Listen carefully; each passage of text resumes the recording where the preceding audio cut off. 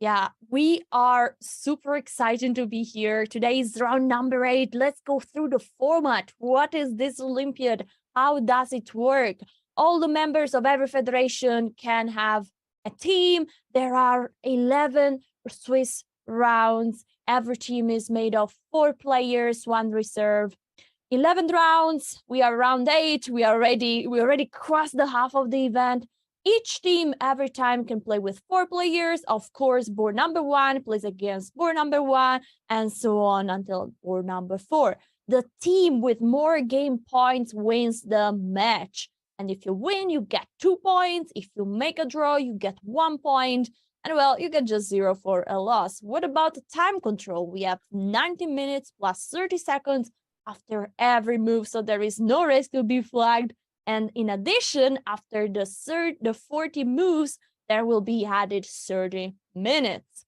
Let's have a look now at the overall standings of the women's section. Who is leading, Arthurs? Yeah, so Team India is so far the only team in both sections, women and open, with the perfect score, 7 victories so far out of 7 rounds. So in the second place is Team Ukraine, and we're going to talk about that a bit later because they're meeting today against each other. Armenia, Georgia, Poland are also among the top teams, and it's not a big surprise.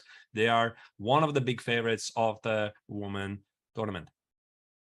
Yeah, and then just to follow, there are teams from 6 to 10. We see Azerbaijan, Bulgaria, Mongolia, Greece, and Kazakhstan. They are fighting in order to be in the top 5. They're a super strong team, and they want to reach the top 5. What about the open section? And in the open section, of course, it's still Team Armenia, which is leading the tournament after yesterday's drama. We're going to slightly talk about against the Team USA, but there's a very big tie for the second to at least 5th place with 12 points. Yeah, this is absolutely insane. And following all this super strong team, we have, of course, Team Germany, Kazakhstan, France, Iran, and the Netherlands that will fight to get in the top 5. Special mention, I would say, to Team Kazakhstan that after losing round 2, I guess, then they won 5 rounds in a row, which is impressive. Shows that they can perform a comeback and they can fight for the podium, for the victory of the whole tournament. What do you think, Arthurs? Do they have chances? Yeah, they lost in round 2 against the Team Tajikistan. Then they came back, winning 5 matches in a row, like you already said.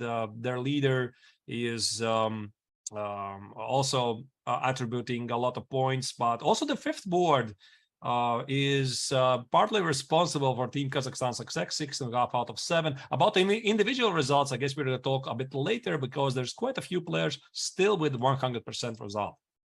Of course, before going there, we need absolutely to still consider the USA team the big favorite, even if they're just at place number 5. Let's have a look at their card and who is playing in the US team. With a couple of powerhouse countries on the sidelines, Team USA is the popular choice to take gold at the 44th Olympiad. Blessed with a talented roster led by Fabiano Caruana, the top-seeded Americans are looking to secure gold as they did 4 Olympiads ago back in 2016. That gold medal was historic for the United States, as it was the first gold for Team USA since 1976, a drought that spanned across 5 decades. Loaded with Olympiad experience, Caruana and Wesley So were both key contributors to the gold medal team in 2016. Even one of the newest members to Team USA, Levon Aronian, is no stranger to competing at the Olympiad. Aronian bagged gold while representing Armenia during a stretch in which that country won 3 gold medals across 4 straight Olympiad appearances. Also making his Team USA debut in Chennai is Lanier Dominguez. Considered to be one of the strongest players ever to come out of Cuba, Dominguez rounds out a Team USA roster with few weaknesses. Coached by Chess.com commentator Robert Hess, Team USA's roster is so deep that reserve Sam Shankland would likely play first board for most countries in this year's event. As expected, Caruana leads Team USA as the first board. But even with a gold medal already under his belt, Fabi heads into this Olympiad with plenty of motivation. Coming off his clunky finish at the Candidates Tournament, Fabi will need to find his game for the US to realize its potential as the favorites.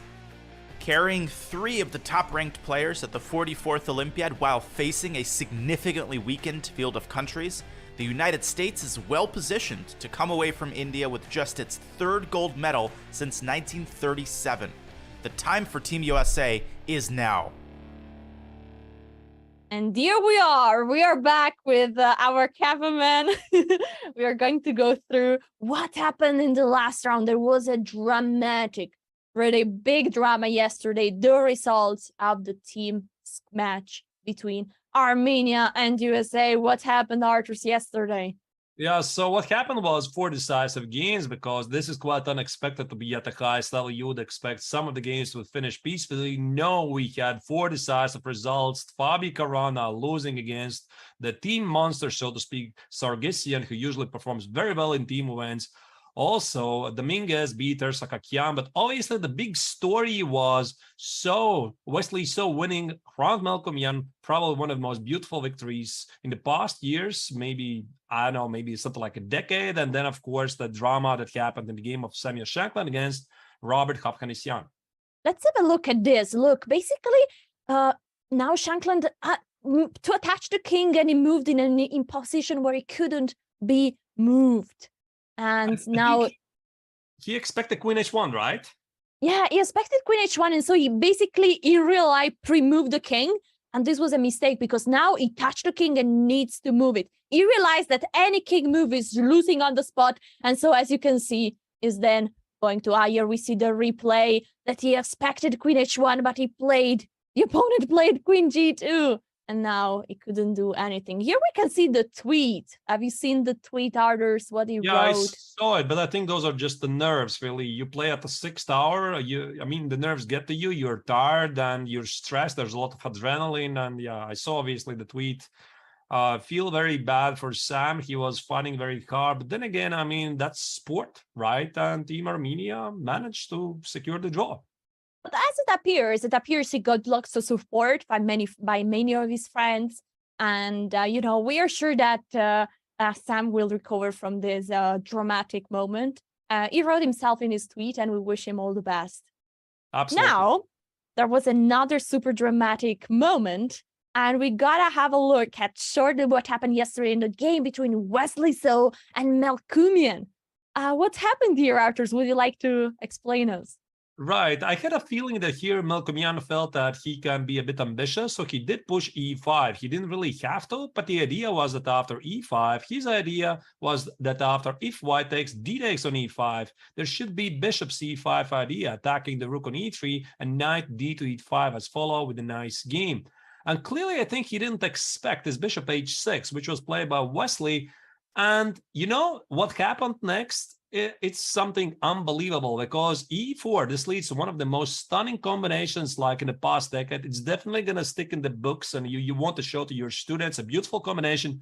You show Wesley's win over Hrant Melkomyan. However, I slightly was looking at this position from the professional perspective, and I felt that Hrant should have been more careful, because if 2750 player is giving up a piece just like that, there's got to be a reason why this is happening.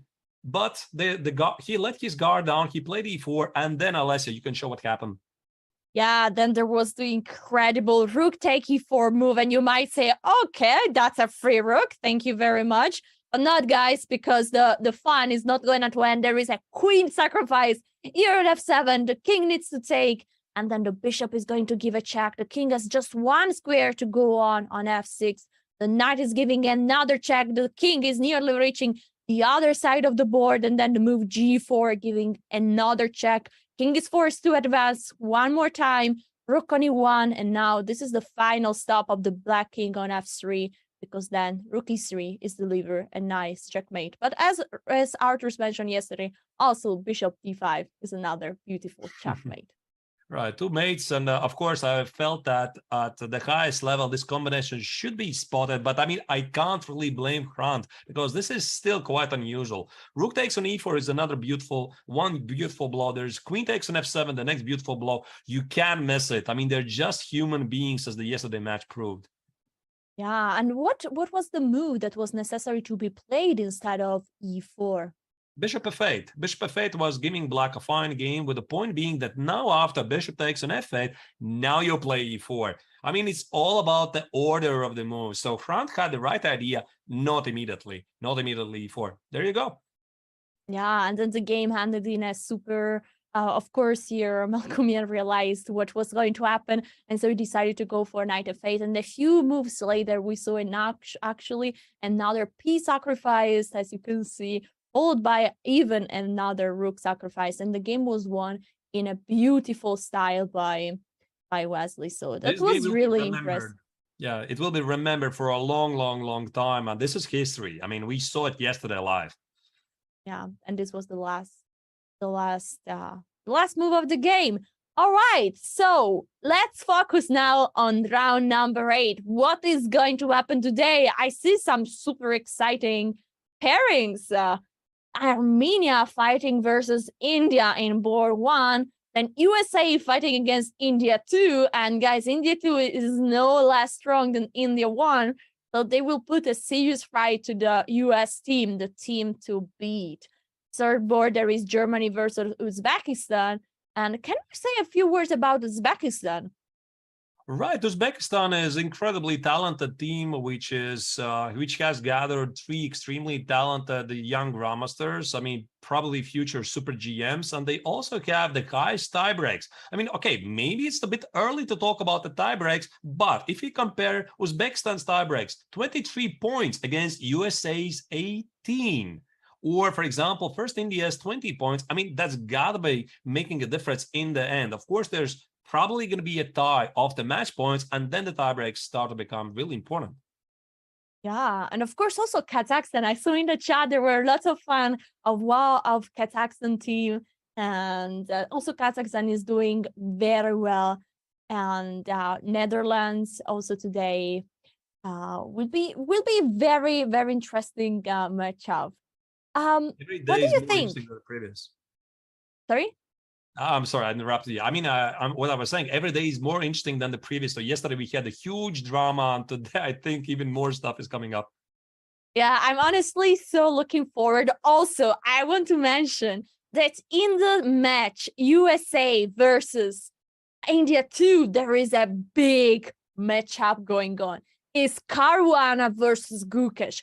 Gukesh up to this point has won all his game, and today is facing the man that also had an incredible performance a few years ago in the Sinquefield Cup, beating all the top grandmasters with an incredible 7 out of 7. So is Caruana going to stop Gukesh in his incredible Olympiad performance? What do you think, Arthur? It feels really fitting, right? Again, because since Caruana's win in 2014 in Sinquefield Cup, right? 7 out of 7. He beat Carlsen, Topolov, MVL. I mean, everybody. 7 out of 7, a perfect score. So people started to call it like he pulled a Caruana.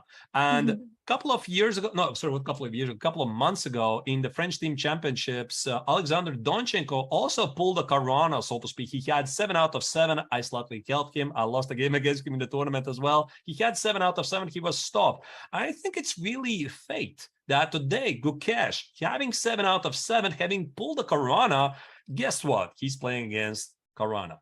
That's beautiful. Before getting to the game, let's see what is happening in the women's section. Here we have the pairings. India, the top team at the moment, is facing Ukraine. Georgia is facing Armenia. India 3 versus Poland. Romania versus Azerbaijan. Kazakhstan versus Slovakia. And now, guys, it's time for us to go straight into the game. As you can imagine, we will start exactly for the most exciting team. Which game would you like to see? It's a very tough choice, Alessia, because obviously the huge match today is Team Armenia against India. But I have a feeling that Team USA against the second team of India maybe even is going to be of a higher profile, because everybody's eyes is on Gukesh. And again, this story I was telling about him pulling a Caruana, now he's playing against Caruana. So it really does feel like the team of experts, of professors, are taking on the young guns, the future of chess. Yeah, and we are, as we can see, the game are starting. So we should really start to get into them. Maybe let's start with Caruana against Gukesh. You know, I have a feeling we are going to jump to this game quite a lot of times today. I agree. I think the game are loading the time we speak. So we are about to get also to this game, Caruana versus Gukesh, of course. It's not yet here, but we will get there soon enough. So well, let's start from another game. Let's start from Team India versus Armenia. Here we have the game, and here we have Sargsyan that yesterday beat Caruana, fighting today against Ari Krishna, born #1 of India. Let's have a look at the opening shortly. What was happening here? D4, D5, C4, C6. So we have again the Slav defense. Yep, indeed. So Slav is considered to be one of the most solid defenses for black.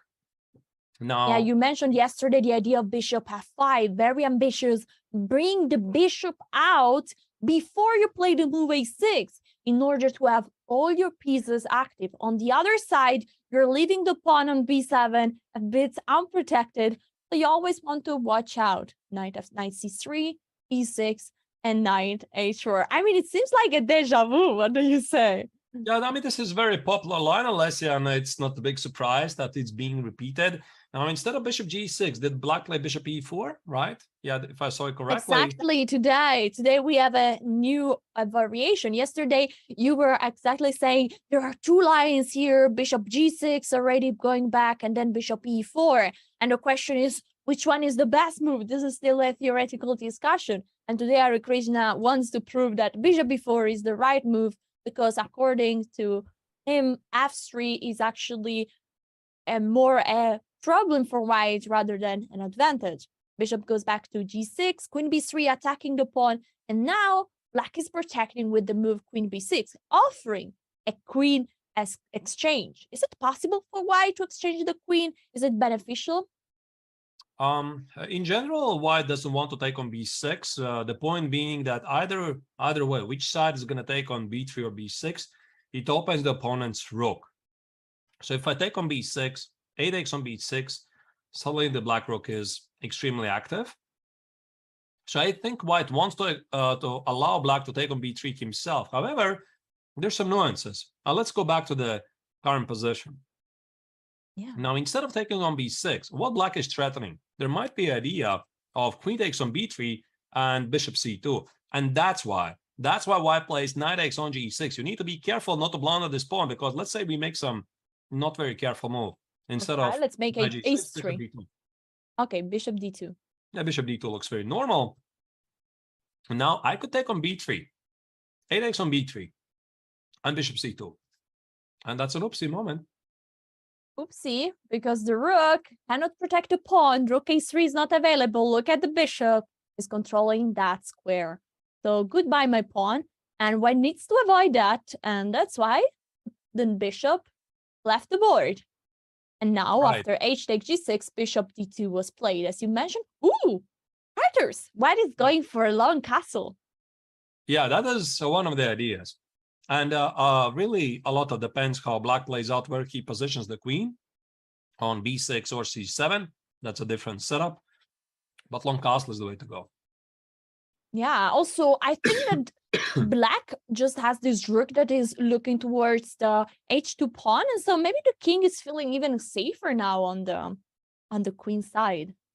Right. And what white is aiming for here is the advantage of two bishops, because the position is pretty closed.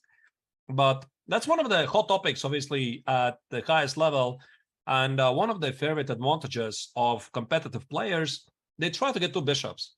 Because, for example, at some point you want to open the position. I mean, it's not a big secret. The positions do open at some point later. And then suddenly those slightly passive bishops on f1 and d2, they become really, really strong, because it's it's a common knowledge that bishops best operate in open positions and knight do better in closed.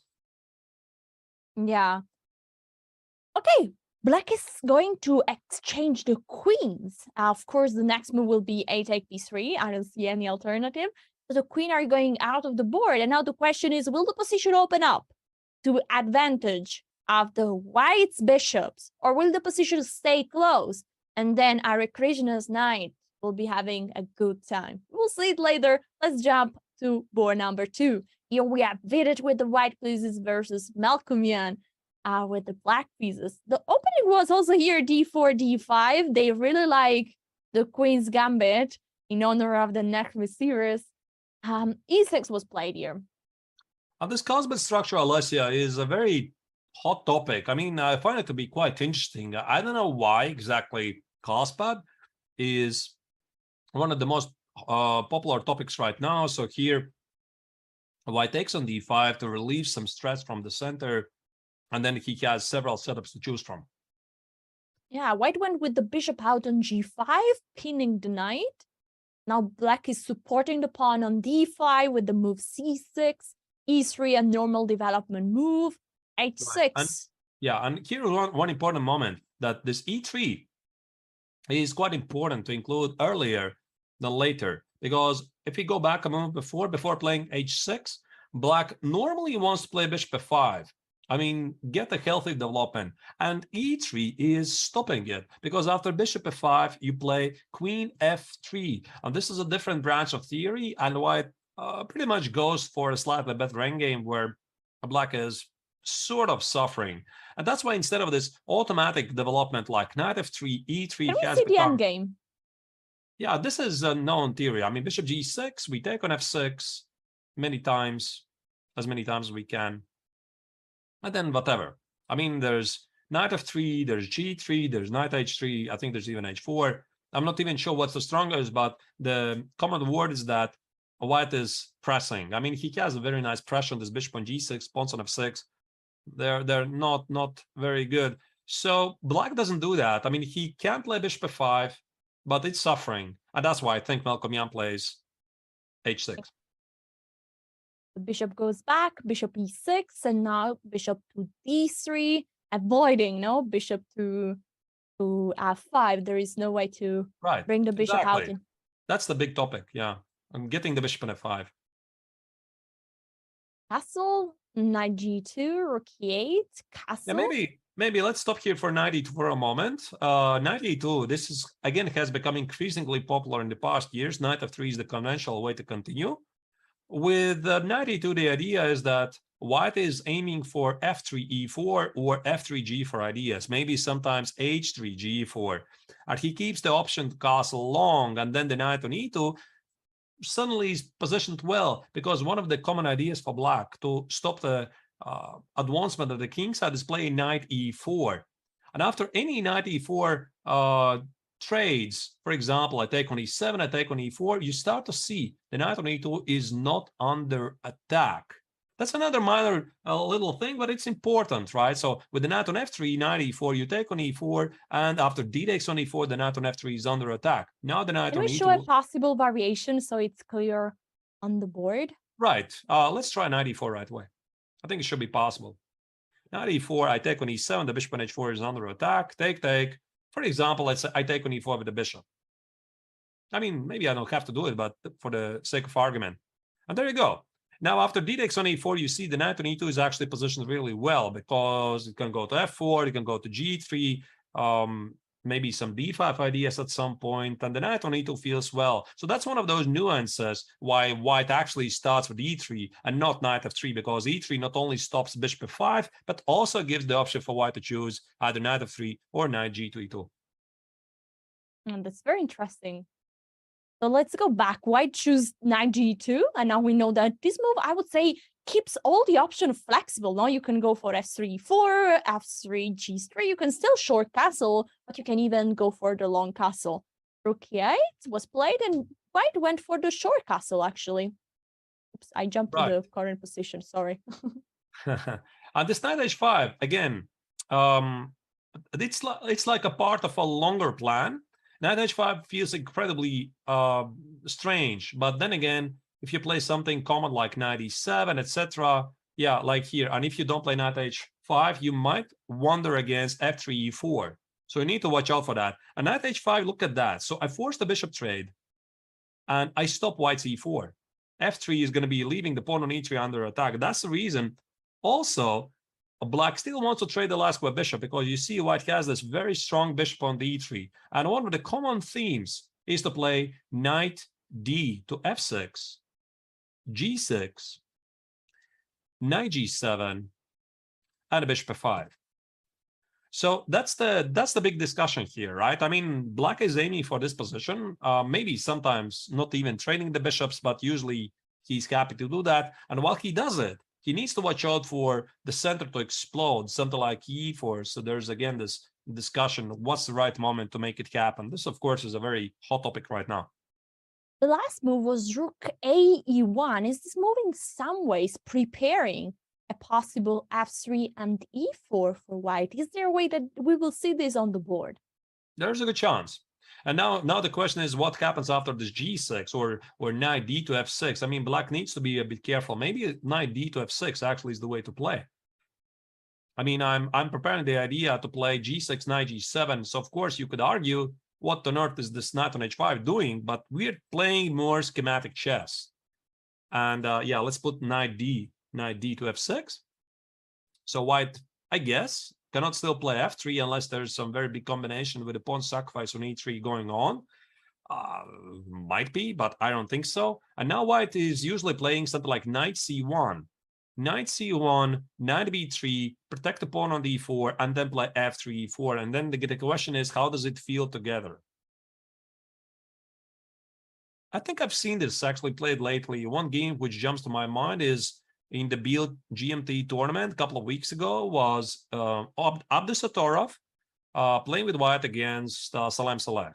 I think they played it out, except that Abdusatorov played not rook a to e1, but rook a to d1, which was slightly mysterious move. But still, the idea is put the knight on b3, free up some squares for the knight, and then go for f3, e4. But Abdusatorov won the game with white.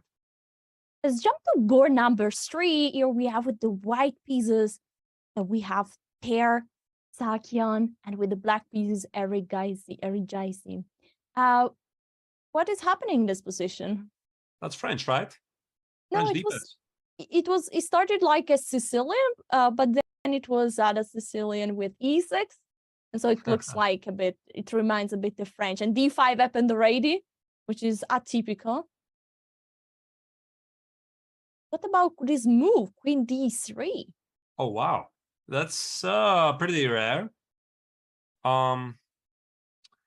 You know, Alice, it's quite interesting because these odd moves like queen d3 or even queen f3, whenever possible, have become quite trendy in various Sicilians. Usually the way to play here is not queen d3, it's knight b5. And there was this crazy game in the women's section a couple of rounds ago, Irina Bulmaga against, oh my goodness, Maria Muzychuk. I think it was Maria Muzychuk, one of the sisters. I think it was Maria Muzychuk. And she played this not queen d3, but knight b5. Oh, so my mistake. Knight takes on c6. Knight takes on c6, b takes on c6, e5. This leads to huge theory. Yeah. Oh, yeah. E5, where the king is going towards the middle, no? Now knight e4? A knight e4. And there's, I mean, theoretical discussion. Black is playing it very aggressively. There's at some point a bomb cloud. White king goes to e2. And then he claims he's doing all right. I mean, it's quite a spectacular line. Yeah, it's incredible. I love this variation because it's incredible that white can actually play a good bomb cloud. So you really go with the king wild and towards f3, and it's all right for white. I mean, bomb cloud is not always bad. I mean, sometimes it even makes sense. Okay, don't tell it to a car, please. Right. So d5 here happened immediately. All right. So one of the core ideas of queen d3 is, let's say black doesn't play d5, he plays something like queen c7. And this is a common theme in some Sicilian amount of ideas. So instead of d5, let's say we try to play the conventional way, something like queen c7. And now one of the ideas is to play knight takes on c6. Yeah, b takes on c6 and queen g3. Now, this is the idea, usually floating in the air. So how do you evaluate that? Because if you trade on g3, after h takes on g3, white is enjoying some slight pressure, this open h file, f3, g4, it's sort of unpleasant. I mean, maybe it's not a lot, but black is suffering. And if black doesn't take the queen, he plays something like e5 instead of queen takes on g3, then how do you develop the king side? Right, because the pawn on g7 is targeted. So that's essentially the idea. So white can play bishop c4, bishop b3, maybe long cast, maybe f3. There's many ways to play it out. So this queen d3 is quite a thing. And actually, what black responded with d5, that's reasonable, because if you can successfully make a breakthrough in the center right away, you should do it. Yeah, and is a way also to prove that what you did with white was not the right choice. Knight b4 here in order to attack the queen and attack the pawn. So it's a unconventional way to take back, but also pretty standard to take back the pawn, exploiting the fact that the queen went out too early.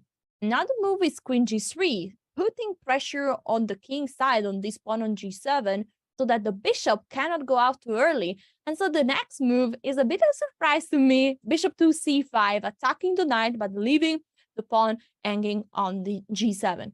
Is there any possibility to take on g7, Arturs?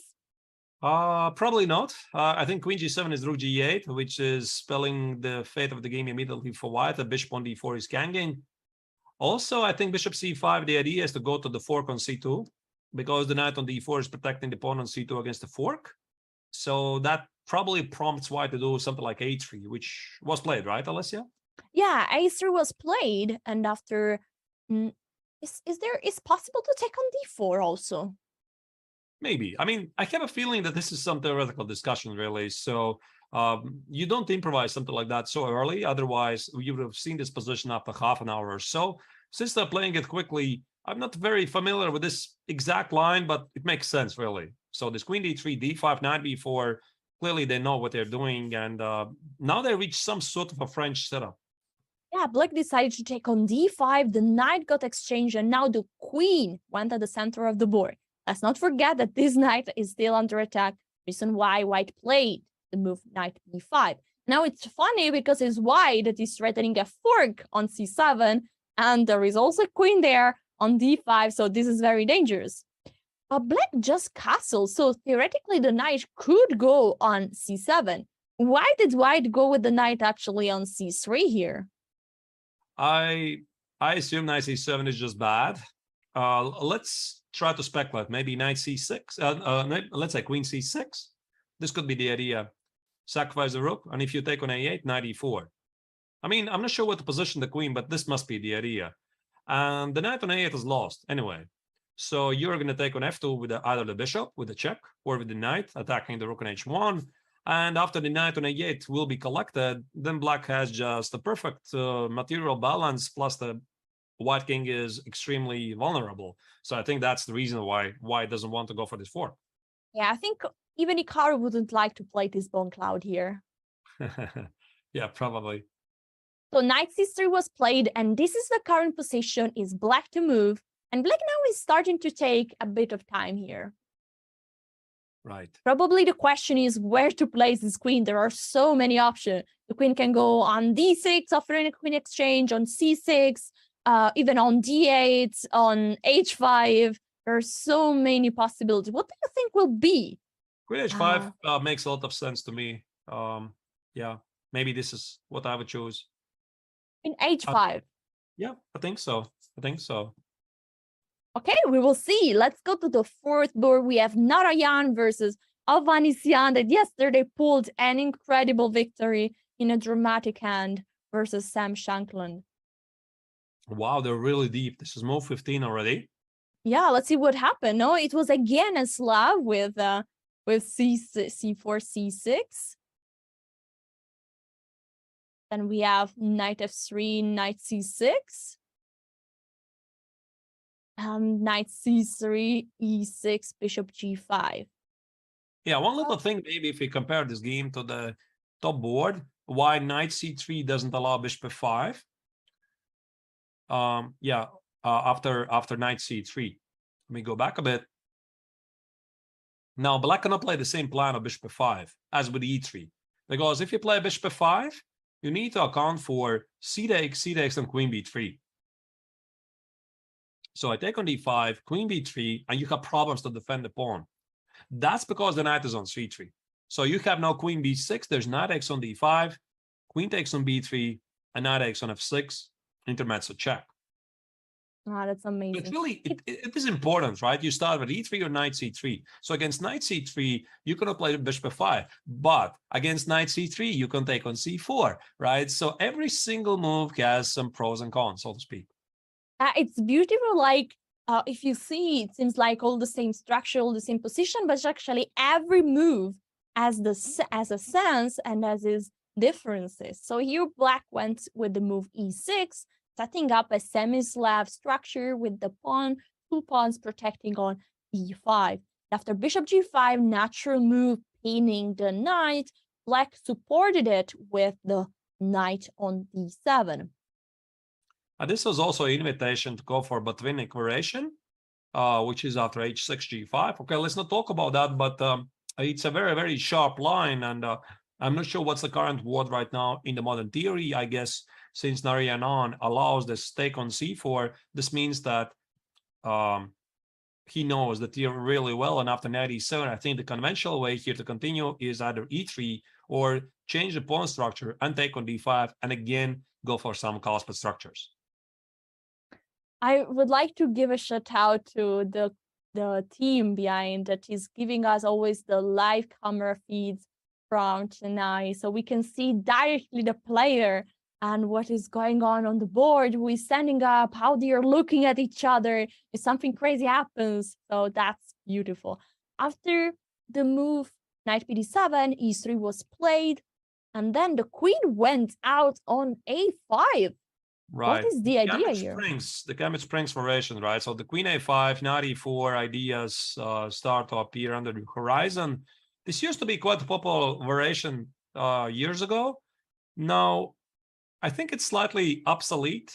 But again, that's the thing about opening theory. It's sort of obsolete until somebody plays it again at the highest level. And that's what usually happens with open theory. There's a new idea, a new concept, or just people bring out something which is well forgotten, but perhaps for the wrong reasons. And again, it becomes popular, right? So queen a5, the idea indeed is to escape the pin, play knight e4, bishop e4, and play it a bit more aggressive.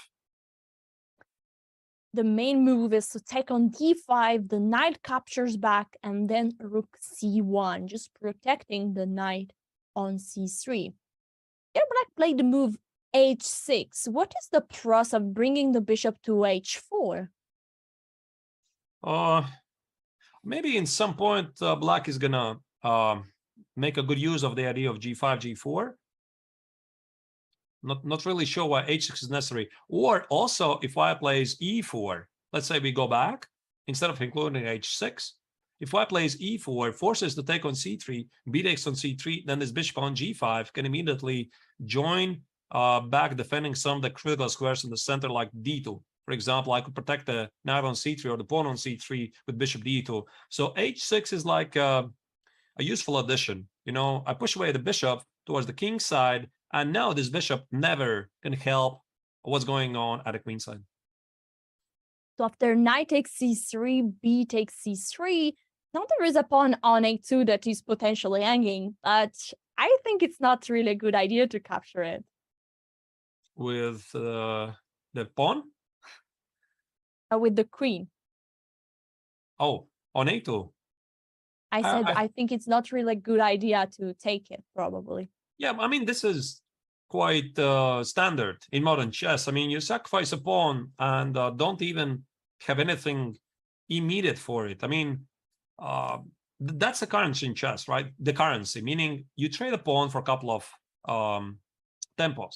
So queen a2, queen a5, that's 2 tempos. It costs a pawn, whatever, right? So white sacrifices the pawn, maybe not for immediate refutation. The queen is not immediately trapped. It's just you get the development, you get the center, and then in the long term, it's going to pay off. And thanks to the development of the modern engines, now the chess professionals understand such moments better than ever before. That's amazing. That's why Black decided not to capture that pawn, but just to keep going with development. Bishop on a3, attacking the rook, winning at tempo.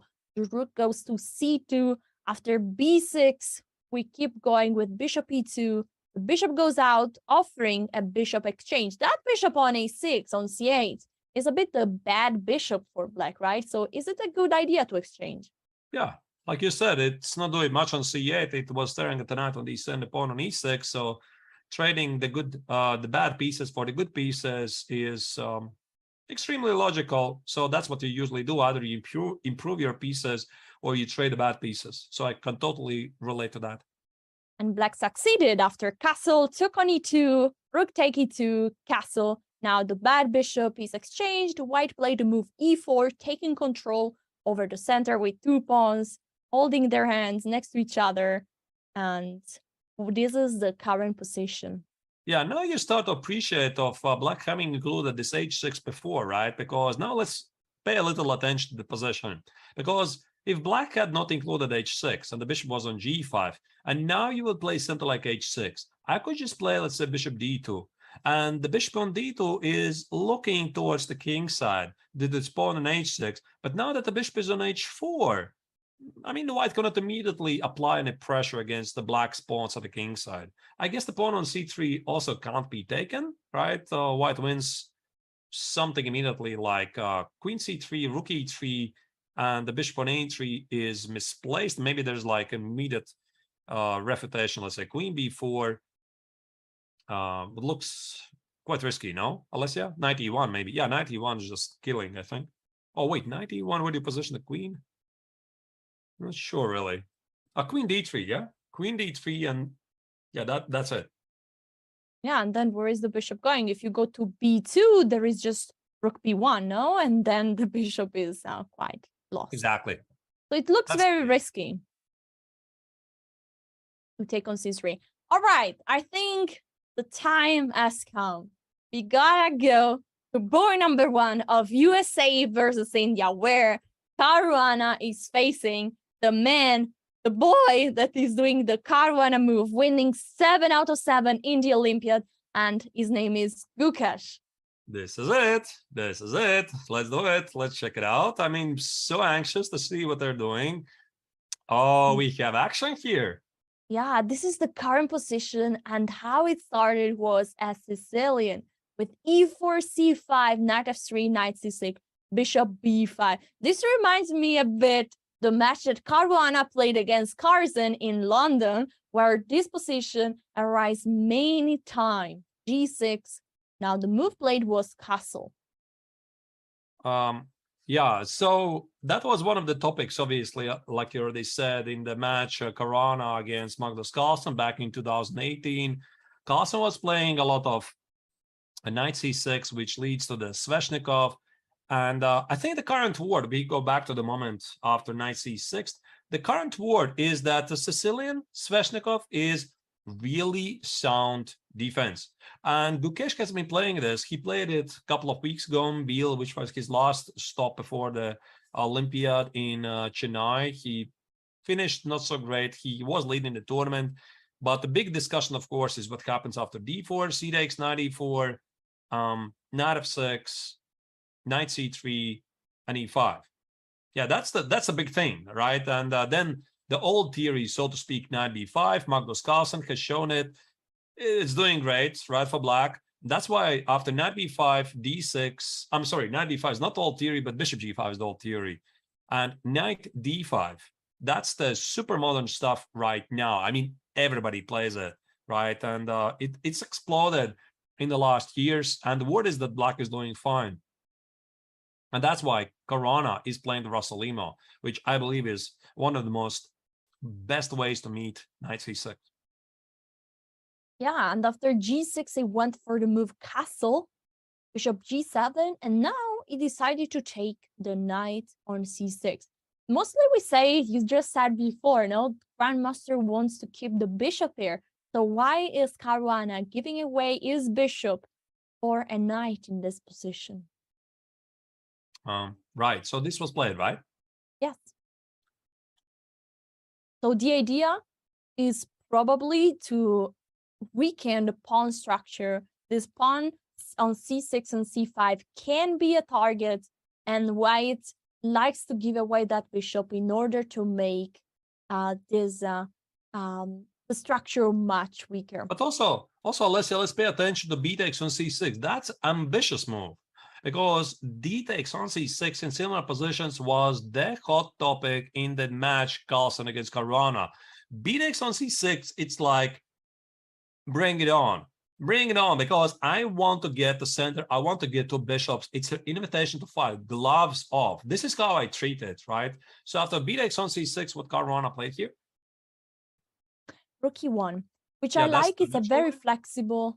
It's a very flexible move. I played the Rossolimo with white, so I like the idea of rook e1. You want to wait and see where the knight on g8 is going out, because it's knight on f6. You want to play e5, and then after knight d5, you even want to play c4. Knight goes back on c7, and after d4, white gets really lots of space. I really love to play this position with white. Right, and then c d4, queen h4 with bishop h6 is to follow. That is the common idea. Yeah, unless I also know it, one of my favorite positions, to be honest, in Rossolimo. I'm a big Sicilian Rossolimo fanatic from the white's perspective. I can totally relate to that. That's why knight f6 is not so good, actually. What did Gukesh play? Gukesh played a strange move. I know the move knight h6 here, but he played queen to c7. Yes, that's become very tricky response in various Rossolimo moves, because game one, World Championship match, Carlsen against Caruana, also early, although it was after d takes on c6, black played queen c7, and the idea is to trick white. I mean, you're waiting for white to define the setup first. The queen on c7 is not so bad, and then you're going to choose between knight f6 and knight h6, right? This is really the top-notch chess. They're playing it tricky, and Caruana responded with what? With the move h3, another useful move. You want to wait to see where the knight is going out, and h3 is super useful, because after the move d6, you absolutely want to avoid the move bishop g4. Pinning your knights and exchanging the bishop that for black is not doing too well at the moment. So he played d6, right? Yeah, I played d6, another move delaying, and now e5 is on the board.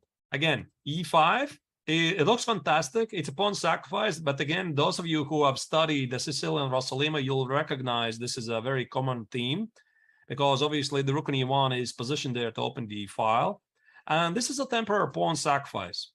Why is this? Because the big idea behind e5 is after d takes, white is either going after the pawn on e5 or the pawn on c5. Exactly. So think about moves like knight c3, knight e4, bishop e3. The pawn on c5 is very weak, and the big idea for white's approach is that he's going to capture the pawn on c5, but the pawn on e5 is weak anyway. So, I mean, that's a wonderful concept. Engines support it, as far as I know. And can we fast forward what happened there? c4, giving back the pawn in a beautiful way, because like this, if white captures on c4, well, then also white pawn structure is not amazing. That's why Caruana decided not to play the move knight c3. And what to me surprises is that after c take d3, Caruana took back with the pawn. So now you will have also a pawn that is isolated and potentially weak on d3. This is the current position after knight h6 is white to move. This is obviously still a prep. And let's evaluate the consequences here. We have very good news for you. I mean, ladies and gentlemen, this is going to be a big fight. Caruana wants to prove he can still do it. And he has had a mediocre tournament so far. He lost yesterday. He wants to prove he can do it. He had a rough second half of the FIDE Candidates tournament. He was chasing Jan Nepomniachtchi, and I don't know what happened to him, lost motivation or whatever, when he realized that he cannot catch the leader anymore. And ever since, it's been a downswing. And now Fabiano is about, in the live ratings, number 10. So for him, this could be like a wake-up call, right? I mean, he's playing against super motivated, super talented, one of the best youngsters in the world, maybe even the next world champion. right? And this means that Fabi is all about business. It's like, I've got to show I can still do it, right? That's why Fabiano here is going for the fight. He sacrificed the pawn. He goes for an ambitious way. This is not going to be boring stuff. But talking about the position, what White is aiming for, those Black's weaknesses, the pawn on e5, pawn on c6. Black is thinking about the power of two bishops. We'll see how this game will go on. But before getting there, I really would like to see the profile of Venus too. This is a super young team, and we need to see who is playing and to know all the players. India has the most teams in the Olympiad, including 3 very competitive teams in the open section. This gives the host country legitimate chances to win more than one medal. The wild card for these high expectations is the super talented but very inexperienced second team for India. Seated just outside the top 10, many consider this squad to be amongst the most entertaining in Chennai. Norway's Magnus Carlsen even suggested he's more wary of facing India's second team than going up against India's top-seeded squad. That's some high praise from the world champion. Just under 30, Bhaskaran Adiban is the team's veteran. He leads by example with his signature aggressive style. Looking up to Adiban are 4 teenagers, a collective of India's most talented young rising stars. Nihal Sarin, Damaraju Gukesh, Ramesh Babu Pragnananda, and Raunak Sadwani will each be making his Olympiad debut here at home. Legendary coach and team captain R.B. Ramesh will have his hands full trying to get the maximum potential out of a roster dominated by teens. Good enough to win a medal, the biggest question is if this team can hold up under the Olympiad spotlight and pressure. India shared gold at the 2020 Olympiad, which was held online. That said, it has been 8 years since the birthplace of chess took an Olympiad medal over the board. Although in the shadow of India's first team, India's juniors are unquestionably a key component to fulfilling the high expectations set by the host country and its fans. And we are back with a move on the board. Caruana took the pawn on e5. Of course, there is already knight on f5. After bishop take on e5, there is the knight hanging on h6. So that's not a blunder. And Gukesh played immediately the move knight to f5. What is the move that we're expecting here for Caruana? Well, quite difficult to tell because the knight on e5 stands nicely. I guess bishop f4, protect the knight, threaten with some discovered attacks. So it's going to be really tough to figure out what happens next because Black wants to utilize the power of his bishops. He wants to play at some moment later bishop b7, c5, and you look at this bishop on b7, it's going to be a monster. White is relying on his counterplay against Black's weaknesses, most notably the pawn on c6. And maybe simply Gukesh will just drop the pawn at some point. I mean, just give it away to open the position. Maybe f6, e5, take the center. Again, we still don't know much about this game. I think we are going to definitely return there later. Yeah, let's jump to board number 2. Here we have Nihal Sarin with the white pieces versus Armenia. Yesterday rested in the match USA versus Armenia. And today is back on the board against another one of the many Indian talents, Nihal Sarin. Right. In this position, this is the current position. Do we want to have a quick look at what happened in the opening? We have very quickly. Yeah, we have c4, e6, knight f3, d5. So it looks again Queen's Gambit declined position, knight c3, bishop b4. This is the Ragozin defense. Yes, super popular defense. So Black is challenging the center. Yeah, queen a4. We already saw Gukesh employing this today. Not today, but in this Olympiad. The idea is to provoke the knight on c6 to protect the bishop on b4 so that Black cannot make a breakthrough in the center with c5. I think it was the game of Gukesh against Sargsyan. which jumps to my memory. So this is definitely a very hot topic right now. What did I play next? E3 castle, and then bishop d2, protecting the knight. Right. Rook e8, a3, and now the bishop goes all the way back to f8. So black is positioned the rook on e8, not only to free up the f8 square for the bishop, but also go e5. So black wants to play e5 pretty much in the next move. It really depends what white is going to do against it. You see the rook on e8 is conveniently placed on the same file as the white king. Or maybe white needs somehow to stop it. What did he do? There is a move, the move h3. It has for sure a sense, but what is this?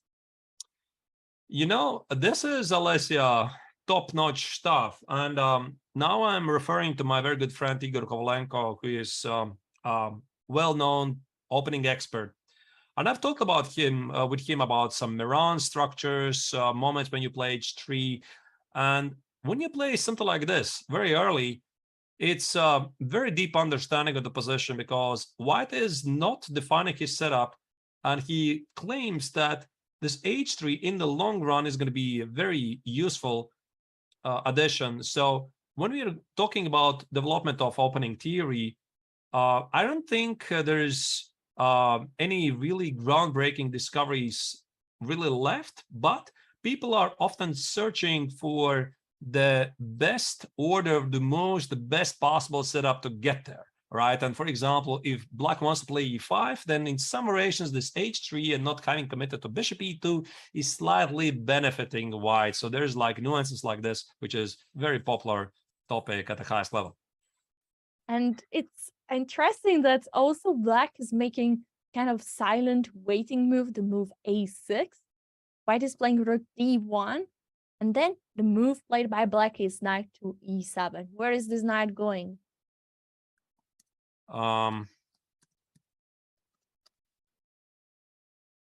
This knight is going, I guess, somewhere to g6. I'm not sure why immediately e5 is not possible. There was some kind of a reason, I guess. I don't know. We can check it out. We can check it out. We can check it out. See. I mean, what if you push e5? It feels like the rook on d1 is a sneaky piece that after some trades is perfectly placed to target the black's queen. Yeah, and that's why white did play rook d1 to immediately also put the rook on d1 conveniently against the black queen. And I guess something like knight e5. You know, again, very quickly, it's difficult to maybe not knight e5, knight d5 or c takes on d5. Because there's one trick I would like to show you. Yeah, let's say c takes on d5, maybe that's more forcing. Take, couple of times on d5. And knight e5. Maybe this is it.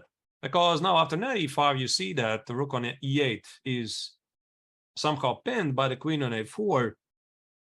Because knight e5 is queen e8. I'm guessing, really, to be honest, I'm not sure.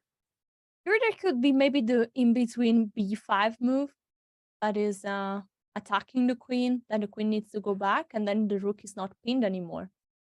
Maybe. Yeah, maybe. Either way, so knight e7 is a bit mysterious move to me. Maybe black is keeping all options open. He wants to play b6, by the way. Now that the knight on c6 is not under attack, b6, bishop e7, and then toy with the ideas of c5 or d takes on c4. It's exactly what happened after queen c2. The pawn goes on b6, and black is starting to develop this bishop on e7. This is the current position, white to move. Right. There's one common understanding about this position, as far as I'm concerned, is that in the Carlsbad structures, so we go back before b6, before black plays b6, why white doesn't really rush with the c takes on d5? Because after c takes on d5, e takes on d5, black is going to play next. Oh, we need to make a move. Yeah. For black. Oh, I'm sorry. Just, yeah, some random of h6, let's say. h6, yeah. h6, c takes. And the big idea is that black is going to play c6, bishop f5. I mean, that's the idea at least, right? And then you start to see that the pawn structure for black at the queen side is pretty normal. But then we go back to the current position, when black plays b6. Now I can't take on d5 because after c takes, you no longer have the ideal Carlsbad structure, right? The pawn on either on c7 or on c6 always going to be a weakness, and the pawn on b6 can never go back to b7. And now you're pretty much committed to play c5, which is an entirely different position. It might lead to something like hanging pawns, might become targets, maybe not. That's what usually players are playing. In those moments, they are taking on d5 as soon as black plays b6. So probably we're going to see a very, also here, a position where both sides will have lots of chances. Right. Yesterday, Wesley So played an incredible game. What will he do today against another Indian star, Pragnananda? The opening was also here a Sicilian with knight c6, but this time, no Rossolimo, we have the move knight c3. So knight c3 is avoiding any Sveshnikov discussion.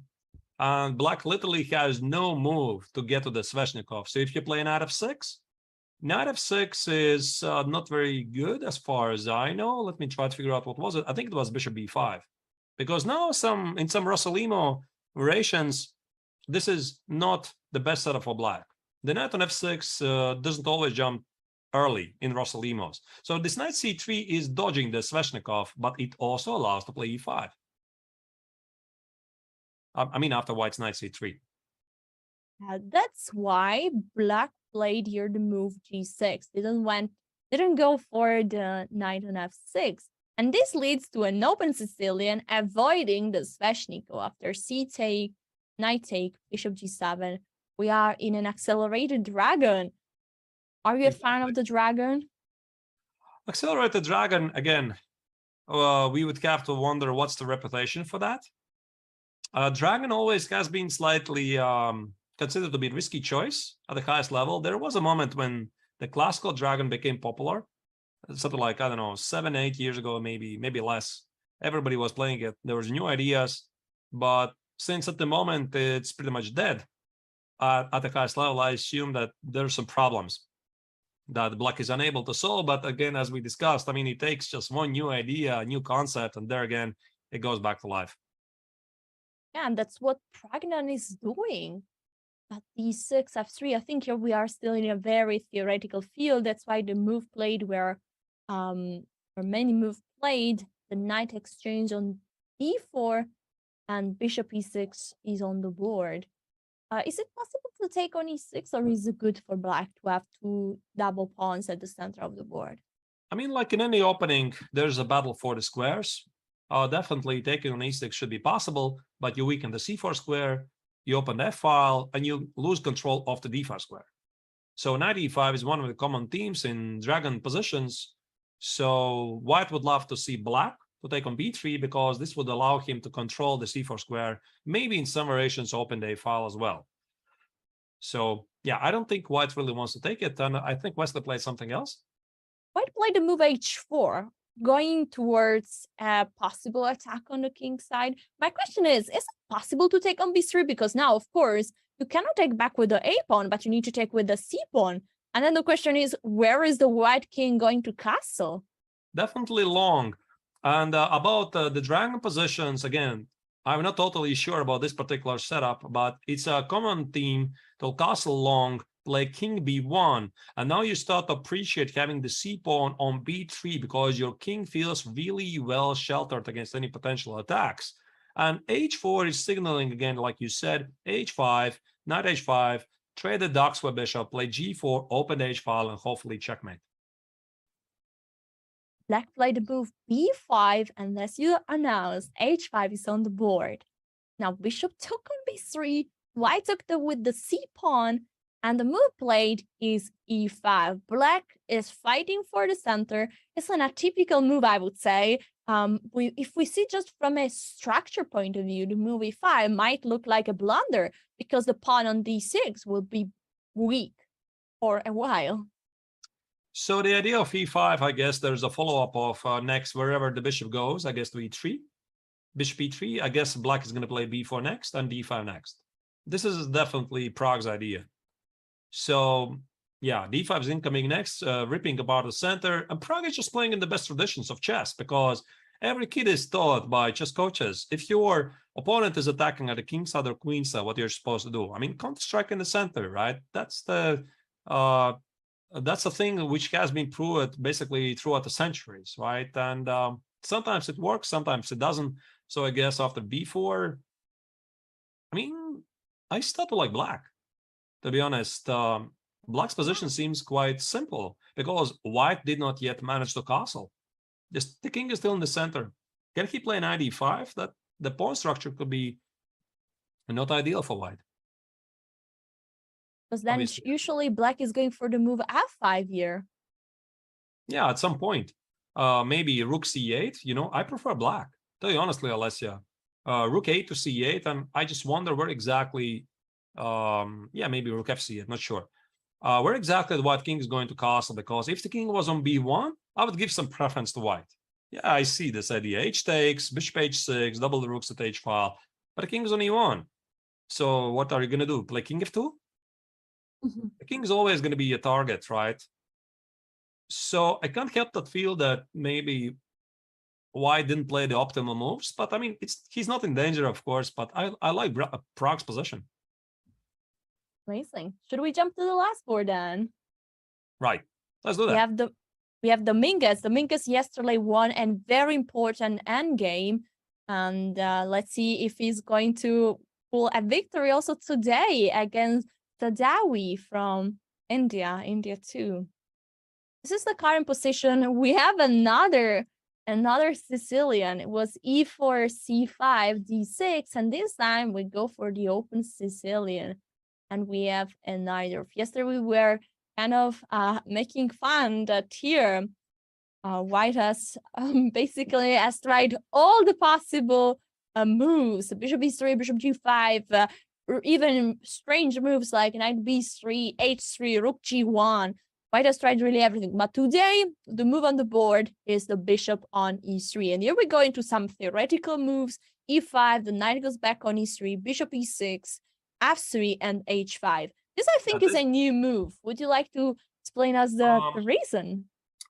English attack with f3 has been around for a long time, and I think h5 has become like automatic response, to be honest. I mean, not only here, but against various English attacks position, queen d2 long castle. So let's say we are not going to play h5, right?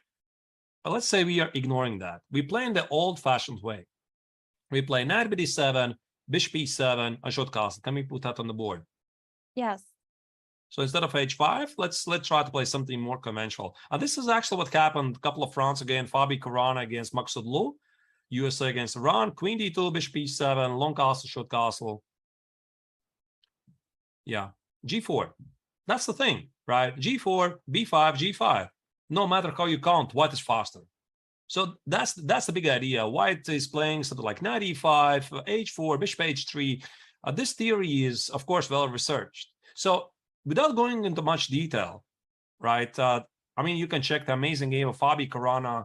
I think it was round 6, I think, against Iran. My memory is not completely failing me. So let's go back to the starting position and h5. Now you start to appreciate why black is playing h5 in the starting position. There's no g4. So black is still going to play bishop e7, knight e7, even short castle. And white is struggling to make g4 happen because the English attack, the setup, is aiming for g4. And then we simply can fast forward maybe to the final position, which we have. Obviously, there's a lot of theoretical discussion. Yeah. So white is insisting on h4. Waited for the short castle, then he plays with g1. Okay. On b4, white's the move, right? Yes. Yeah, I mean, the game is sharp. That's what I can say. And at some point, black might regret having the pawn on h4. Sure, absolutely. Because white wants to play g3, wants to open the g file. And black has to do something very fast. a5, a4, b3, etc. Rip apart. This is going to be very sharp game. I'm super excited that today we have super amazing. I would say that there are just lots of fight on the board. So we will hit a short break and then come back to see even more games, what is going on in this Olympiad round 8. See you soon.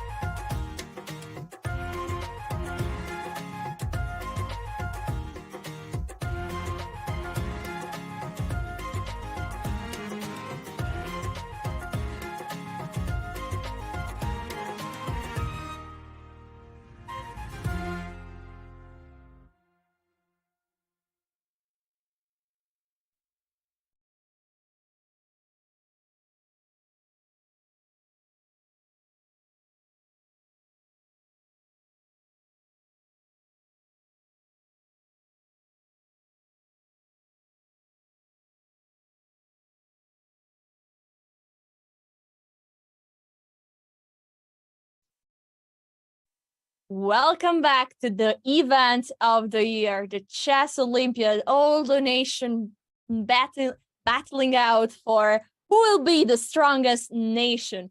We will see. It's time to, for us, for Euros. I'm Alessia Santeramo, Women FIDE Master from Italy, and my co-host is the amazing Grandmaster Artur Nikshans. How are you, Artur?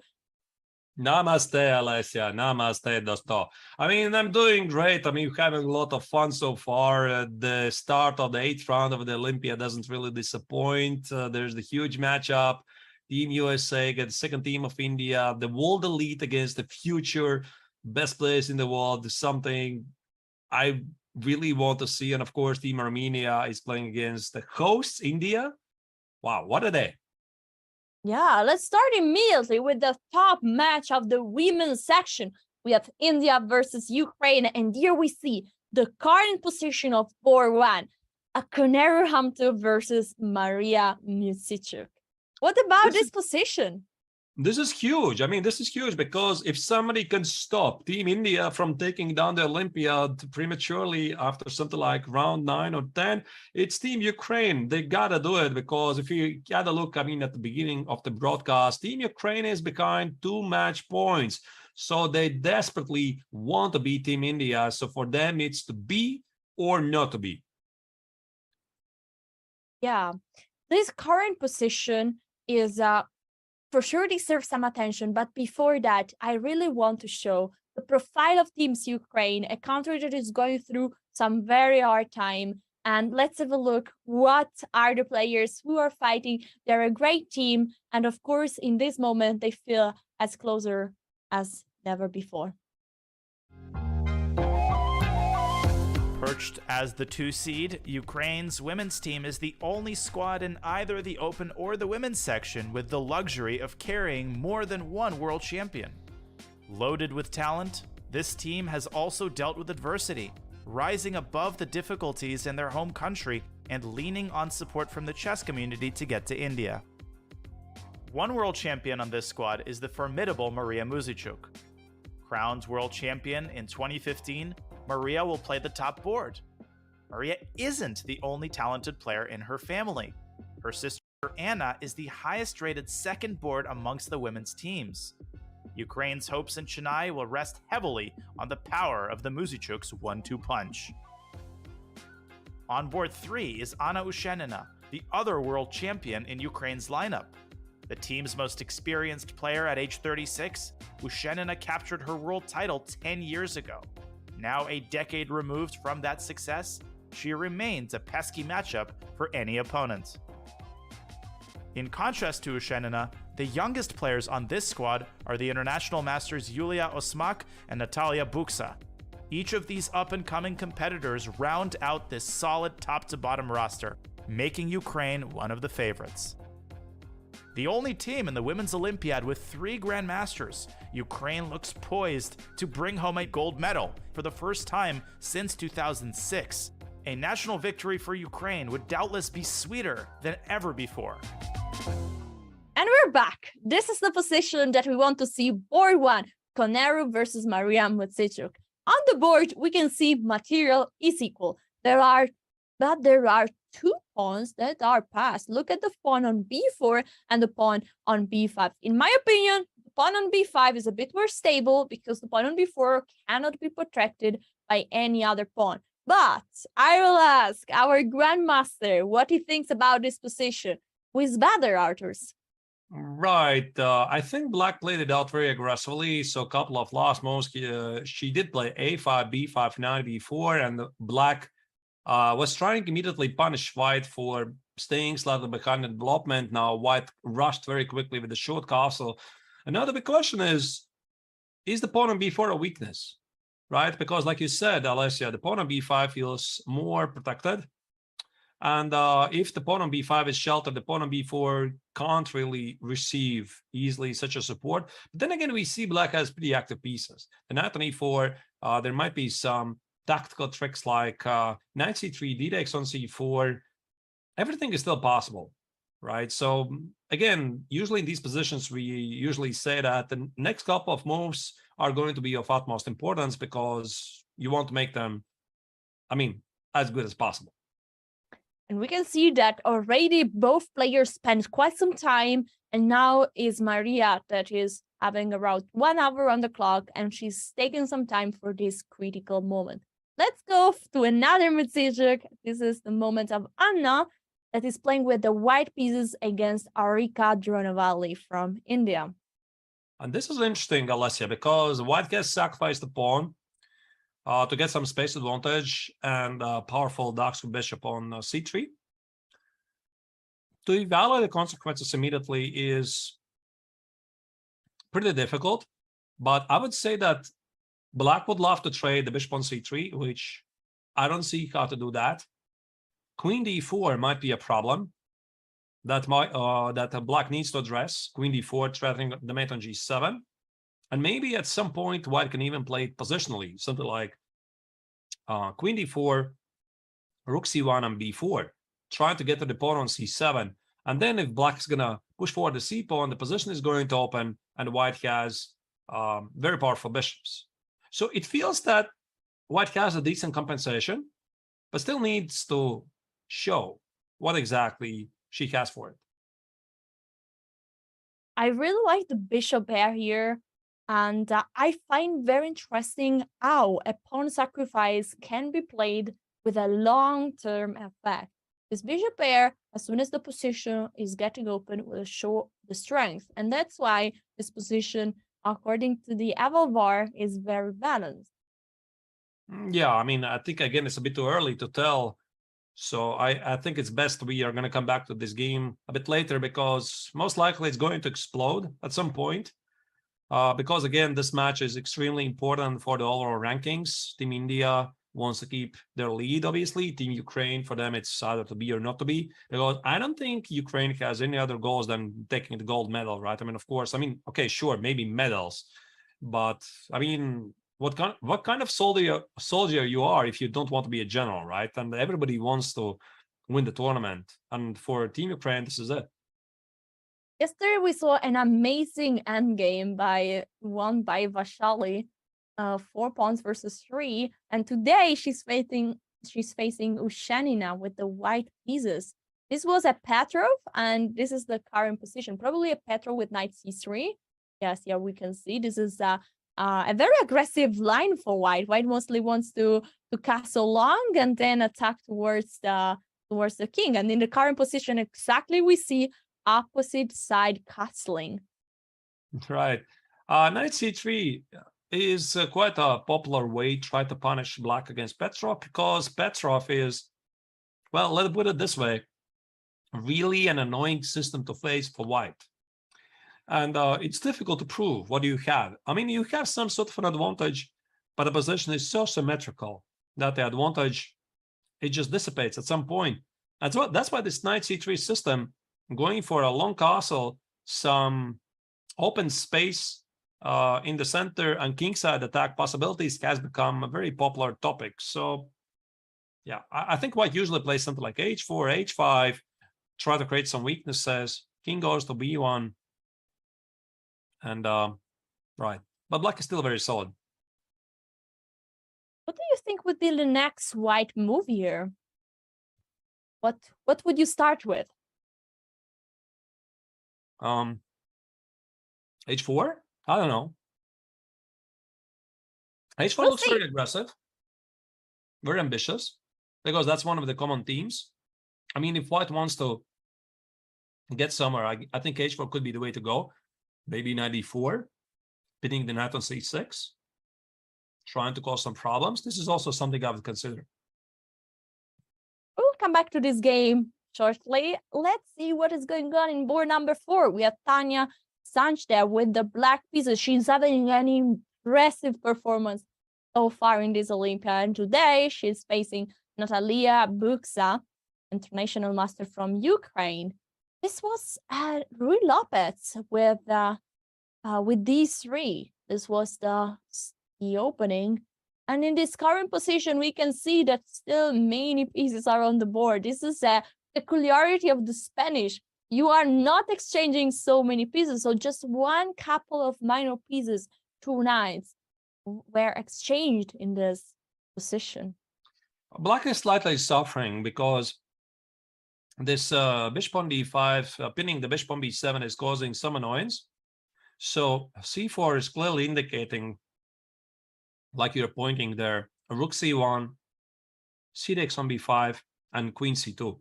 This must be the idea. So black needs to solve it quickly. I mean, how do you do it? One way is to play something like knight e8. I mean, solve the pin immediately, which will probably force a black to take on b7, and then maybe the knight on b7 is misplaced. For example, let's say I play immediately knight e8.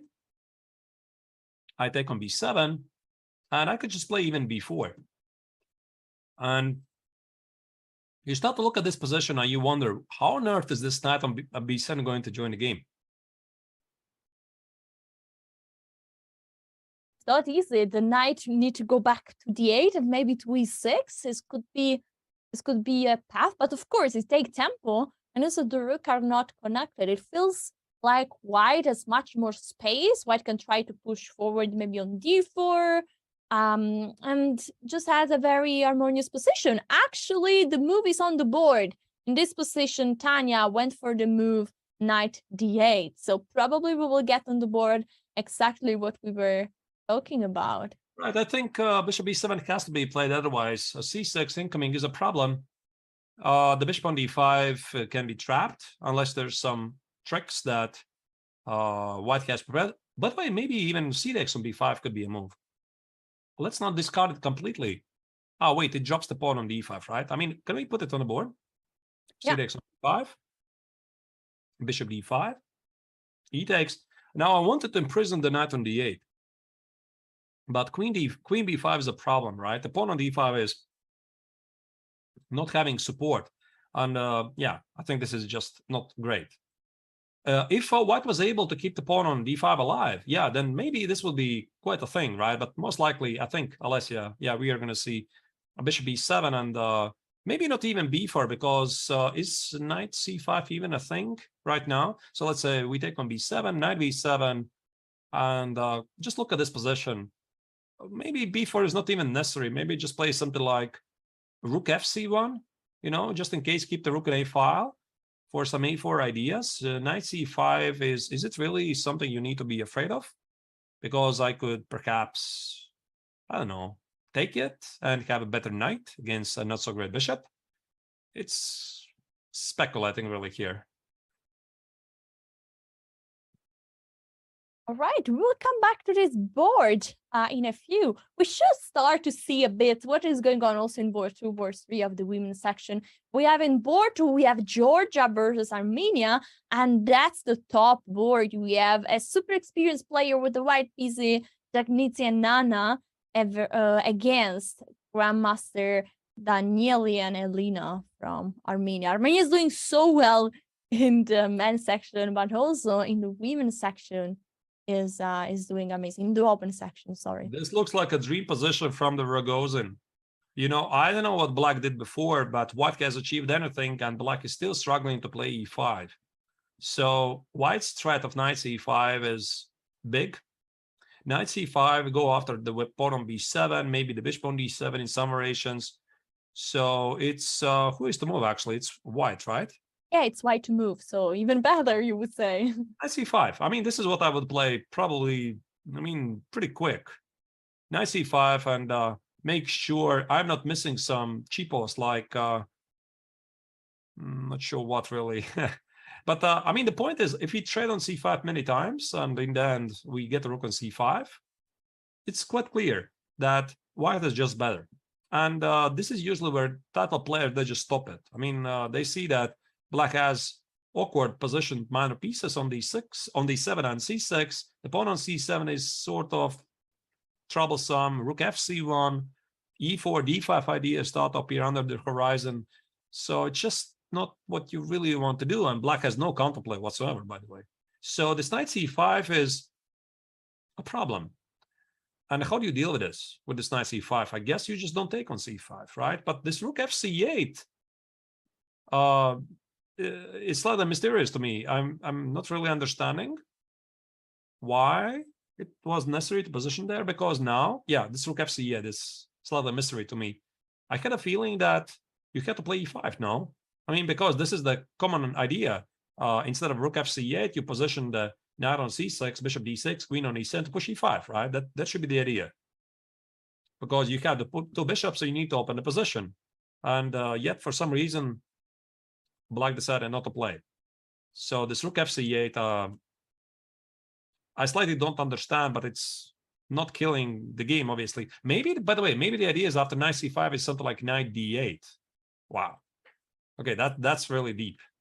Maybe but that's also really sad. Yeah, that's very deep. You know, okay, now that I look at this, yeah, this is definitely the idea. Knight e8, bishop b5 is incoming, maybe b6, c5.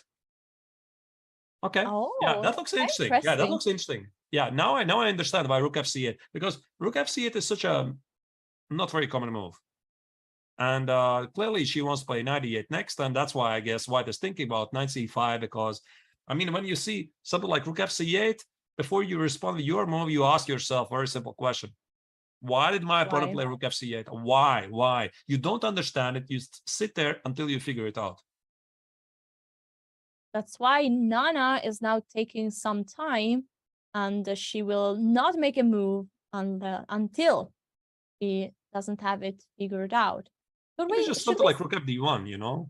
I mean, not rush with knight c5, rook fd1. We had this discussion last year, right? I mean, that the best players in the world are incredibly practical. I mean, then for going very straightforward lines, they just play the normal moves. I mean, they calculate various candidate moves, and in the end, they choose the simple move. But the thought process, I mean, if you would see the mind of a chess professional, it's just amazing, right? There's so many lines they're considering, and you're just seeing just the tip of the iceberg. They're calculating. In the board number 3, we have India 3 playing versus Poland. And as you mentioned before, Poland there is one player in Poland that is having an incredible performance. Yeah, that's Olivia Kielbasinska, right? She has been doing wonderful so far, and we didn't really mention her success. I mean, maybe slightly yesterday, because she was doing amazing 100% result, and she's still there, by the way. Olivia is 7 out of 7, so everybody who is watching from Poland, I mean, fantastic performance by Olivia, who is right now with the performance 29.66. The highest result among the female, I mean, the women tournament, right? This is absolutely incredible. Yeah, and today is playing against the Nandita from India, women grandmaster, and of course, it's a great potential to score a norm. I mean, you can score up to a grandmaster norm with this performance. Right. This is incredible, and she has essentially pulled a Caruana as they speak, right? But only in the women's section. It's very tough. To be honest, Alessia, I don't think I've ever scored 7 victories in a row in the tournament. I mean, maybe it's been like finishing with 3 victories, then starting the next tournament with 4 victories. But when you're playing at the highest level, you're scoring so many victories in a row. And considering that if the game is played at the highest level, chess is quite drawish, right? I mean, draw is very often the normal result if both of the players are not making mistakes. A perfect result after 7 rounds, that is just stunning. I mean, this is not usual. Tell you, I mean, it's not usual. It's unique. Absolutely. And also today, she seems to be doing completely all right in this position. There is an open. We have an open position. White has 2 bishop. One could be exchanged now. I think a move that we should consider is definitely knight takes on these 3. The only difference in the pawn structure is that White has 3 pawns on one side and 3 pawns on the other side. Instead, we have 4 pawns for Black on the king side versus 2. So this means that White and Black have potential to create a pass pawn on different side of the board. And also White is looking towards some kingside attack, because this is where the queen is standing on g3. Bishop h6 is an idea at some point. Right, the bishop on d3 is looking there, and that's why, of course, knight e3, you eliminate one of the attacking pieces, and this makes perfect sense. Yeah, now the rook will join the 3rd rank, and then the queen will be feeling a bit embarrassed on d8. I think rook take d3 is the move that we're going to see And then the question is, what is black doing about the threat of knight take e6, knight f5, knight c6, knight just going, oh, knight f5 also looking amazing, threatening mate on g7. I would expect queen a5, because queen a5 is avoiding any discovered attacks, and the queen is jumping to h5 just in case. So I think black is slightly suffering, because the Latsko bishop hasn't found a way to join the game just yet. So after queen a5, black is thinking about two ideas. So if he can put it on board, let's say queen a5, and black is thinking about next play e5, push away the knight from d4, and then bring in the game the Latsko bishop, maybe on f5 with the tempo. But the second idea maybe could be bishop d7. Bishop d7 just to finish development. Now that I look at this position, I want to cause us for black some suffering. And one of the moves I'm thinking about right now is either knight d to b5, because I want to stop the c5, going after knight c7 if works, maybe knight e6 ideas. That's my first idea which jumps to my mind. And the second move is knight f3. So knight f3 maybe is slightly more modest, but it takes care of the e5 threat. It controls the dark squares. But yeah, but maybe it's slightly too passive, right? Yeah, it seems like you're not, you are, I think white wants to keep active in a way and wants to keep the chances to attack towards the king. When will be bishop h6 a possibility? Yeah, bishop h6 definitely is the move. But you need to always account for knight h5, which is defending the pawn on g7, attacking the queen. And the queen on a5 conveniently defends the knight on h5. So bishop h6 is something, yeah, you need to account for if you're black at any given moment. I think it's time for us to go back to the open section. There is one match that we still didn't consider, and this is the one of Germany versus Uzbekistan, where we have two very talented young players. Here we have in board one, at board one, we have Grandmaster Kamer from Germany against Grandmaster Abdusattorov from Uzbekistan. And both of them come from Biel, because they were playing in the Grandmaster tournament in Biel, Switzerland a couple of weeks ago. They played together this so-called unique triathlon tournament. There was just 960, rapid, blitz, classical tournament. Very interesting system, by the way. I would love to see this tournament system being implemented in more tournaments. And that's why, I mean, they definitely know each other. I don't recall how did they play in the classical tournament, though, but they did play quite a few games between each other. They're very familiar with themselves. They're the same age, approximately, right? 17 years old. So, yeah, very, very important match for them. The current position is looking, I like black's position right now. This pawn on h3 is really blocking the king. And I like to say this pawn on h3, from my experience, is not just good in the middle game, because potentially you could give a checkmate on g2. Of course, now we are very far from this scenario, but it could be very nice also in an endgame, because once in the endgame, you need to bring the king to activity. White is forced to keep the king there on g1, because as you can see, a knight could easily jump to g4, targeting the pawn on h2, and then the pawn on h3 is just 2 squares away from becoming a queen. So that's super dangerous. And I think that white here shouldn't actually exchange many pieces and should try to keep them on the board. Right, but also quite important factor here to mention is that white has a pawn. Whatever happened in the opening phase, this was, I think, intentional by Noderbek, who here, by the way, had an amazing explosive start, 5 out of 5. Then he lost round 6 against Pentala Harikrishna. So he is back, he's fighting, one of the superstars, one of the future chess, so to speak, one of the members of the future chess elite. Also the reigning world rapid champion, by the way. And he sacrificed his pawn to gain something. But how do you properly evaluate this? It's difficult to tell. So this pawn on h3 is still, yeah, major annoyance for white. But if I'm white, I'm thinking about next moves like a3, e3, and c4. So I would imagine that black at some point is going to push a5 to stop this idea from happening. And it feels good for black. Definitely, it feels good, right? I mean, these young players, they're becoming so ambitious, right? They're sacrificing pawns left and right. Right. So the position then gets very sharp, and it's always a question. It's basically a fight. Who is right? Is black right that is good to sacrifice the pawn, and here there is so much compensation? I'm really afraid of the move e5 here that is opening up the diagonal for the queen, maybe together even with the knight on g4.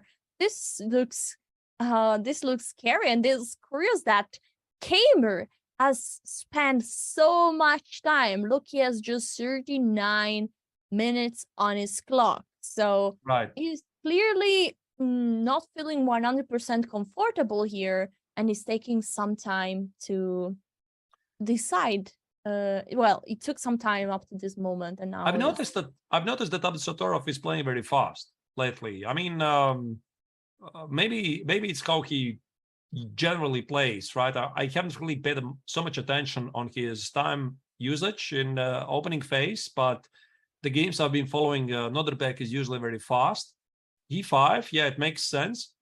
And now I guess e3 is going to be the response. By the way, what happens after if I close the action with e4?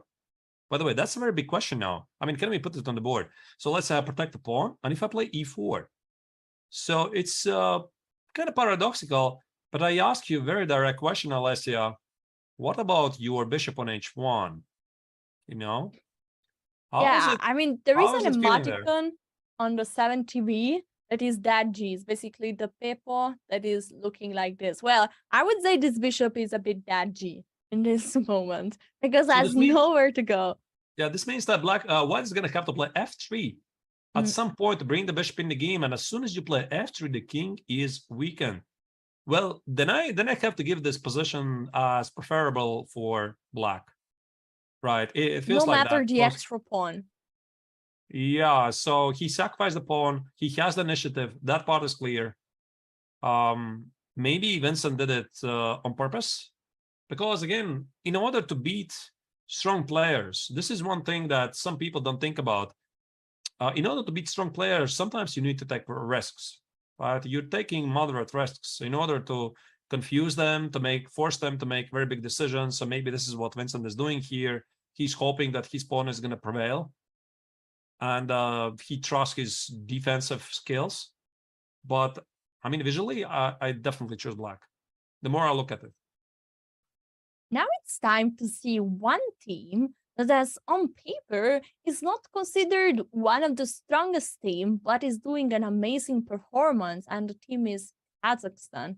I see the rating of the player, and they are, apart from board one, they're all international master and FIDE master 2400.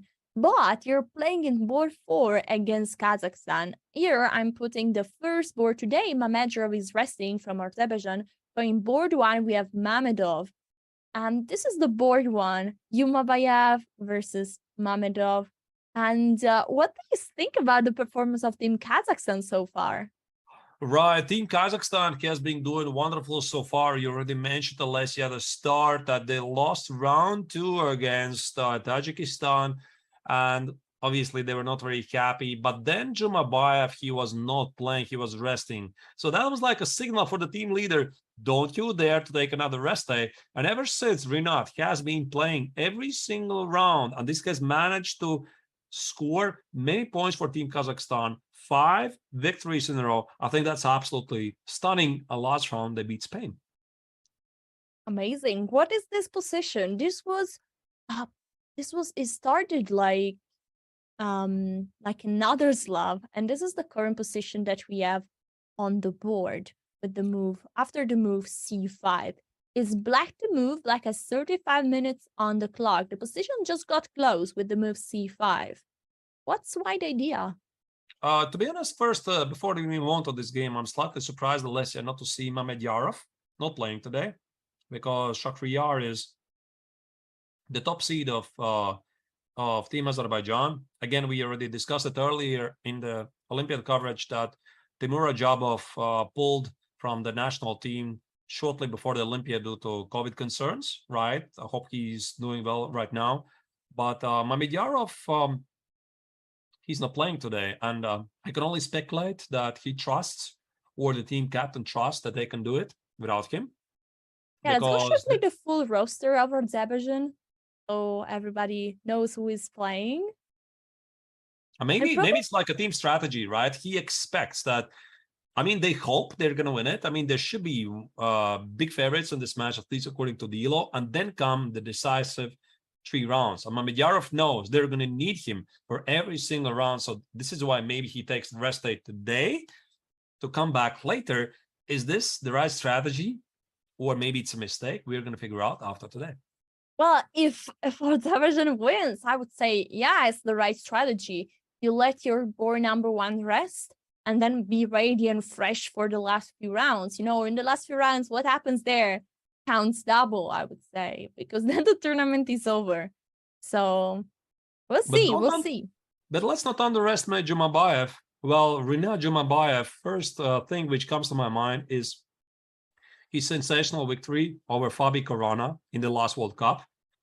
That was big news. He beat Caruana with the black collar. He can do it. I mean, he can beat elite players. He's a strong player. And he's leading Team Kazakhstan so far pretty well. Now he just closed the position with the move c5. There is an arrow starting from the pawn on f2 and going towards the pawn on c5 that shows that white wants to play on the queen side, maybe taking even more space with move like bishop d2, rook fb1, and then push and baby, like Yasser would say, b4, a4, keep going and take some space on the queen side. On the other side, what is Black's plan here? Well, what can I say, Lesya? It really is a puzzling question, because Black has 2 knights. He has very solid position. And the more you open the position, the more open your bishops for white. I don't like this position from the Black's perspective, to be honest. I have the greatest respect for the bishops. I guess sit tight and wait. What else? I mean, maybe e5, but e5 is a very responsible decision. What if I've been played here? Because you are mining the point on d4 for white, and so you're also making the point on the pawn on c5 more vulnerable. No, meaning I'm not sure you want to play d-takes on e5, but I could play something like, maybe just ignore it. For example, I don't know. Let's say bishop d2. Yeah. A useful move. Bishop d2. Let's say something normal. So you play queen c7, I guess, remove the queen out of harm's way. Of course, you always need to watch out for e4, some breakthroughs, right? Because you have 2 bishops. Oh, yeah. E4 but maybe just let's say I ignore it. Let's say I ignore it. I play b4. And now you look at this position, and you ask yourself, what did you achieve for Black? Because you're going to take on d4, I'm going to take with the pawn. Well, the position open. Look at my darks for bishop. It's open now. E takes, right? Right. Okay. You might keep the position closed. You play e4. I put the queen on e2. And I asked yourself the question, what did you achieve? Again, right? I mean, it's tough. And I might even play f3 at some point. Again, rip apart the center, f3, e4, etc. So, I mean, you really have to know what you're doing here with Black. Maybe knight f8, knight e6, knight g5 somehow maneuver to the weakened f3, h3 squares. Maybe g5, g4 would be an idea. But if you play g5 to play g4, keep the position closed, you need to account for f3 again. So let's put a g5 on the board. And white is going to respond with f3, most likely. f3, e takes on f3, and whatever. I mean, I don't know, maybe bishop f3. So it's a quite dynamic, unclear position. And black would love to jump f7, f5, you know, fixing the center, f7, f5, fix the pawn square on e4, threat on g4, keep the position closed. But I don't think black can do that, really. I mean, the knight is on f6, right? So that's the thing. So we go back to the current position, and I like white, because white is very... Right, white is very straightforward. And there's some new moves, right? Yes, there are some new moves. Actually, while we were speaking, the move e4 happened and b4 is played. Oh my god, this is another pawn sacrifice. Theoretically, the queen could take on b4. That's very decided nice. Not to do that.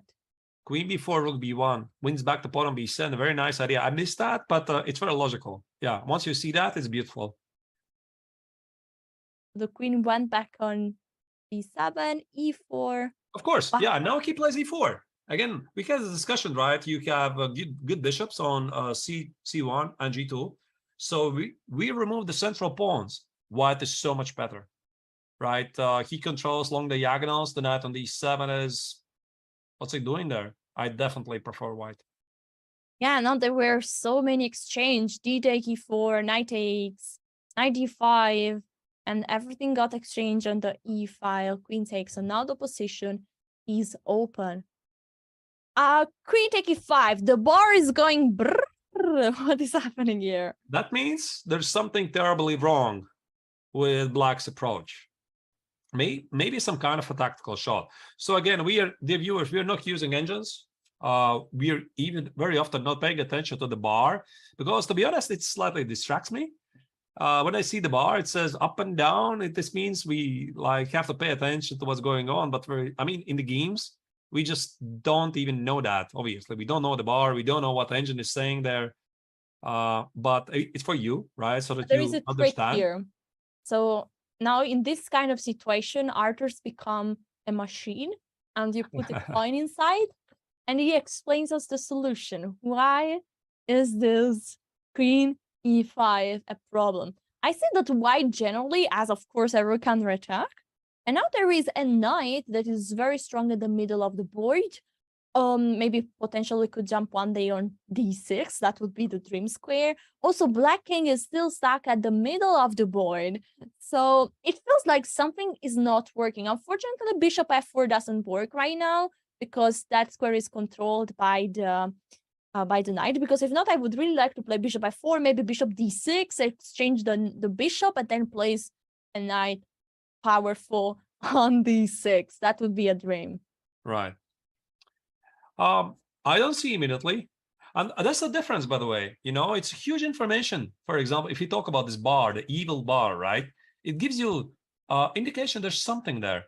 This is not what you get in the game, right? You don't know that. I mean, it's like somebody comes by you and kicks the table. Look for something there. There's something there, right? That is huge information, right? Like, oh, there's something there, right? I'm supposed to look for that. Okay, I'm going to try to check it out. But normally you don't know that. Of course, you don't know that, so it's very easy to miss it. So, for example, here, what white is thinking there, the rook on a1 is under attack. I should do something about that. He doesn't know there's a very big difference on the valuation, right? And maybe he's not even looking for some big combination, and he's going to play something very human, like bishop d2. Absolutely.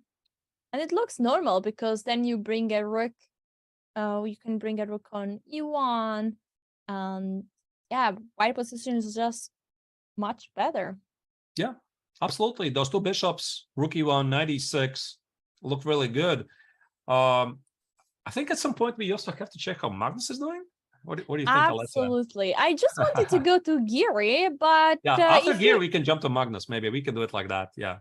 Oh, no. I like to say, I like to do what you prefer. So here we go. We're at Magnus Carlsen playing against. You will pronounce the name. All right. Here we have on the board, Magnus Carlsen is today facing Pecha. Petrov. Yeah, Petrov. Georgis Petrov is widely known to the broader audience after his gentleman's response in the online qualifying to the FIDE World Cup, I think, when he was playing against Boris Gelfand. There was some kind of a glitch. Gelfand hung a queen or something. I don't even remember the story. What happened is that Petrov offered a draw. So he didn't exploit the fact, which would allow him immediately to qualify for the FIDE World Cup, right? I mean, it's sportsmanship. I mean, talk about that, right? It's huge. So he's still young, and he did it. But then in the end, I mean, the game is drawn. Of course, Gelfand agreed, and he won the match anyway. So he was given a wild card to the World Cup, right? So that was quite amazing story, and I think it shows also for the younger generation that you need to be gentlemen. You need to be showing great sportsmanship, also in chess, right? And you're going to be rewarded. I have a question for chat, guys. What do you think is the current position of Norway in the standings? Of course, try to reply with what do you think it is without checking any results, and put the number in the chat. I will check out and see if you are right. Right. Yeah, by the way, dear viewers, we are, of course, watching what you're saying there. It's an absolute pleasure to have you there. You have interesting questions, insights. Don't hesitate to ask them, right? Yeah, it's always a pleasure to see your insights, because Alessia and me, we are reading what you're saying there. Yeah, exactly. And I see many are trying, but very few are right. Generally, saying a few words about Team Norway, unfortunately for Magnus Carlsen, he is having a very good performance. He has 5.5 out of 6. He just made 1 draw and won all the remaining game, but his other team members are not having the best of the tournament.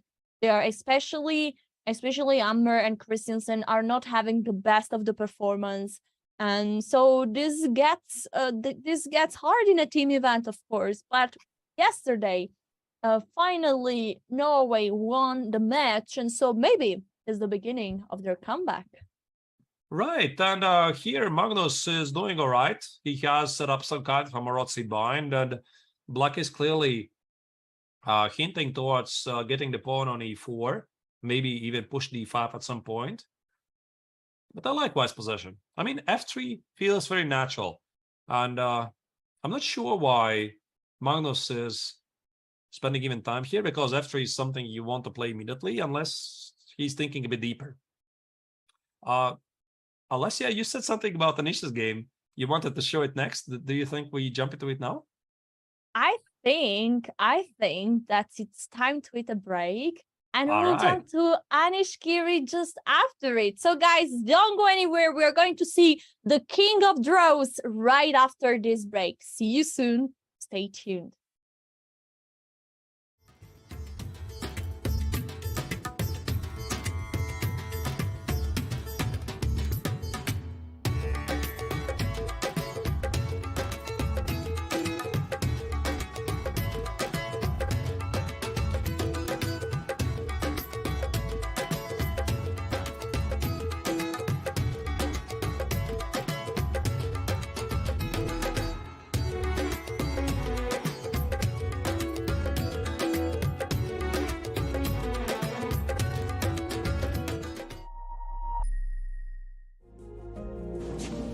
Okay, we're ready for a small press conference.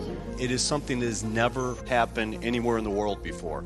To have correctional facilities all around the world playing at once in a chess tournament.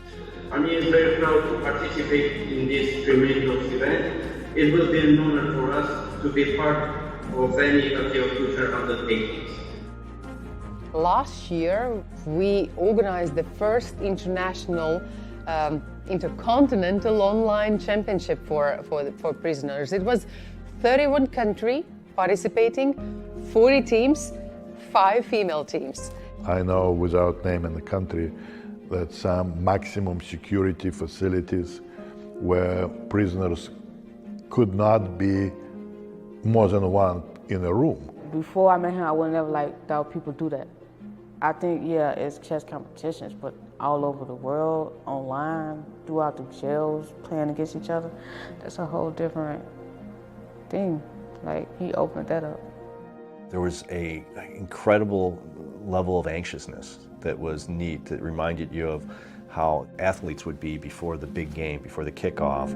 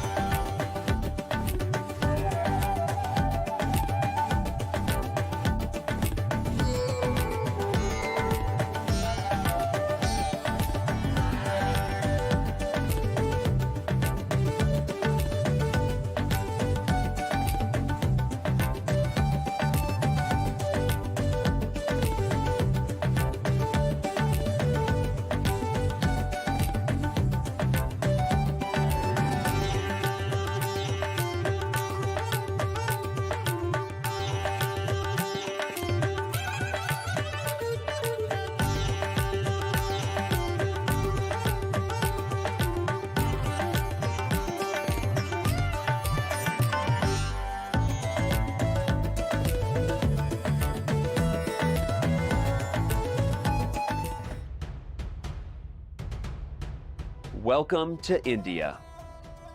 The game of chess was born here. Thousands of years later, many of the world's best players have made the trek to represent their countries at the 44th Chess Olympiad, the most prestigious team chess event on the planet. In Chennai, the chess capital of India, circumstance has cleared the way for perhaps more countries than ever to set their sights on gold. India has high hopes for keeping the hardware at home. A top 3 seed in the Open and the top seed in the women's section, the host country has legitimate reasons to believe it can sweep gold. The United States are the top seed in the Open section. Fabiano Caruana and Team USA have come to Chennai saddled with heavy expectations of gold or bust. Norway has never medaled at the Olympiad.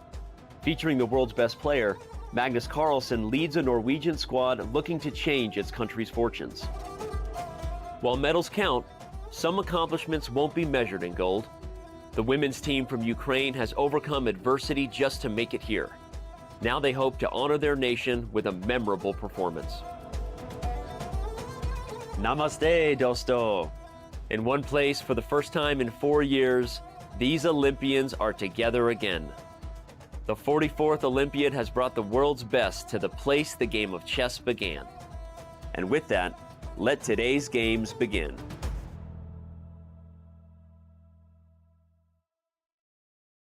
Welcome back to the Olympia 2022. I'm Alessia Santermo, Weebit FIDE Master from Italy, and I'm here today with Grandmaster Arthur Nikschan. Yeah, hello, Alessia. Hello, Arthur. Well, hello back. Namaste. Namaste. Yeah, let's go to the Anish's game, right? I think this is what you have prepared for us. Absolutely. And I think that in this position, I like always to count pawns, and I say 6 for black, 5 for white. What happened there? Wow. So what is this? This is something extremely sharp. What he sacrificed the pawn. Can you just do it something like 10 seconds? 10 seconds, just browsing through from the opening. I mean, I'm slightly curious. Obviously, we don't really want to go very much in detail. Yeah, absolutely. So this seemed like a normal opening, And now like etc. yeah, okay. You want to go fast, okay? Yeah. I want to see how do you get this position? Okay. Yeah, the common pawn sacrifice. Yeah. A white is aiming for some sort of a kingside attack. Yeah, this is common stuff.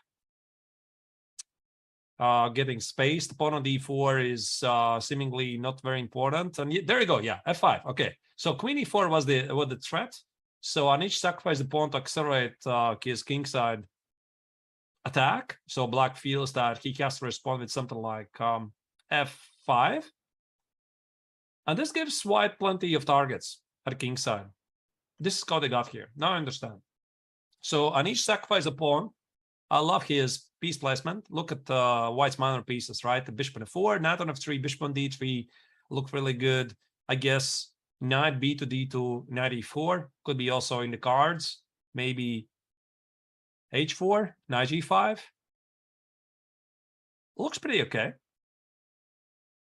Yeah, there are 2 strong bishops at the center of the board.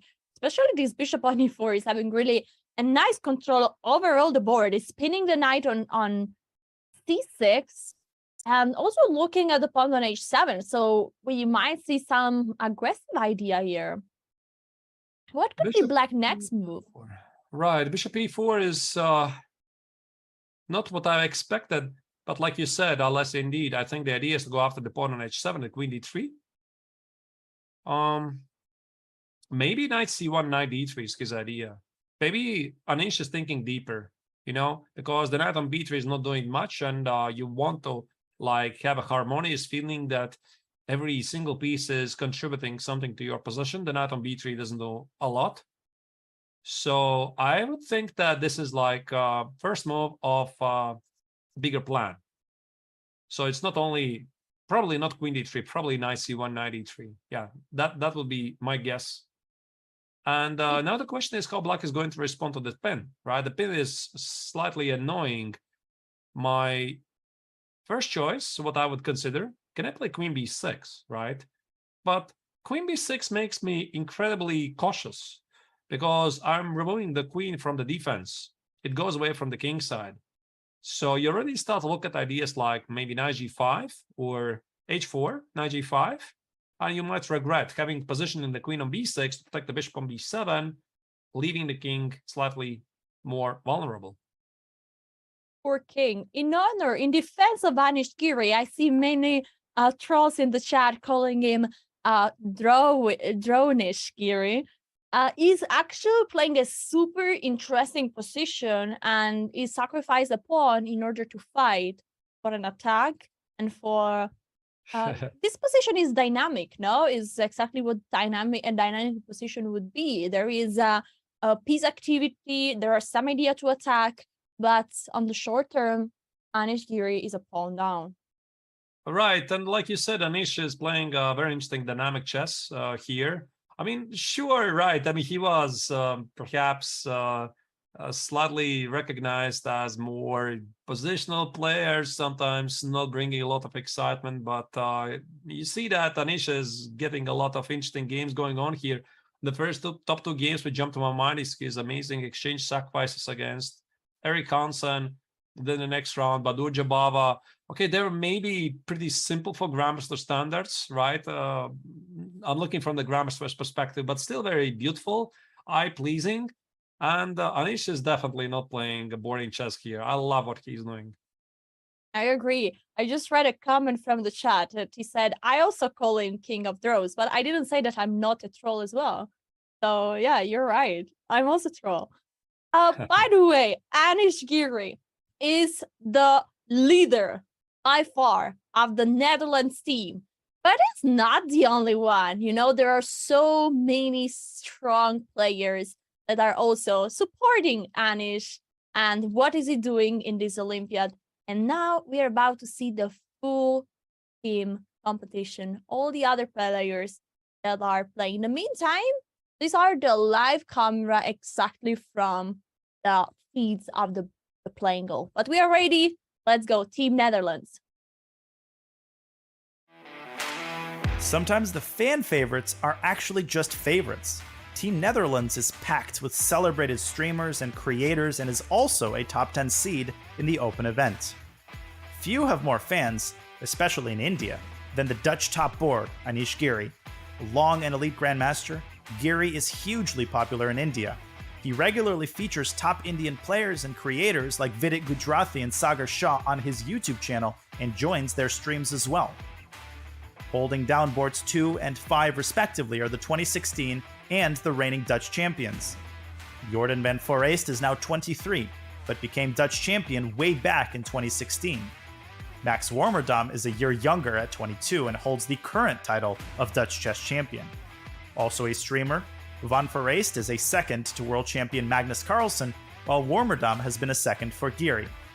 Though young, both have invaluable experience preparing for elite events like the Olympiad. Another second for Anish Giri, Erwin Lamy is a popular author and a strong grandmaster. Lamy and Giri are winners of the prestigious Reykjavik Open. Filling in the fourth board is Benjamin Bach, a former Chess.com streamer of the month. Together, the Dutch team is a tough match on paper for any opponent, but Olympiad squads with positive team chemistry often overperform, and perhaps no team has stronger chemistry. These competitors have been working together for a long time, and their many fans would be thrilled to see their excellent team spirit translate into a gold medal. We're back, and I think it's time to go through the Netherlands team. Let's go to board 2. We have Van Foreest versus Berkens. What is happening here? We have a position where many pieces got already exchanged. White has the bishop here, and black has a small problem here. These pawns, look at this. F5 is a bit weak, C5 is a bit weak, and A7.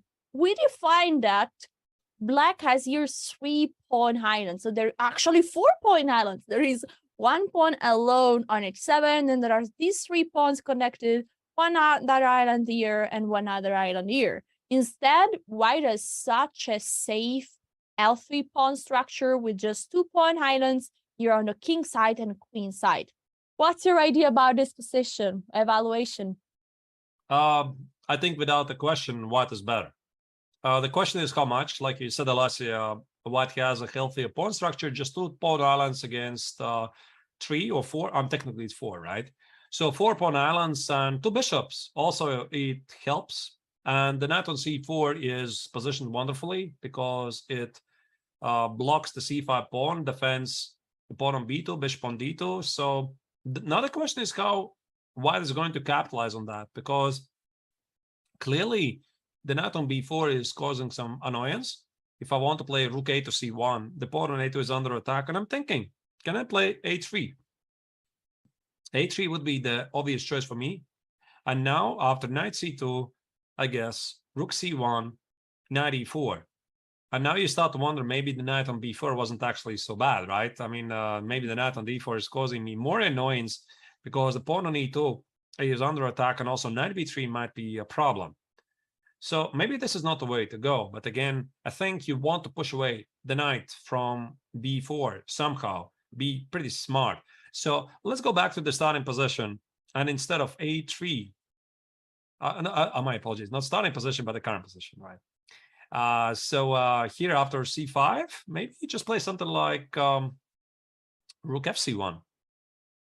Protect the pawn on a2. Protect against the idea knight c2. Of doing a3 next, no? Yeah, exactly. a3, e3. This could be the idea. So I think here white is doing really well.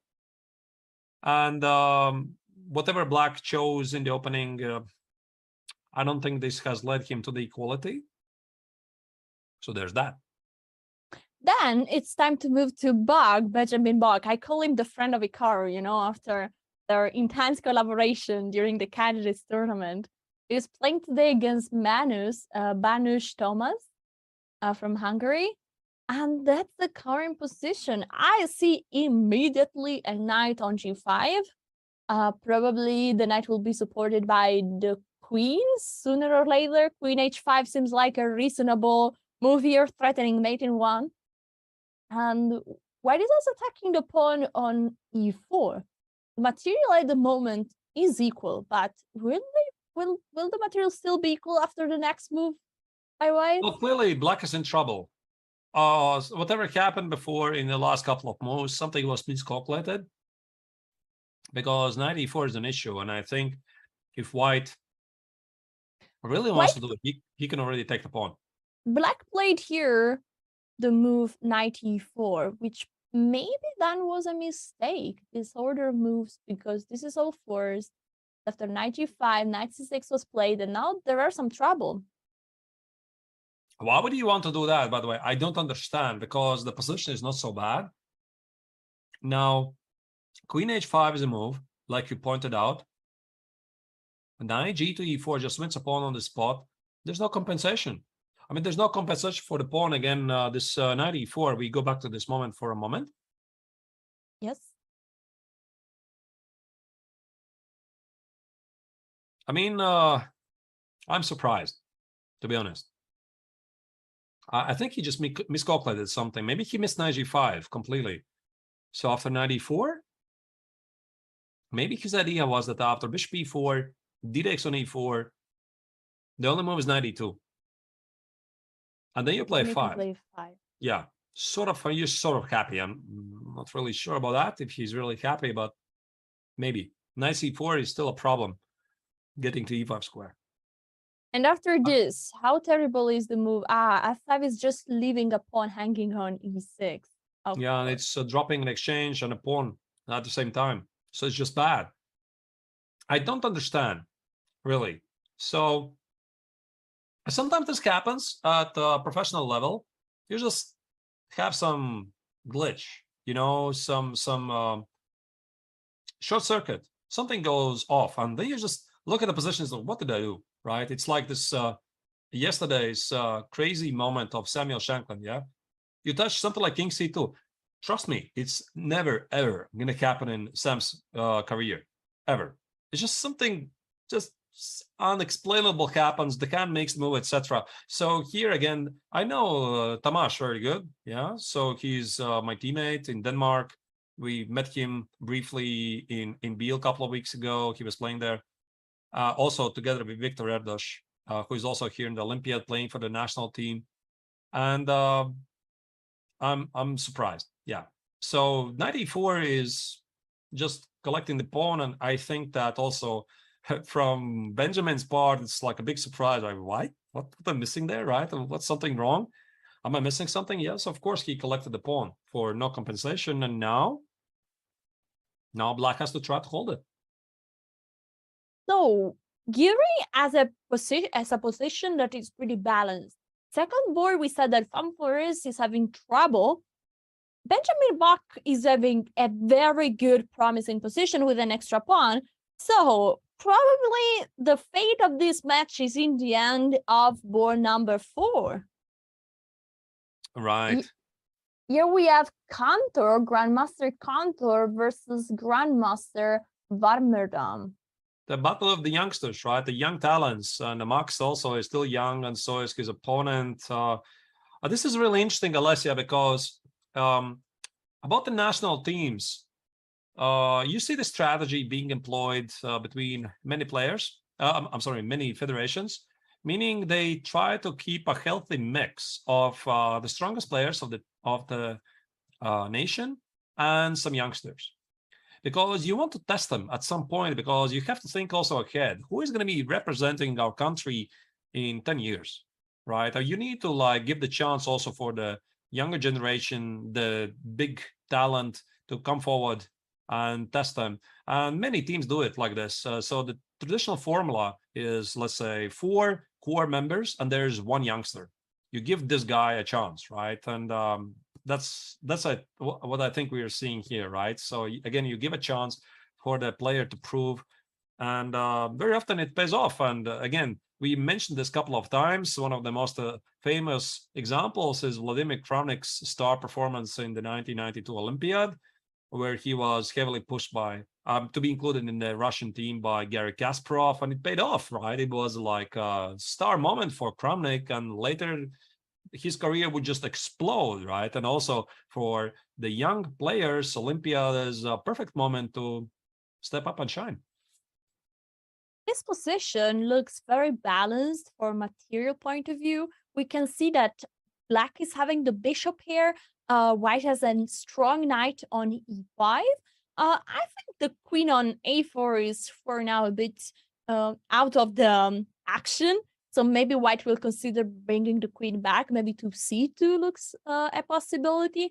What will be, why is White to move in this position? So what will be White's next move and the plan? A plan here for White. In which direction is White going to place his pieces? Well, the conventional way to continue here is, again, the pawn structure, f2, e3, d4. It shows that you should be playing at the queen side. b4, b5, establish weakness on c6. That's the traditional way. Black is supposed to do some kind of an attack at the king side. And I think this is what Warmerdam is doing. He played bishop e6. He pushed aggressively g5. Maybe knight g7. Maybe bishop d6 is next. Yeah, by the way, bishop d6 looks perfectly normal to me, activating the bishop. And then push for those pawns. And maybe, since Black has committed himself to g5, there could be a room for something like, at some point, f4, maybe. But first we need to protect the pawn on e3. Is it even possible? That's I have a question for chat before seeing if how to protect the pawn on e3. Do you guys, would you prefer to play against a young, talented player, or would you prefer to play against an experienced but veteran grandmaster? And then Arthur, you will also tell me your opinion. To make it easy, 1, if you prefer to play against a young chess prodigy, and 2, if you prefer to play against a veteran grandmaster. Let us know. I say 2. I have a very qualified opinion on that. Oh, let me know. So first, let's hear maybe what people are going to say. Well, I think the opinion is a mix. There are 2. Toto is going with 1, Magnus with 2. Yeah, Li Chen with the 2. Yeah, it's like, it's like, yeah. Can I give my opinion now? Yeah, go ahead. Well, let's put it this way. I think very often you don't know yet the real playing strength of the youngsters. So, for example, you're playing against a young star. I mean, it doesn't even have to be a star, just a young player. You don't know You don't know because his current rating, maybe it's not even showing his current strength, because the young players that tend to explode in terms of the growth very, very fast. And Gukesh has increased, for example, we're talking about Gukesh, right? He has increased about 100 rating points in the last year or so. What I'm saying here, we don't know his ceiling. We don't know the ceiling of every young player. So that's why they're unpredictable. They're usually much more dynamic players. And when I'm playing against older generation player, I already know what he's about, what about to expect from him, right? He is still experienced. He knows what he's doing, but probably there's not going to be something super surprising coming from them. There's that. However, the veteran players obviously are more experienced. They better handle emotions, I believe, and they're better in endgames. They're supposed to be better in endgames, right? I mean, somewhere in the long term, this experience is quite critical. And others, I'm not so sure. Are you a chess veteran or are you a young chess prodigy? Well, let's put it this way. Once one of the strongest Chinese grandmasters, Hua Ni, at age 30, he said, we have so many young talents in China, age 15, 16, etc. I'm a veteran. He said that at age 30. So what do you think? What do you want me to say? I don't know. Dinosaur. I don't know. I mean, clearly a veteran already. Okay. Fair enough. I think the same. The knight went on d3. I don't understand this move, honestly. Knight e3, I guess the idea is to escape from bishop d6. Maybe the knight on e5 is not doing so great anymore. Also, I think the knight on d3 allows white to push this b4, b5. So that the knight on d3, by the way, that's like a conventional wisdom. b4, b5, you mean? b4, b5, yeah. Mm-hmm. That's like a general understanding. The knight on d3 in the Carlsbad structure stands best, right? Because the knight on d3 protects the king side, it protects the queen side, it takes care of the center. It's just a great place to be for the knight. It's multitasking. All right. So do we maybe check another game? Yeah, so I want to go shortly back to the top boards, but I have another question for the chat. I want you guys to let us know which match or which board we should watch. If you have a board that is super exciting, please let us know. We really care about your opinion and what you want to see. For now, I think I want personally to really see what is going on in the board between Caruana and Gukesh. Yes, obviously one of the big matches of today, one of the best players in the world playing against a future of chess. I mean, I hope I'm not using too loud words, but I mean, everybody is super impressed by Domaraju's amazing performance so far. 7 out of 7. How often do you see it? We had this discussion earlier in the broadcast. Caruana is widely regarded as obviously not only one of the strongest players in the history of chess, but also responsible for amazing streak, 7 out of 7 in 2014 Sinkfield Cup, beating everybody in a row, including Magnus Carlsen, MVL, Topalov, you name it. I mean, everybody was playing there. He had 7 out of 7. Gukesh in the Olympiad has 7 out of 7. And guess what? He's playing today against Caruana. Yeah, that's an amazing, it's like, you know, I don't know if karma exists, if karma doesn't exist, whatever. But sometimes we have some funny combination and some events are matching perfectly with each other. And we can tell those stories then.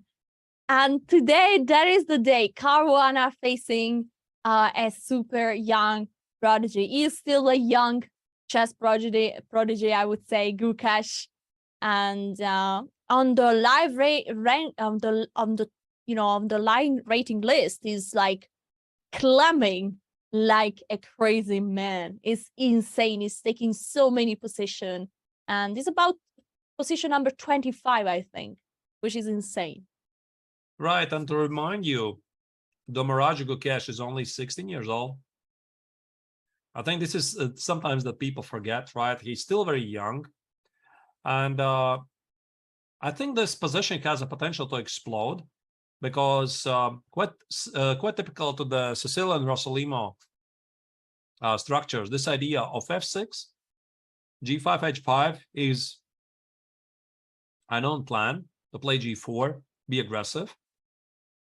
What I don't like is Gukesh's time management. 17 minutes for 20 moves. This is not great. So I think also Gukesh feels the importance of the game. You think he has no feelings, he has feelings, right? I mean, he's just a kid, right? And he has this amazing attention from the world, from entire India. Everybody's watching. And imagine yourself, you are going to the next round. There's something like 20 reporters making pictures of you. Cluck, cluck, cluck, cluck, cluck. You know, it just gets to you. It also motivates you to play really good chess, but it's just so difficult. There's a lot of stress. And also, I think for Gukesh, he knows this is a very, very important game because he's playing against Fabi Caruana for the first time. I think he already should have figured it out that he's heading there for the elite. He's going to stay there. And that's why he wants to play the best chess possible. And when you have so many responsibilities for this game, you just feel so much nervousness, stress. And I think this is what we are seeing on the clock, right? So he's burning the time a little more than he should have. I totally agree with you. I think all that is happening, the atmosphere there in Chennai makes it, even for Gukesh, very tough from an emotional point of view, because I think that he is very good in keeping the emotion under control. But this requires energy. He's on here, he's a teenager, he's still unexperienced, and this is probably one of the first time he's facing is he facing for the first time Caruana, I think, right? Yeah, I mean, I don't really know about any online teams. Yeah, I can't account for them, any Tata Tuesdays, etc. But over the board, yeah, so it would seem the first time. Yeah, that's impressive. So I want to say one thing, I'm sorry, yeah. One thing is beating 26 congress, maybe a couple of 27 congress, and then you get one of the best players in the world with the black color. Right, this is a huge test for Gukesh. Yeah, absolutely. I'm so happy that in one of the BL tournament, I've played a blitz game against Gukesh. And as I said yesterday, he's a very humble person. And even if he's so strong, he is still there. And today, he needs to prove that he can face any opponent. And the test is nothing less than Grandmaster Fabiano Caruana. As my friend Ikaru would say, he needs today to keep the emotion and to literally do not care about any reporters, any photography, any shooting, the thousands of people that are watching this game today from India and from all over the world. The pressure is high, but this moment, the pressure is actually on Caruana that needs to find a move. Arthurs, my question is, what is the next move of Fabiano Caruana? Well, either going out to the pawn on c6 or knight c5. But the thing is, you just don't play knight c5 because you can play. I mean, black is going to respond with queen d5, and then what? You need to come up with a concept. When queen e2, by the way, is played, Queen I guess e2 the is on idea the is to board. I'm sorry? Yeah, queen e2 is on the board with an idea that is hidden. No, I think he's taking care of the g4 square somehow indirectly. So he's taking care of this king's head attack. He is slightly nervous about it. So let's say I push g4, a g4, maybe h takes, and something like Rook takes I'm sorry. No, I'm hallucinating. I know I'm hallucinating. Right? No, that's ridiculous. Can we get a glass of water, please? No, I thought the rook is on g7 because in my mind I already had positioned the rook on g7 to put g4. So this queen e2 is like a general move. Maybe it's somehow applying extra pressure against. Maybe the idea is to play knight c5, knight e6, but he could have done it immediately. Okay, then I don't really understand it. Maybe he wants to play g4 himself, but okay, he could have played it already. He could have done it immediately. Okay, let's try to do it a bit backwards. So instead of I play queen e2, could I play knight c5? Yeah, because maybe Knight then we c5. understand if there is something. Right, queen Going d5 on. and knight e6. Sorry, where's the queen going? On d5. Yeah, sure. You want to position the queen in the center and knight e6. Maybe there's some problems here. Why he needs the queen on e2. Oh, is it possible to play bishop takes, and then knight e3? Maybe? No, there is just rook Maybe takes g4. e3. Bishop takes, knight takes, and g4. Bishop takes, rook takes, and g4. Maybe it's a waiting move, what Fabi played. Queen e2. Oh, yeah, I see now the knight needs to move, and then the pawn on d4 is falling, and this is very painful for white. So the queen is not really well placed there, but doesn't change really much because the queen on e2 is not solving this problem. So still the idea is not completely clear here. One thing why the best players in the world are the best, they know precisely at which moment to play how.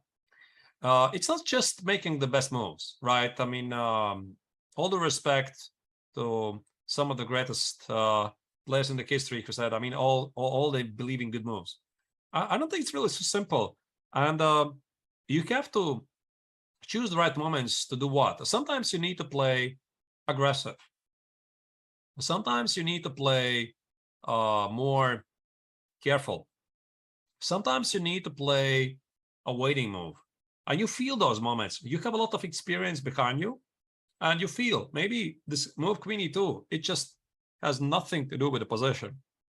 Fabi perhaps feels that his opponent is nervous, that he's spending so much time, and maybe instead of forcing things, Fabi just makes some kind of, normal move, which comes with no threats, which is something that was not expected by his opponent. And again, he's thinking, right? Like here you see Gukesh is thinking, right? Every single move is extracting time.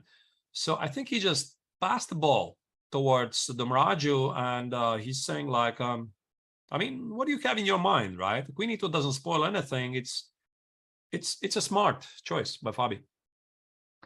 I think it's time to move on. I see some suggestions from the chat. I saw people writing, go watch Wesley So Dominguez game. They are super excited. So we'll get to both games. Let's start with Wesley So. Here we have an endgame. There are many pieces that got exchanged, and I see many pawns hanging around. So there are two pawns that are like very weak here. Is black to move in this position? First of all, I like always to count them. So black is having 7 pawns and white is also having 7 pawns. But this could change very quickly. Pawns are like pins, you know? They might fall one after each other. And the first obvious move that I might consider here is rook c2 check. And who is to move again? It's black to move. I like the move rook c2, you know, giving a check and maybe taking all the pawns there on the second rank. Whatever Wesley did in the opening, it did not work. So we had this glimpse on the opening phase. I think he simply mixed up something. He mixed up some plans. He allowed the opponent to carry out this in the opening phase. Just very quickly show this critical moment again. When Prague played b4, can you go down right after the opening, b4, d5? Right here. So Wesley misplayed something, mishandled something. So this e5, a move before, was amazing choice. Continue by b4. Yeah, here, right here. e5, great move. Bishop e3, b4. And the next move is d5. And apparently Wesley, which is not very common for him with the white color, mishandled things. I think so, because black just gets a great position. And now after whatever happened, knight e5, he takes on d5, black is totally fine. So then we go back to the current position. Here, Wesley needs to be careful. Yeah, and rook c2 check was played, and now the king is on f3, and now I see really the pawn on b2 hanging, followed by the pawn on a3. And black is actually having just one pawn that could be taken and is the pawn on d3. But I see that white pawns are by far much weaker than black pawns. Monster bishop on e5. The rook on c2 is very active. So what you're supposed to do here, now, of course, white can always take on g6 twice, but I think this trade is just exposing the white king, so let's not do that. Maybe something like rook f2 is required here. Well, it's black to move, so I think black is going to capture the pawn now. Yeah, I'm mixing up the order most all the time. Right. Maybe they just take on b2. Just take on b2. Yeah, and then maybe rook f2 then.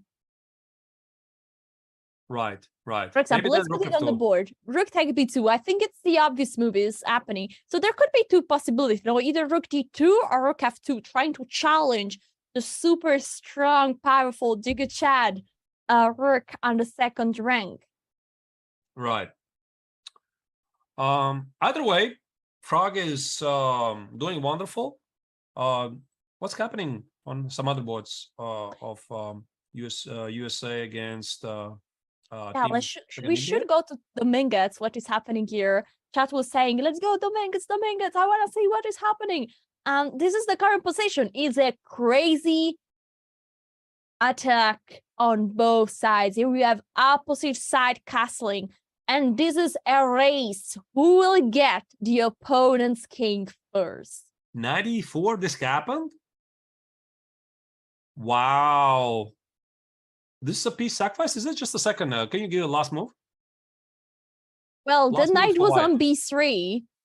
Could go on c1, but it was shocking to see that the knight went on d4, just hanging. This is the move you don't want to see for black. I mean, when you're playing a4, you're hoping that white is going to respond knight c1. You're hoping deep inside. And when your opponent with white, I'm talking now from Dominguez's perspective, he plays knight e4, it's like, it just feels not very good. So what happens after the trade? Just a second, let's try to figure it out. Let's say we take on d4, obviously pieces under attack, we could take it. Is there some killing attack? How do we take back? With the bishop or with the knight? I don't know. Can't immediately tell. Yeah, that's a question. Because could be, I see one idea. No, if you take with the bishop, you want to take away this knight, and then, or maybe play the move e5, and then play rook h5, bishop h7, and maybe there are very powerful discovery check. But also if you take with the knight, then okay, you're not playing the move e5, but you could take on e6.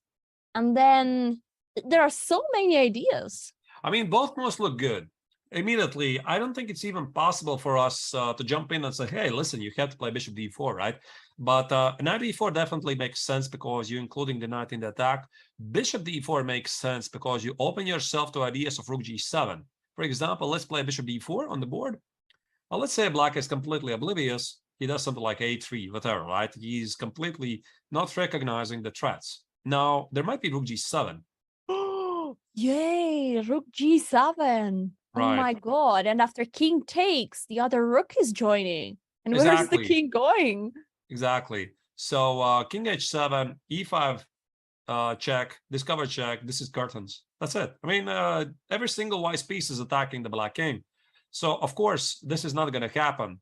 But just to illustrate the possibilities, something like this along the way might be possible.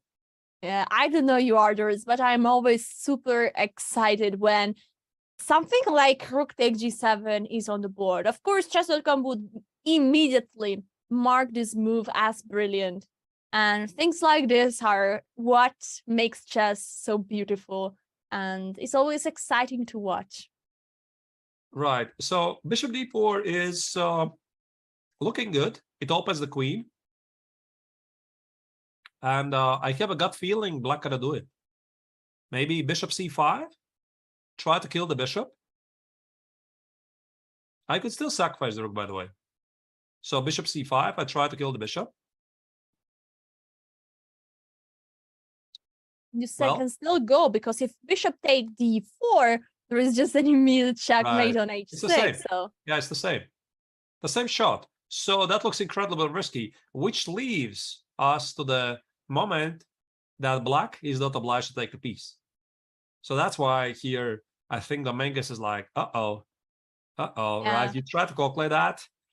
Arthur, can you make me a live reaction? Imagine that you are in this position with the black pieces, and then your opponent makes the move knight e4. I would honestly have a pretty strong live reaction. What would be yours? You don't play a4 and expect knight e4. I think it's pretty illogical. You play a4 to push away the knight away, not closer to the center. Otherwise, a4 makes no sense, which leaves me with a thought. Maybe this was missed by Linear.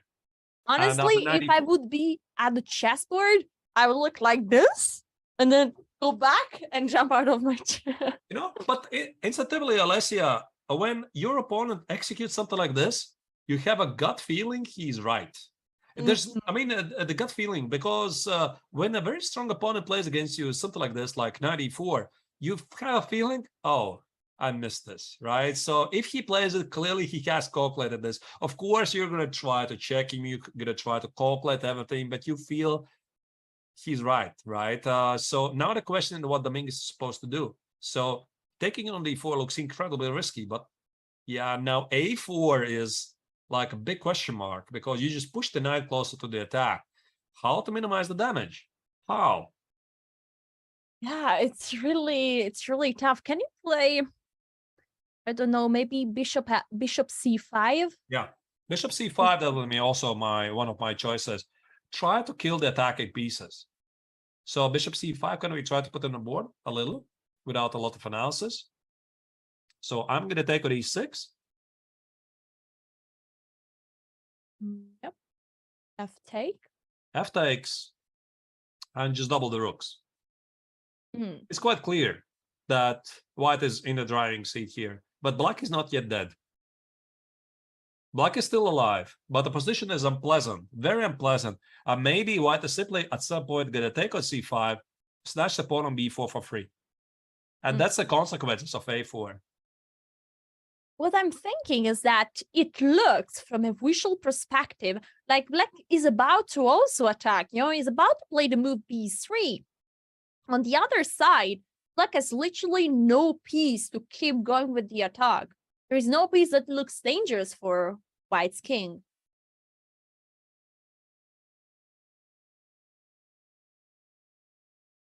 USA, to be honest. To miss a shot like this? Yeah, absolutely. Let's have a look also. Very careful.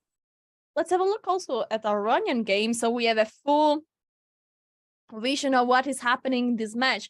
Guys, is USA the team to beat, the huge favorite of this Olympia 2022, going to lose against Indian 2?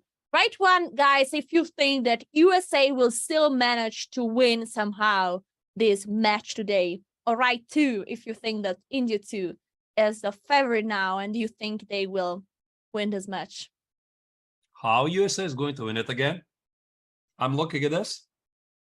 All I see is that Armenian is worse. White has better pieces. Wesley So is worse in an endgame against Prague. Dominguez is in trouble against Sadwani. So Caruana. Who has had a tough tournament so far, he has to outperform Gukesh, who is 7 out of 7. You know, how is United States going to win this? It's a very simple question. You know, I start to look at the matches. All 3 results are possible here. Absolutely. This endgame is equal from a material point of view, but in this position, is white to move, and I see that white is having some pressure. The pawn on a6 is terribly weak, and also the all black pawns are so disconnected. No pawn is protecting another pawn. Those are doubled. This is isolated, and also this one is isolated. So it feels like in this position it might not be a big deal for white, but Black is probably not gonna win this and never gonna win this. No, Black is never gonna win this. I mean, imagine any bishop d4, c takes on d4. Black is the one who is making the draw, so there's no secret about it. So it's white to move here, right? Let's say I play something like rook d to a5, which is a very normal move. I attack the pawn, rook d to a5. Right. Let's say Black tries to liquidate. Now you can move it on the board. I just want to show some ideas. And let's say Black takes on d4. Yeah, c takes on d4, and rook c3. I'm trying to get a draw, trying to sell you the pawn on g6. Let me live. You play king f2, just protecting and keeping. Yeah, but king f2, there's rook f6, rook c2 check, etc. I'm aiming for this endgame. Rook 5 to a3. No, rook a3. Oh, sorry. Yeah, rook a3. I just wanted to show this endgame. I'm not sure how accurate is this, but just to show Black suffering here. Rook a3, rook 5. Okay, whatever. Rook. Doesn't matter. Right. So you take it. This is very bad. Because Black's pawn on a6 is an outside pass pawn, but to look at the rooks, what's the difference? The white rook is very active. It's going to go rook a5. Small rook. Yeah, and this rook on e6 is not doing anything. So, of course, I mean, I don't think Aronian is going to go here, but even this endgame, it might appear at some point. King f2, king g3, king g4, or king f4. Those pawn on g6, g7, they're weaknesses. I don't think Black can do this. So let's go back to the current position. Aronian can't really liquidate into a drawn endgame, and that's the problem. So if I play rook a5, rook c6, he cannot really take on d4. White is gonna bring the king closer.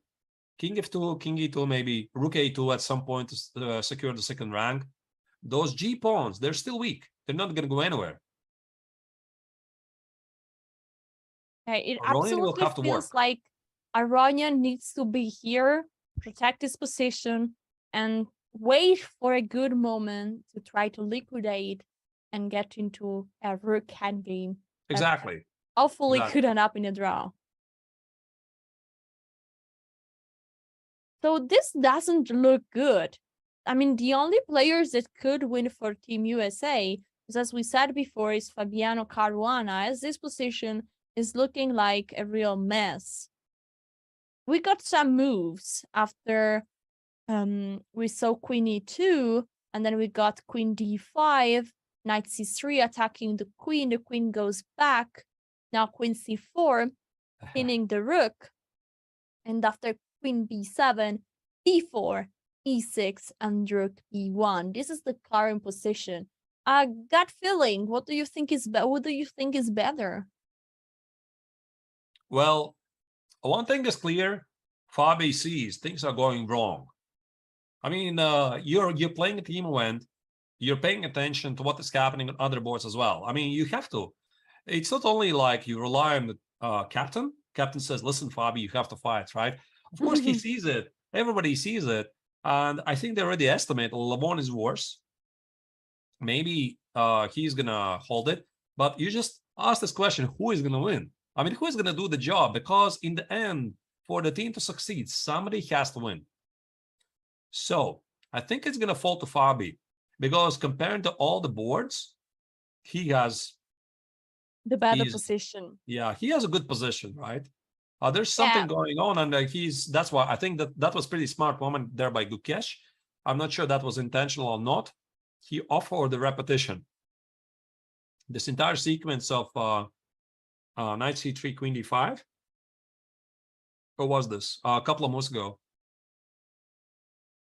The black queen was on d5. Yeah, it's like very often in high-level tournaments. Queen d7, knight a4, queen d5, knight c3. The players don't want to risk it. They agree to draw. Yeah. But of course, with so much expectation for this game, I don't think it would happen anyway. So Fabi is trying to somehow crash through.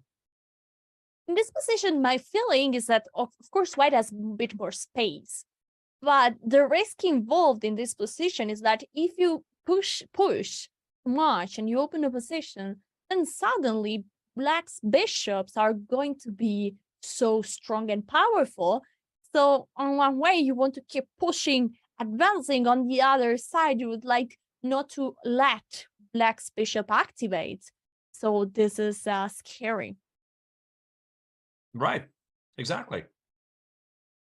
All right, here we see on the screen, we see the live footage of exactly the match we are talking about.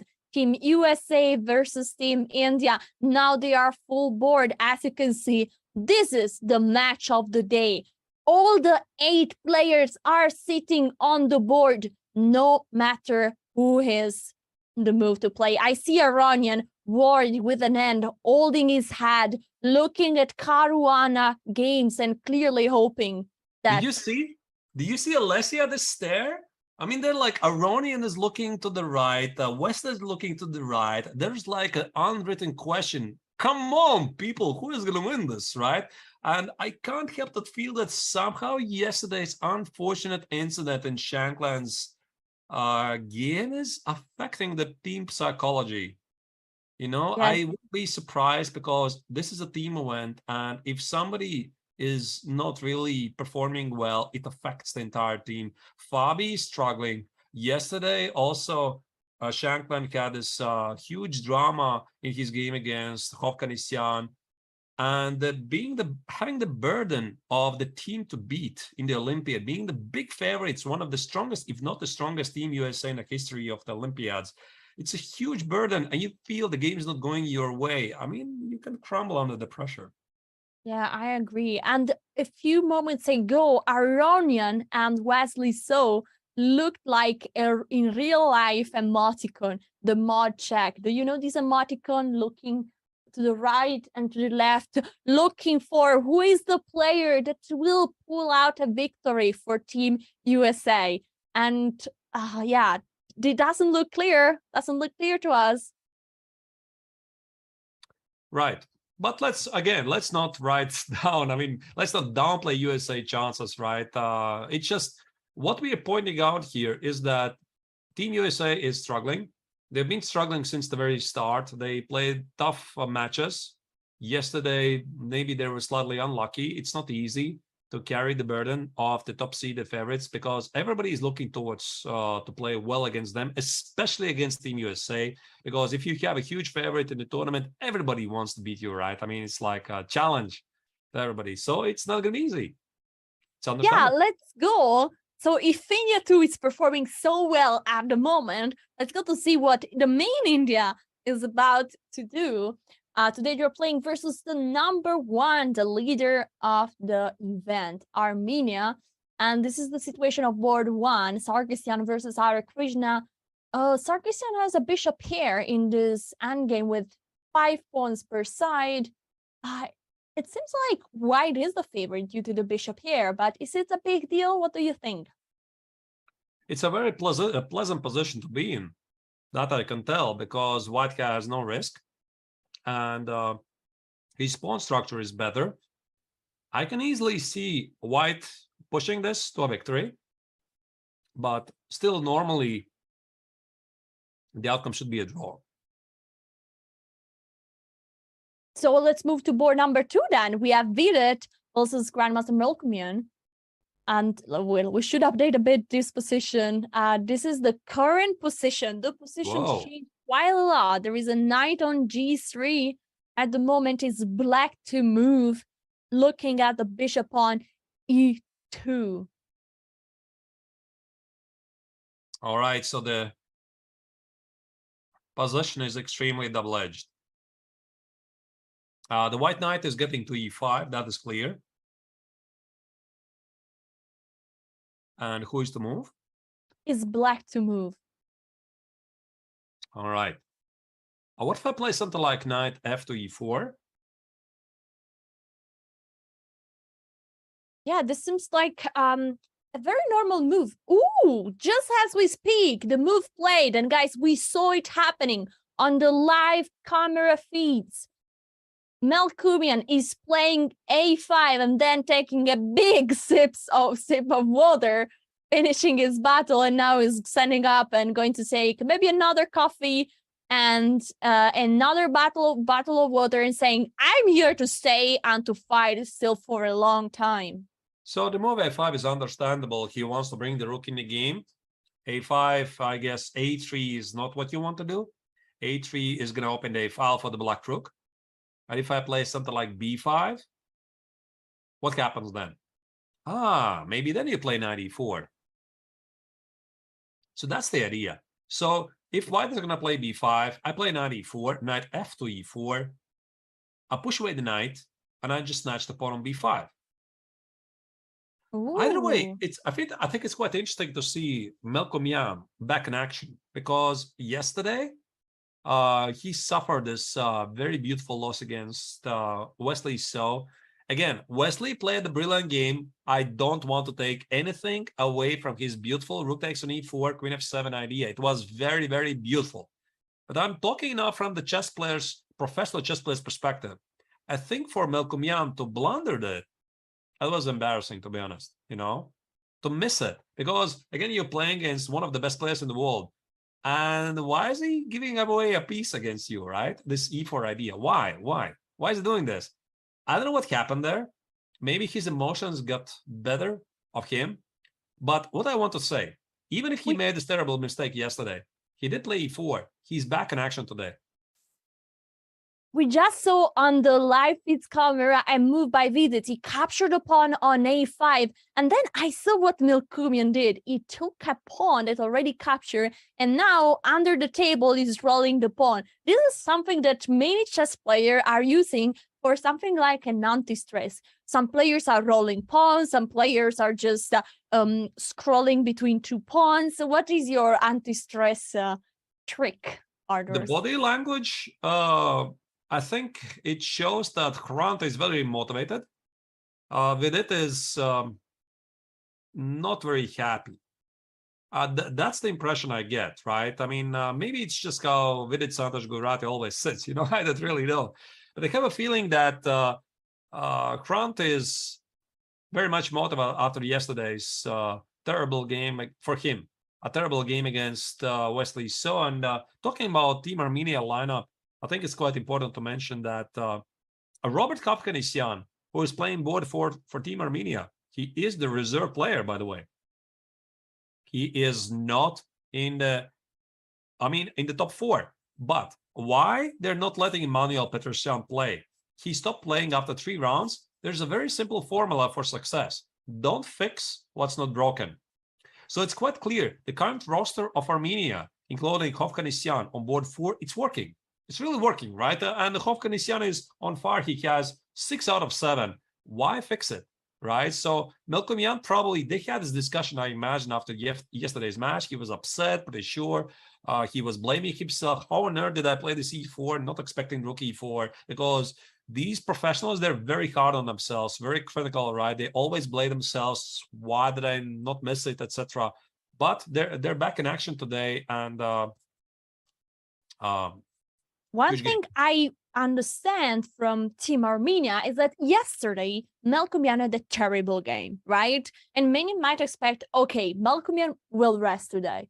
But actually, many times when one player doesn't basically get a chance to play a game, because yesterday Melkumian didn't play a game. He saw a combination, he was wrong, and then he had a terrible position and he lost in a very quick way. So he basically didn't really fight for his game. And that's why today, and we see from how he's approaching, you see from the live feeds, how he has a dominant position at the chessboard, and he's telling that he's there and is there to fight and is there to prove that he will fight again for Team Armenia. And now he just captured a pawn with his rook. We see from the live feed a move happened. And this is a big fight. I think Black is very close to take over the game. That's my gut feeling.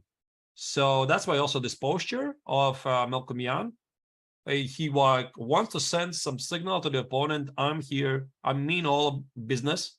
So White has a weakness on a2. Knight e4 is incoming. The pawns on h4. The pawn on h4 cannot easily be bothered by White. Knight e5 is pretty, and that's it. I just protect the pawn on g6. I prefer black. We will come back to this position a bit later. Now let's move to board 3. We have Ser Sarkian versus Grandmaster Eric Gaisi.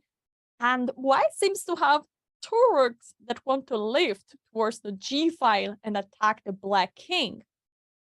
What is happening here? Not much, I think.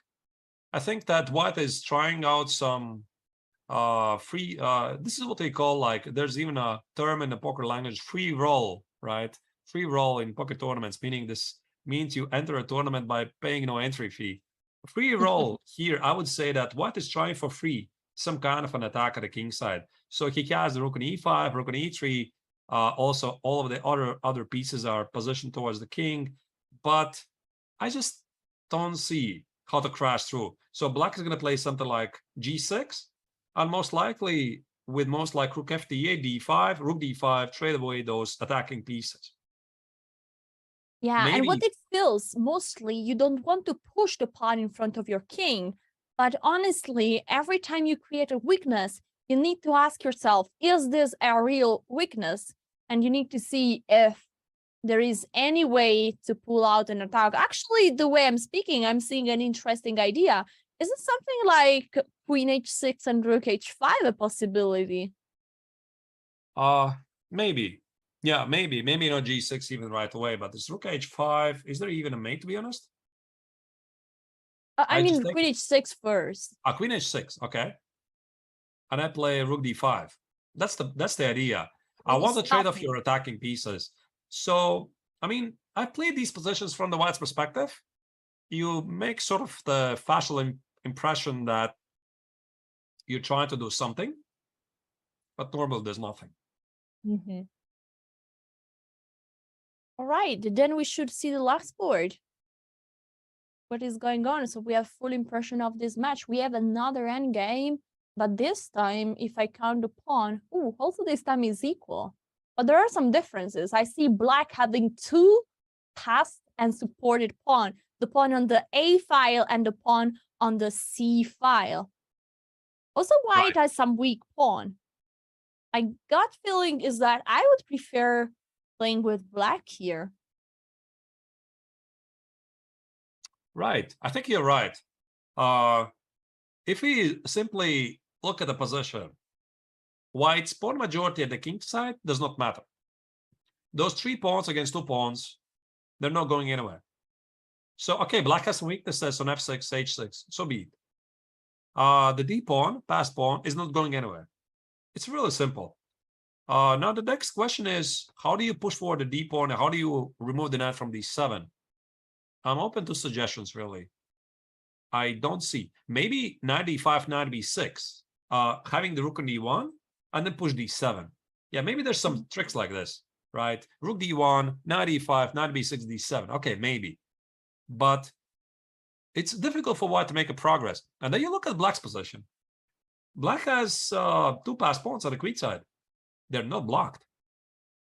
They're very much rolling forward. So maybe rook b4, maybe rook a2, a4, a3. I also choose black. Yeah, absolutely. So it seems like this match is still going to be decided. You know what, Arthurs? We are approaching the moment where time trouble is about to arrive into action. So we will take a break because we don't want to miss any moment of the tie break where some blunders could happen, some position could have a turning point. So we will take a short break and be back for the most exciting moment of round 8. Don't go anywhere and see you soon.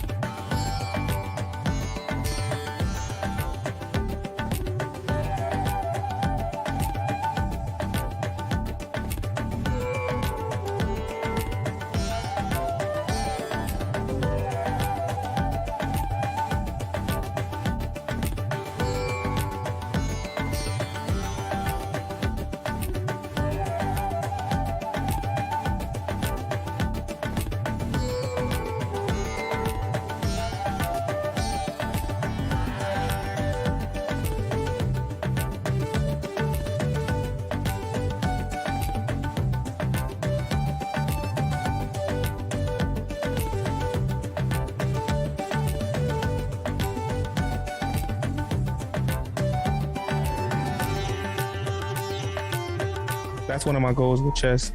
More people play chess than breakdown. Those that play football. Like millions of people play chess around the world. So why not, like, why isn't it more mainstream in terms of like pop culture and stuff like that, you know? Yeah. So that's one of my goals with chess, just to make it to where people actually enjoy watching chess and being a part of the chess community.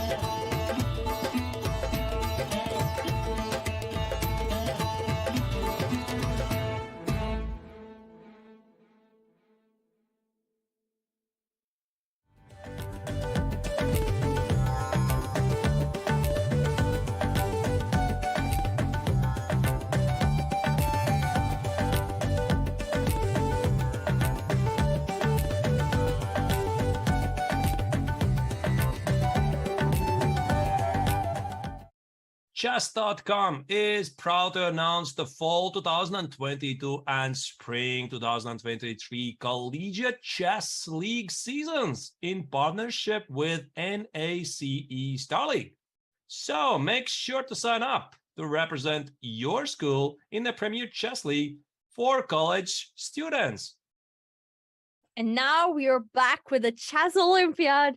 We have a result, ladies and gentlemen. Wesley So against Pragnananda ended up in a draw. Let's see what happened. We were at this position. The pawn on b2 got captured. And then, as predicted by Arthur, rook f2 is on the board. White is hoping to exchange the super strong black piece here on the second rank. The rook got exchanged.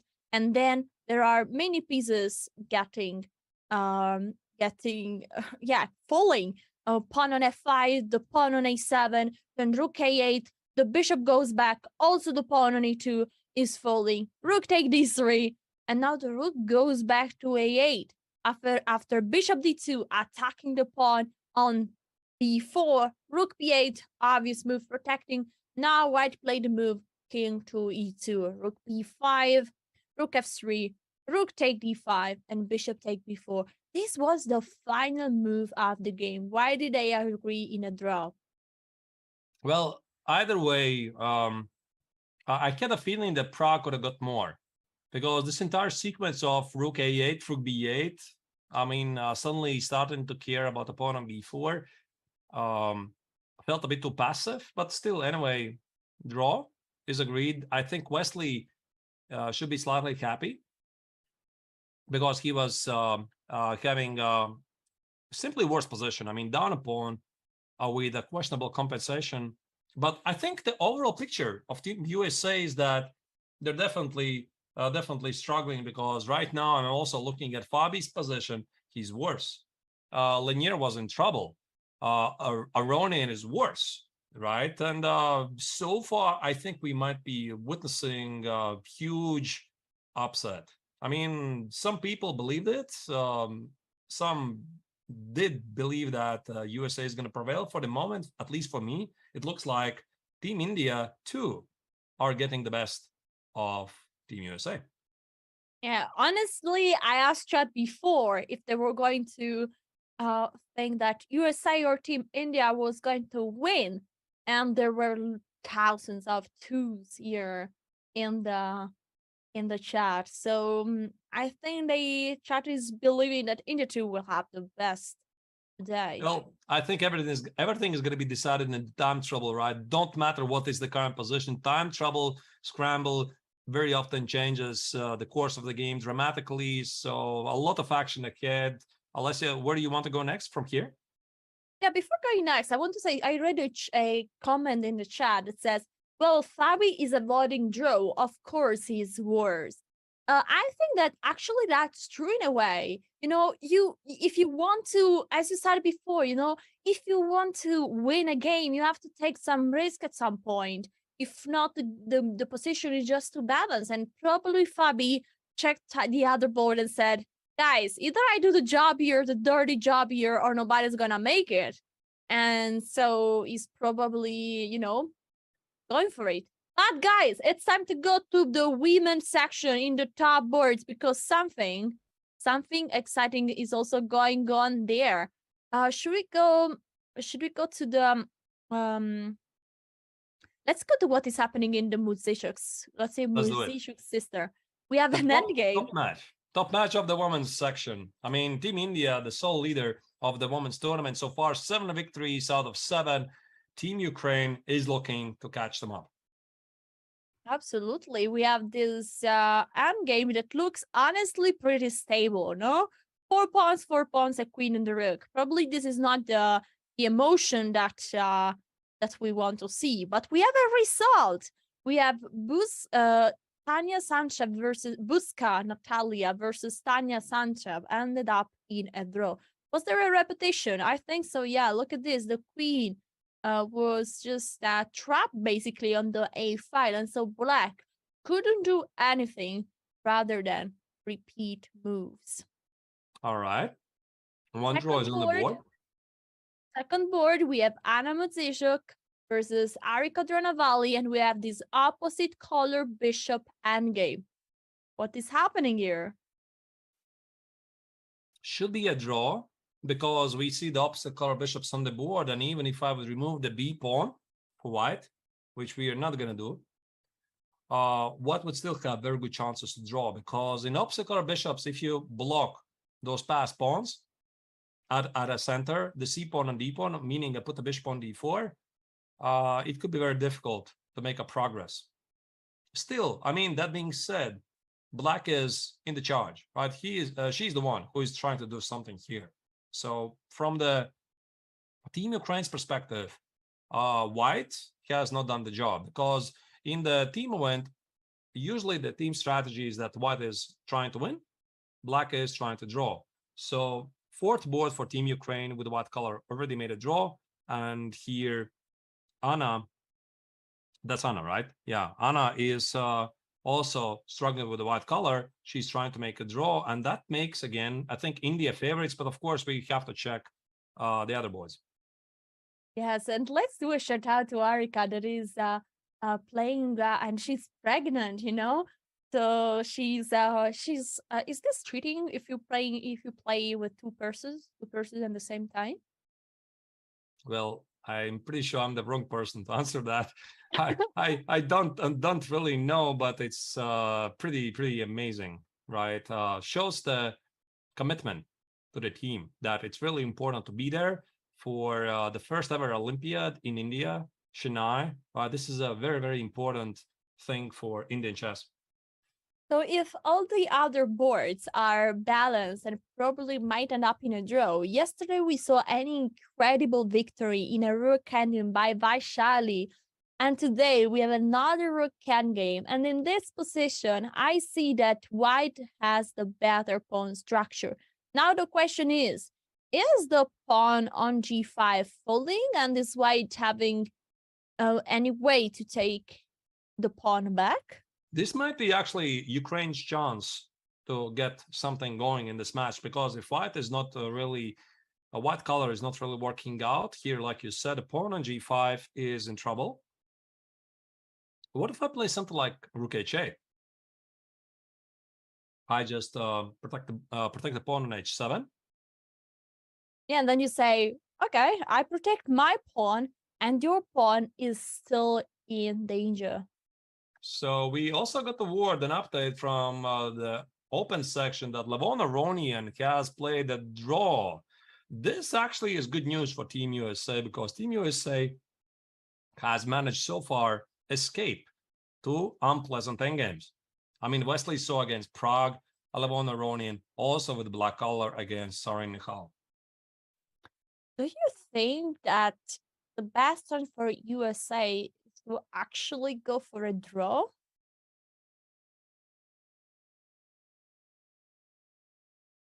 Maybe.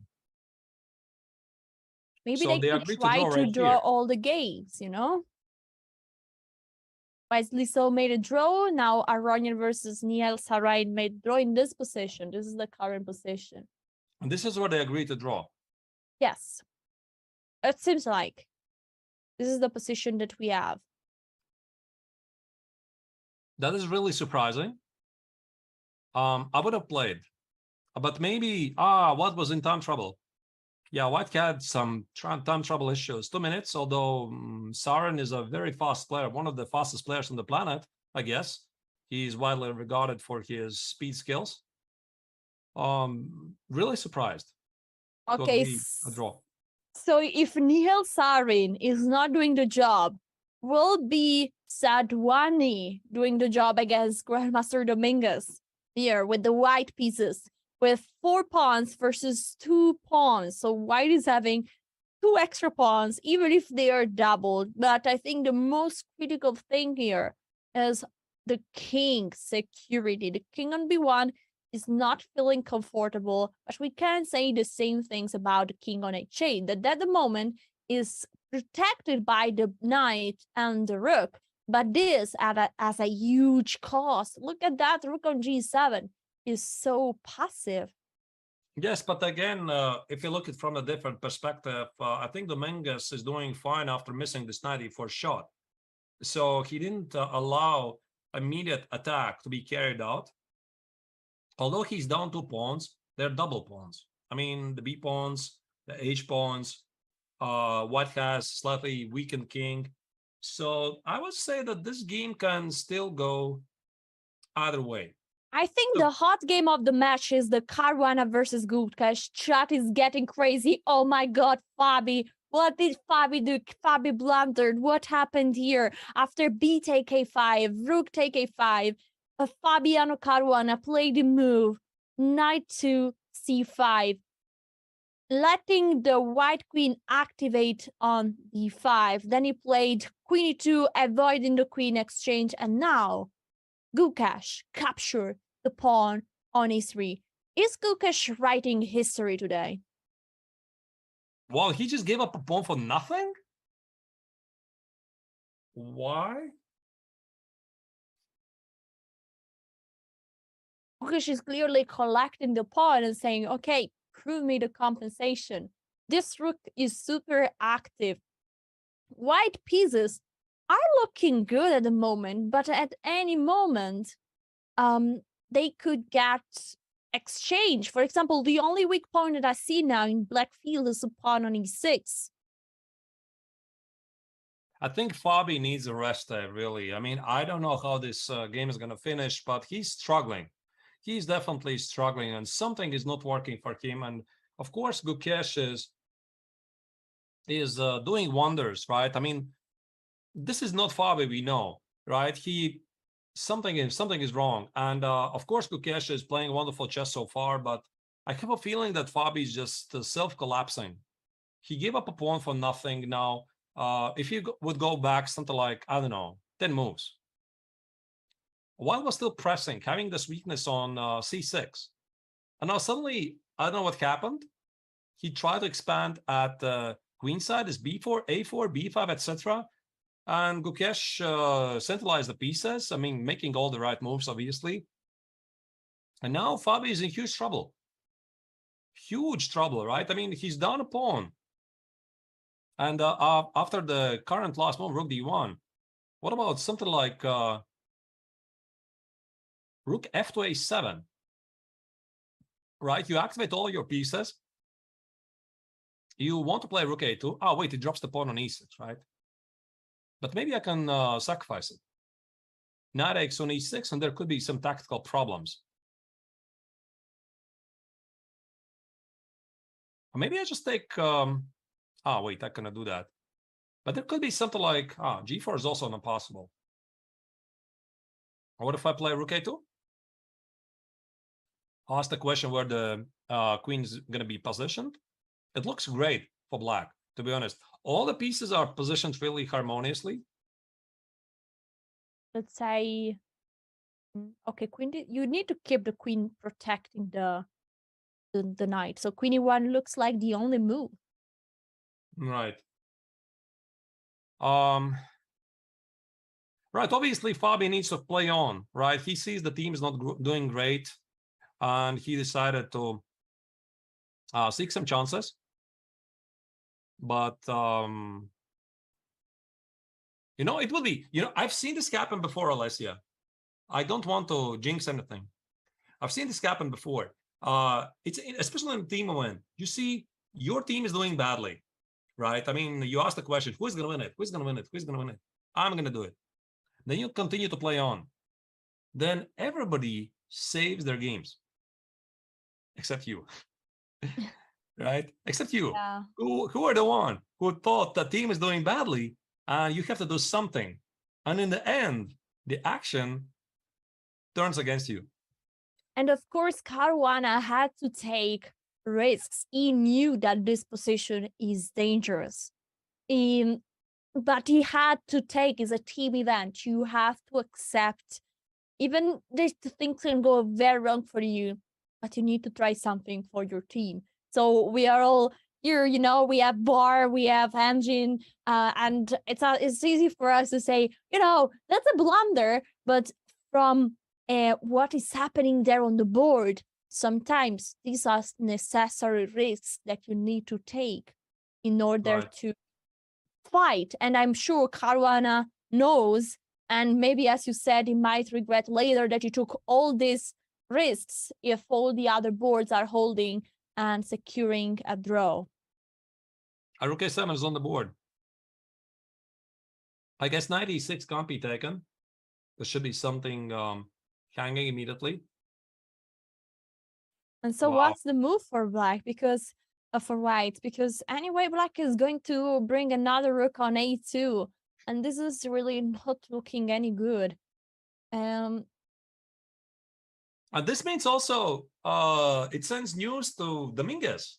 I mean, it's quite interesting how this team psychology works. Now Dominguez is having a beat at Fabi's position. Like he's thinking, oh my goodness. I mean, where this is going, right? So Fabi's clearly suffering. I should try to beat my opponent down 2 pawns. Yeah, but this is a bit an hard task here. I mean, look at this position. Well, he has this, the king is secure at least, you know. Just that this rook on g7 is right now really not playing. But maybe you can play something like rook g8 and then rook d8, and you start to say, okay, 2 pawns, who cares if your king is weak? Either way, no matter how do you spell it, Team USA is in trouble. The first real trouble. The first sign of the trouble was already yesterday when they were playing against Armenia. They somehow managed to escape from the trouble and were even set to win the match, if not for this unfortunate incident by Samuel Shankland hallucinating where black had positioned his queen. Now, this is the real danger, despite the fact that the result is 1-1, being the pre-tournament favorites, he has it stalled, and now you start to feel the pressure. Rook a7 is played on the board. Fabi's down to the last seconds that he has played the move. What did he play? We can see the exact time situation. He played the move g4. Guys, we are at move 34. And there is 37 seconds. Caruana is not just in a very, very hard position, but he's also under serious pressure on the clock. He still needs to do 6 moves. Will he survive it? So what happens after a-station on g4? The obvious choice. I mean, obviously, white wants to push away the knight from f5, which is attacking the pawn on d4. There's something immediate. Maybe just knight g7, you know. I mean, I don't want to put the knight on g7. Looks incredibly passive. But maybe it's just good. Yeah, the knight is even protecting the pawn on e6. So that's great. Right. And talking about the time control, again, I think it's quite important to mention that the time control in this tournament is 90 minutes for 40 moves. And then they get extra 30 minutes after the 48th move. So here, the game of Caruana against Gukesh. The players are less than 5 minutes each. Fabi's down to the last minute. So here, white needs to make 5 moves and that get extra 30 minutes on the clock. Of course, plus 30 seconds for every main move. And there are a few moves. As you predicted, the pawn on g4 was captured. And now Gukesh immediately went with the knight on h6. Putting pressure. He doesn't go on the defensive, but he goes always on the attacking side. Attacking the pawn on g4, so the rook needs to stay there where it is on e4. Huge moment for the Olympiad, huge moment for Gukesh. I mean, this could have massive implications, not only for the overall standings, but also perhaps in Gukesh's career, because remind you, ladies and gentlemen, the Mirage Gukesh, only 16 years old, he has 7 out of 7. He's playing against Fabi Caruana, one of the best players in the world, who, although he's struggling, is this 8 out of 8? Is he gonna pull a Gukesh? I mean, this is gonna be a new term, basically. Absolutely, it's impressive.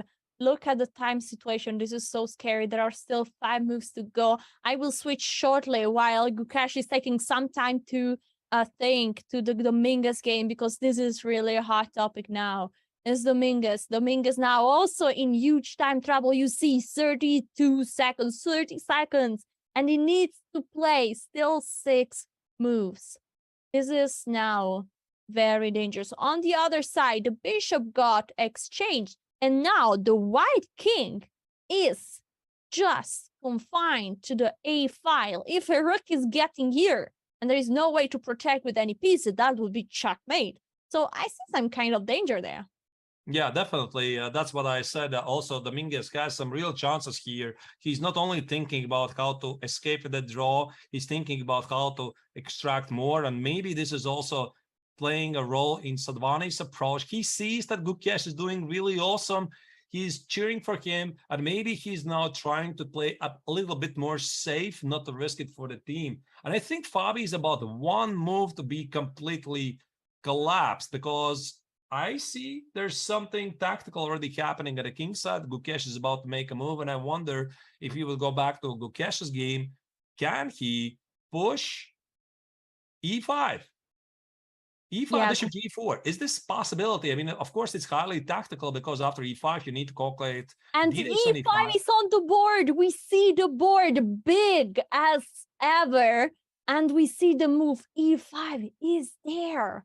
Look at this. We have the board really huge on screen. We also see the time situation. Caruana has no time to think about this position. Is down on 23 seconds, 22. I saw his hand going up and down a couple of times already, because he was about to make a move, but then he had to rethink, and now time is down to and he sacrificed a piece. He goes for it. I mean, Caruana tries to complicate the matters. He goes completely berserk at the king side, trying to seek his luck in a desperate counterattack. 95 is played on the board, but Gukesh expected it. Wow, what a game. You know, to be honest, I'm just out of words. I don't even understand what is happening here. How is this even possible? So rook takes on e5 is played. Wow. And just what happens 49 next? seconds. 45 seconds. So how do you move? I guess you remove the queen, right? Somewhere far away. but rook takes on g5 is a big threat. Queen d8 looks normal to me, and white is just down a piece. Maybe there's something even better. And we are at move 38. There are 2 moves to go before we get to the time control. Additional time, 30 minutes. This is history in the making. I mean, we are seeing a huge historical moment here. You don't see that very often. Yesterday, it was Wesley So's amazing second. Bishop takes on g4. I mean, look at this. Unbelievable. Is this even working? It's incredible move attacking the queen and the rook. You don't care about defending. And now Caruana is under serious trouble. The bar supports it. I mean, that's it. Bishop takes on g4 is actually doing the job, and that's it. If bishop g4 works, it's curtains for white. Fabi is going to lose another game with white, and this means Team India too is securing at least a draw against Team USA, with Sadwani playing 2 extra pawns against Leonid Dominguez. I mean, unbelievable. Unbelievable. And now Caruana is down to 5 seconds, and he played a move. Queen to d2 just with 4 seconds remaining. What will be the next Gukesh move? Maybe just remove the queen. Can I do that somewhere? Because there's no mate. I mean, look at it. There's rook g5, queen g5. It's just bishop g7, rook g7. There's no mate. And Gukesh has 4 minutes on the clock. All he needs to do is keep his calm. I mean, can you play queen f3 and then bishop h3 and you are the one giving mate, and queen f3 is on the board, played by Gukesh. Oh my God, he's about to give checkmate. Queen f3, yeah, you're right, yeah. Bishop h3, that's it, 1 check on g5. I think if nothing dramatically is going to happen, 1 check on g5, bishop g7, that's resignation right there, right? Of course, Fabi is going to try to trick his opponent, but 40 moves, you get extra 30 minutes on the clock. Fabi has 10 seconds. And now he's taking on g5, giving a check, but now the king will move, or the king will be covered by any piece. We will see how Gukesh is going to protect the check. Just bishop g7, no? That looks pretty obvious to me. Or rook g7 looks very good. Extra piece for black. Extra piece, and not just that. Fabi. I feel for Fabi, you know, I'm super excited for Gukesh. I'm super excited. I'm very happy for him, but I can't help but feel so sad for Fabi because he knows he's struggling. I just can't do anything about it. His opponent is so strong here today. 7 is on the board. And that's it. They're out of the first time control. Wow. This is insane. The problem is that in this situation, the position that arises after the 40 moves is insane. 8 out of 8? Are you kidding me? And you are doing this against Fabi Caruana with the black color. First time he's playing against one of the super elite Fabi. I mean, clearly he's suffering, but still, I mean, come on. 8 out of 8? Are we going to see an end shake? What do you think? I think Fabi is in a complete shock here. So, I mean, at the same time, obviously, he is in shock. He's disgusted with his play. I think he just, he's going to spend here something like 5-10 minutes, try to figure out how on earth did I get here? What is happening to me? Right? All right, let's go back to the Dominguez game. Let's see if there is any chance for Team US to get something out of this match. Dominguez need probably to pull out a victory here. Is it an easy task? For sure not. We are at move 38. Both players are in serious time trouble, down to less than 1 minute for both players. It's white to move in this position. What do you think will be the next move? I think if I'm white, I'm seeing that Fabi is winning. I assume that by now Sadwani has the information that his countryman Gukesh is going to do it. He's going to do the unthinkable. And now his sole focus is don't mess it up. Don't mess it up. Of course, as much as I want to win the game against Dominguez, the team result is the priority. Who would have thought before the match that Team India, second team, has actually a chance against Team USA? Of course, everybody was dreaming that they might do it. They're super talented. But I mean, come on, this is Team USA we're talking about here, right? And they're here. They're on the verge to beat USA. Yeah, absolutely. We have GMS in chat that is putting there a very interesting topic that sometimes losses in team events are more on the team rather than on an individual player. Because of course, we saw that Caruana was in a very tough situation because we saw that his teammates, Iranian, and were having really a super tough position.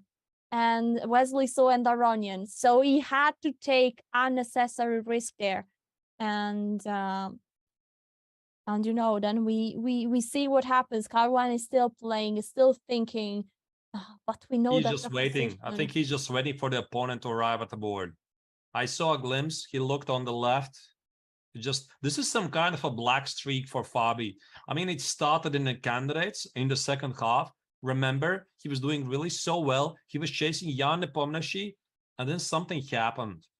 I don't know what happened. Some kind of a black streak. And with this, I think it's already quite certain to say that Fabi is losing. There's just no way coming back from this. He's down a piece. The king is exposed. There's no attack, no nothing. You see, again, he's not even thinking about the game. He's waiting just to stop this agony.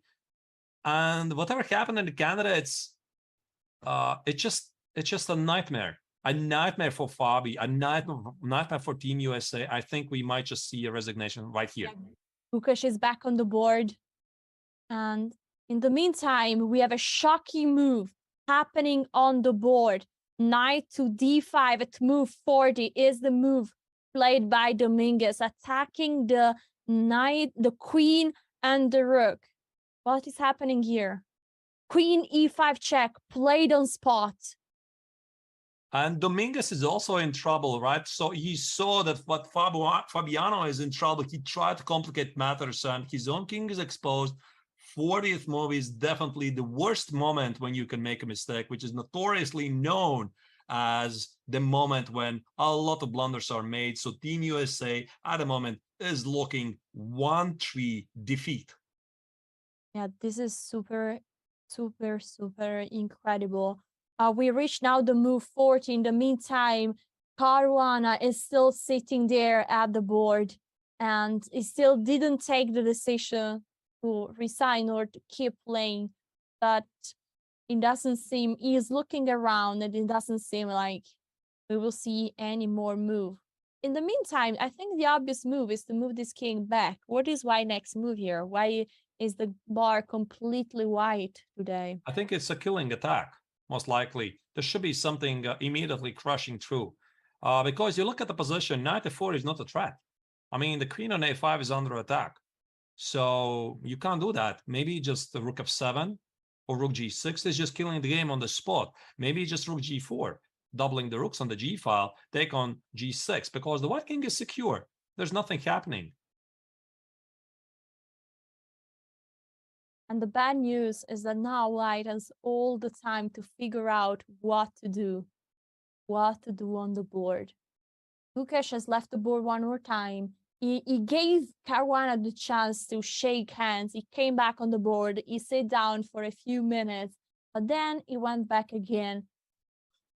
Caruana oh, poor Fabi. I feel for him. I really do. You know, I think everybody has been there.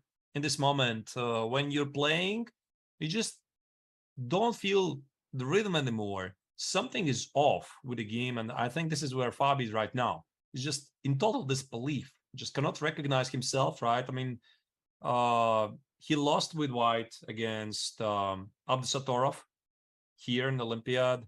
He lost, or he's gonna lose with white against Gukesh. So many losses with a white color. He's definitely not in a good shape. Seems that everything started once in the second half of the candidates tournament, when he realized that probably Nepo was winning one more time. And look at this, guys. The India side is completely empty. Dominguez was looking towards Caruana. Now Caruana is looking towards Dominguez. And that's like a total disbelief for both of them. But again, I mean, these warning bells started to ring already before. And that's it. He resigns. He resigns. Gukesh makes history. 8 out of 8. I think he made a move.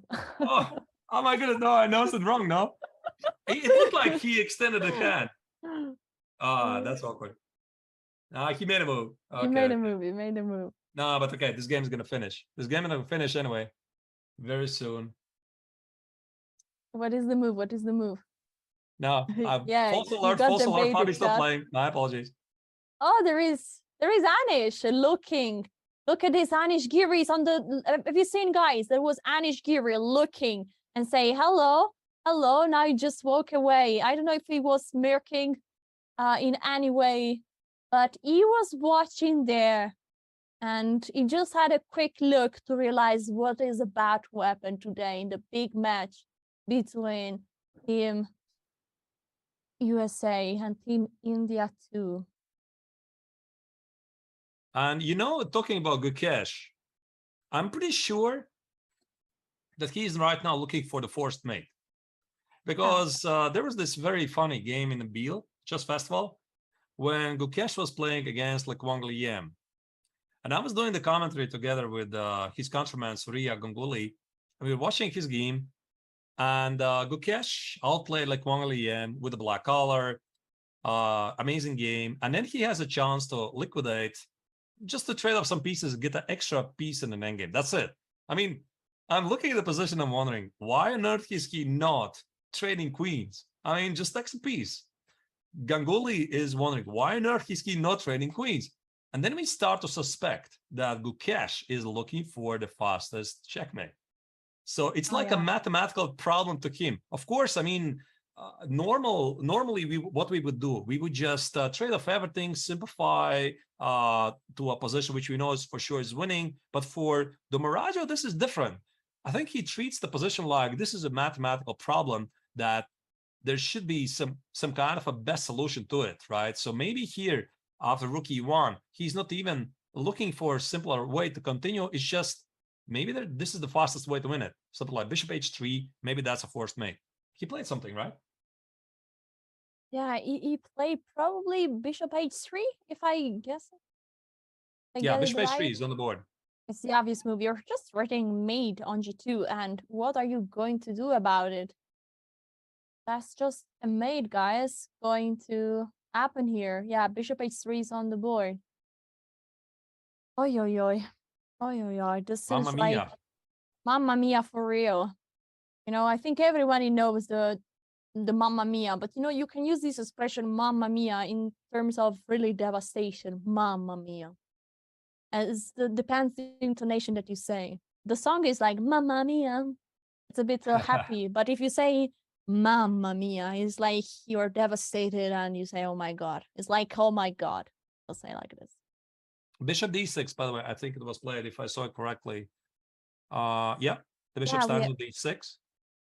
We have it now on the board. The bishop is getting removed to free the file to the rook that is protecting now on g2. Caruana is playing on, but let's move on. Let's move back shortly to the Mingus. There was a move on the board after king g8.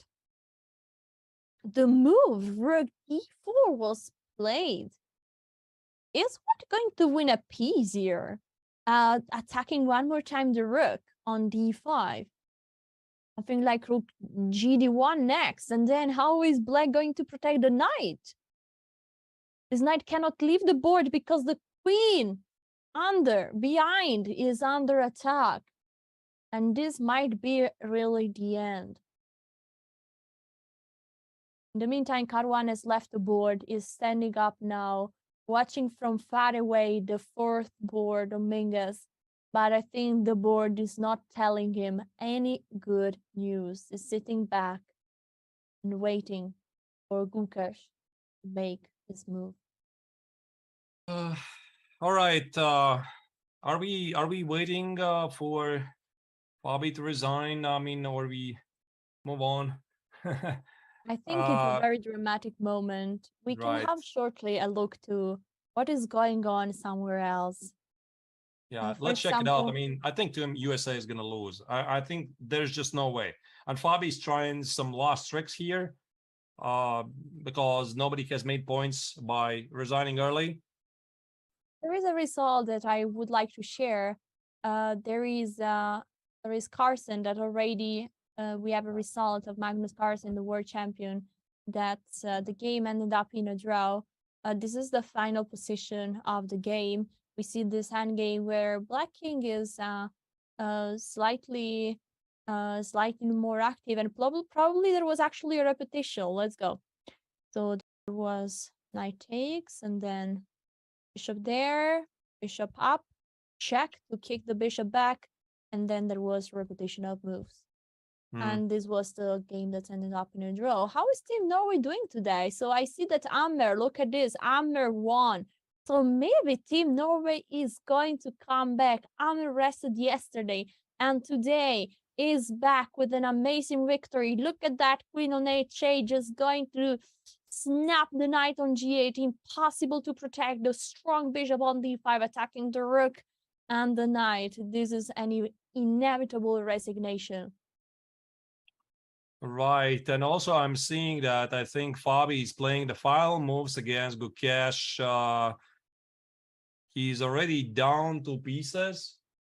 Right, let's go back to Caruana. Absolutely, we don't want to miss anything that is going on there. And that's it. He resigns. He resigns. I just saw the handshake and Gukesh. This time, this is official. This time, this is game over. Fabi Caruana. Gukesh makes history. It's 8 out of 8. What do you say about that? We have the camera big. Caruana is now leaving the board, taking his belongings, and is still looking at the board, still waiting for the arbiter. And now he's up. He's just leaving. The future has arrived. Just had a quick look at Domingos. He didn't even stop. He knows what is going on. I mean, he's incredibly upset, of course. Yeah, he's incredibly upset. He just wants to get out of there. Just go as far away as possible. Not a good tournament for Fabi. And for Team USA, this is a major blow. And now Domingos has an impossible task. I mean, try to win on demand, to try to save the Team USA in a position where he's close to lost himself. Listen, I think that we should feel what is happening for Caruana is for sure not good, but we need to clap our hands for the incredible performance that Gukesh is pulling out in this 44th FIDE Chess Olympiad with an impressive score of 8 out of 8, beating one of the strongest player on the world, Caruana. Right. Absolutely incredible moment here, and I'm not even sure what is happening in Gukesh's mind. I mean, what are you supposed to say right about this, right? You just continue this incredible winning streak, 8 out of 8. Yeah, what's in your mind right now? You just keep going. You just I think he's super happy, and we see he's still there. It's his moment of glory. I think he might be scared now to facing Indian reporters. I think I don't know how aggressive they will be after this victory, because I can imagine that everybody would like to take a shot or an interview of him today. And I think he doesn't want too much to be exposed before the tournament is finished. Big sensation so far. We suspected something like this might happen, but still, Team USA going down against second team of India. That is by far the biggest upset so far. And the former, the current world champion Magnus Carlsen did say before the tournament that Team India too is the team to watch out. They're the dark horse of the tournament, and there you go. Absolutely, this position doesn't look any better. I think we will come back here later. I think Black is taking some time to think about the next move. In the meantime, I wanted to have a look what Team Norway is doing, because we saw that Carlsen already made a draw, Ammer won. So this means that if okay, what's happening here? I mean, Black is just done. Knight f3. Sorry, bishop f3. I just take on f3. Yeah, and here is the resignation incoming. This is just over. Because the king is Dari basically loses there. Another blow for the Team Norway. Yeah. So this is still not sure what is happening. If Team Norway is securing, is coming back, or if is still having an hard time. We need to check out shortly the last board, what Urkadel is doing versus Repka Christopher. Let's see, here we have the position. We see that is a rook and bishop hand game. We can count the pawn is equal material for now. What do you think, Harders? I think the game still can go either way. So it's a material equality on the board.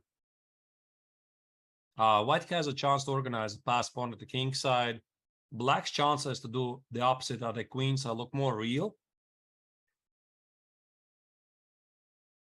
So it's pretty good for black. I think rook b7 to b5 b4.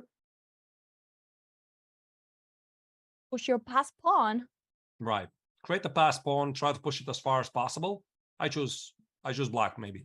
But it's white to move. So can white maybe stop it with the rook b8? Meaning white is to move, right? Yes. Then rook b8. Yeah, otherwise rook b7 definitely is a problem. Yeah, rook b7, b5, b4, b3. It's a clear plan because white's kingside pawns are not going anywhere. For the moment, the bishop on h3 is actually blocking it. And rook b8. Yeah, rook b8, b5. Looks actually, yeah, slightly better for black. I mean, the bar says it's equal, but I prefer black. So maybe Team Norway is still going to do it. As we reach the time, probably the additional time in every board, we should go back shortly to the women team and let's see what is happening in the main match of the day, India versus Ukraine. We saw that actually we have all the results. Board 1, 2, and 4 ended up in a draw. So we are waiting. This is board 3. And we are waiting for the result of this, for the verdict of this rook endgame. Right. Here King A1 was played. Yeah, is rook b2 was the last move. White is white to move. Now there is a pawn on e5 that is hanging, and the pawn on c2 also hanging. And the question is it better to play something solid like rook e2, protecting your own pawn, or should you take on e5? But this looks a bit scary because, you know, the pawn on c3 is just very close to become a queen. Yeah, sure. In the meantime, we see the camera feeds from Chennai. Look at this, the focus of Vaishali here and in this moment. She needs to find the possible counter-invasion here. I feel like she has a very tough moment to face here because really black has a very active rook. Also, look at the difference of king here, guys. Look at this king on a1. How this king is just out of the game. Instead, at any moment, black kings can go around the board collecting pawns like a Giga Chad, as we could say, with the Twitch emoticons. And that's just very, very tough. And we know that Vaishali needs to keep the whole year a draw for Team India to make a draw against Ukraine and to secure the 4th place in this Olympiad. So, of course, all the pressure is on her right now. I'll be back in a moment, Alessia. Big pressure here. So, White needs to find a move. Arthurs, what do you think would be the next move for White? Either rook e2 or rook e5. Can I do that? Yeah, I have a feeling I need to be careful, right? I need to make a draw. Looks quite a dangerous position because my king is cut off from the action.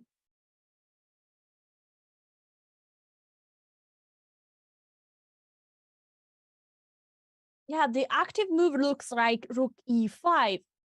But then after rook e5, let's try to put some move on the board. I think rook take e5 is the obvious move. Then rook take c2 looks like the obvious continuation here. Right, and rook c1 is the checkmate in one move, right? So you want to play something like king b1. So king b1, I guess either rook b2 check. Yeah, rook b2 check makes perfect sense. King c1. Whatever happens, which pawn do you take? I'm not sure. Rook takes an a2, rook takes an g2. And then white is trying to liquidate in a draw. Rook e6, rook c6, or maybe even rook c5. This is what I would do. Yeah, yeah. But still, it seems like what I say is that black is on the leading seat, and white needs to defend this position. You know what? Let's watch the India women profile as they are thinking. I want to see who is fighting there. The host nation, India, also happens to be the top seed in this year's Women's Olympiad.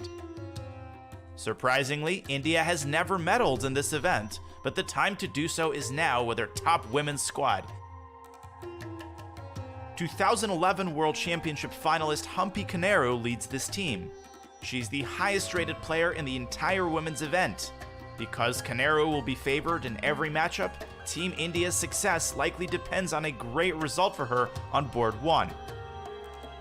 But India's chances by no means end with Humpy. India has one of the strongest second boards in the event as well, Harika Dronavalli.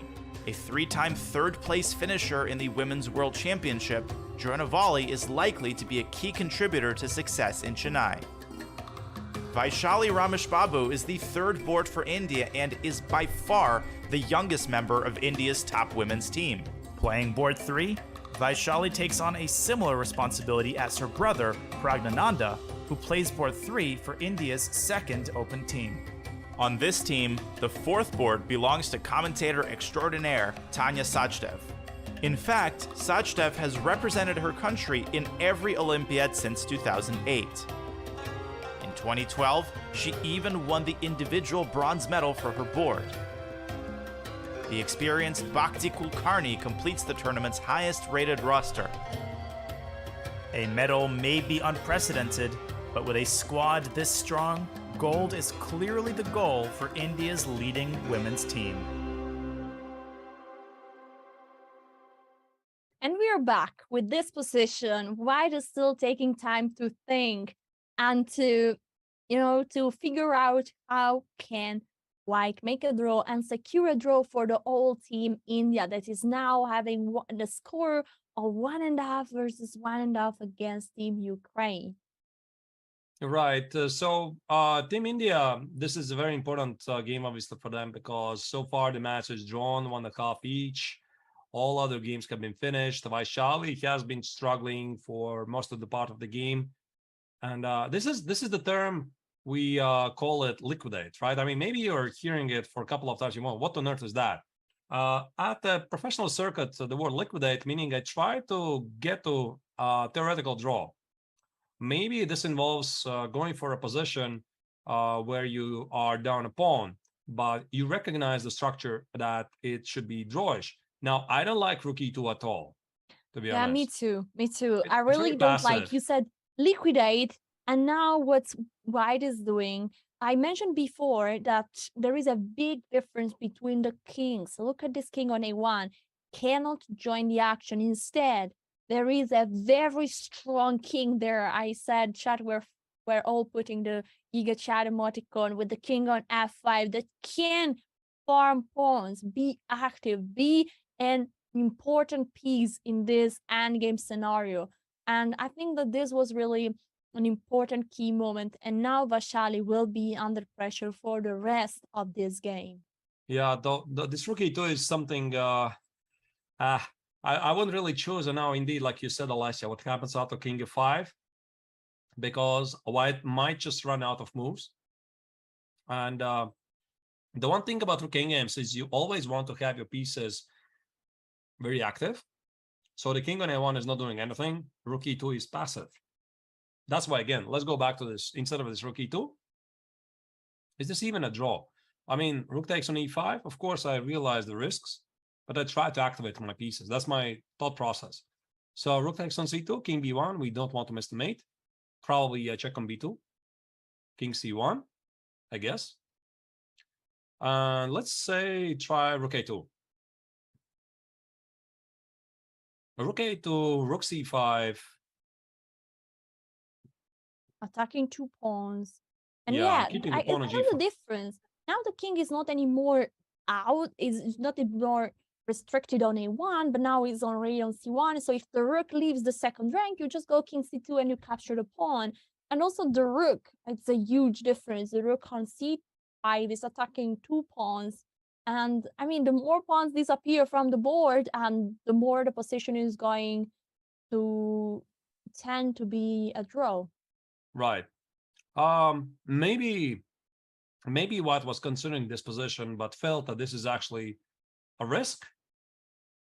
But yeah, I don't know. I mean, I don't like the choice. I mean, in general, I think what you want to do, this is also what I'm teaching my students. When you have a choice to go passive or go active, I mean, 99% it's active, right? I mean, even if it costs you a pawn, you want to go active. I mean, don't try to sit in passive defense. Those times are gone. I mean, when you could be sitting in a passive defense and try to hold on to the position, it's a dangerous strategy.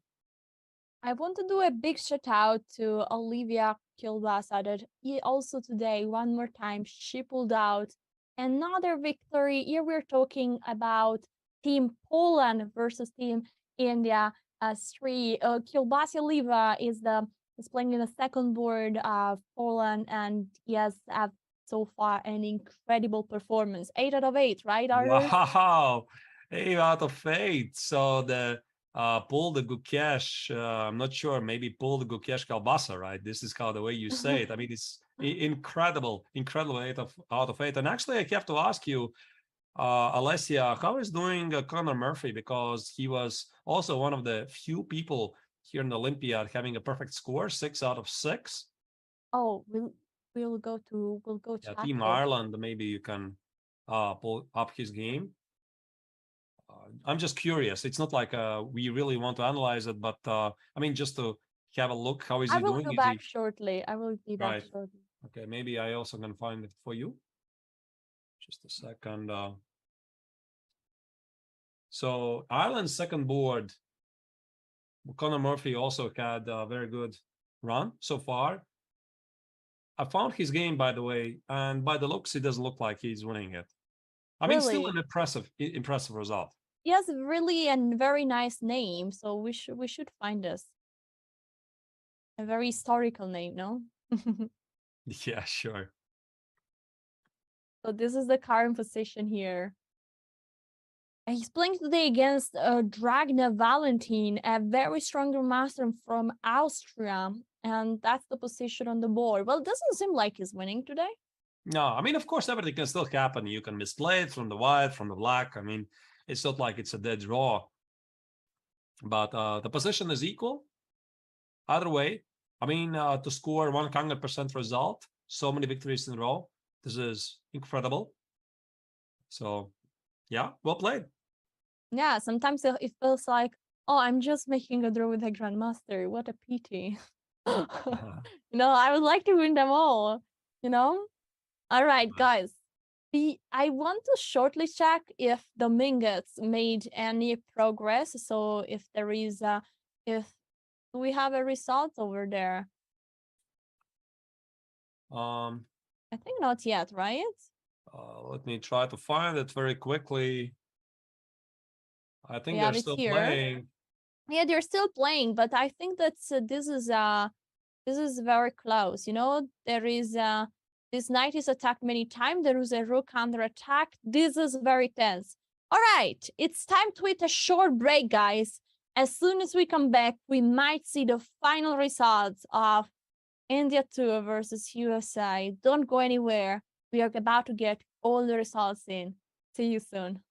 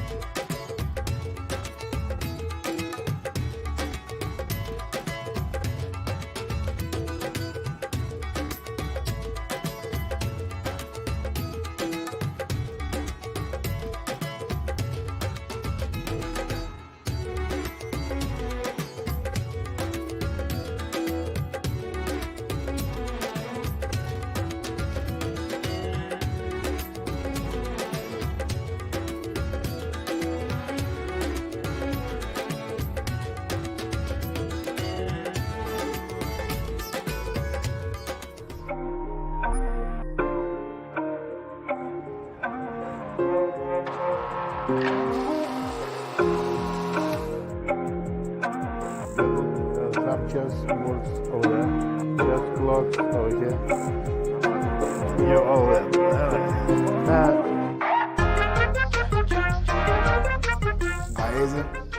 he just beat me, man. We just played like 3 games. It's a 4-1 streak my way. Me and him actually learned around the same time, and it's been fun watching him grow. He's early on, he'll trade his queen off too. He doesn't mind losing his queen, but he uses his horses more. I'm a little mad if you take my horses, because they the deadliest piece on the board. Everybody think it's the queen, but it's the horse, because you can't defend it.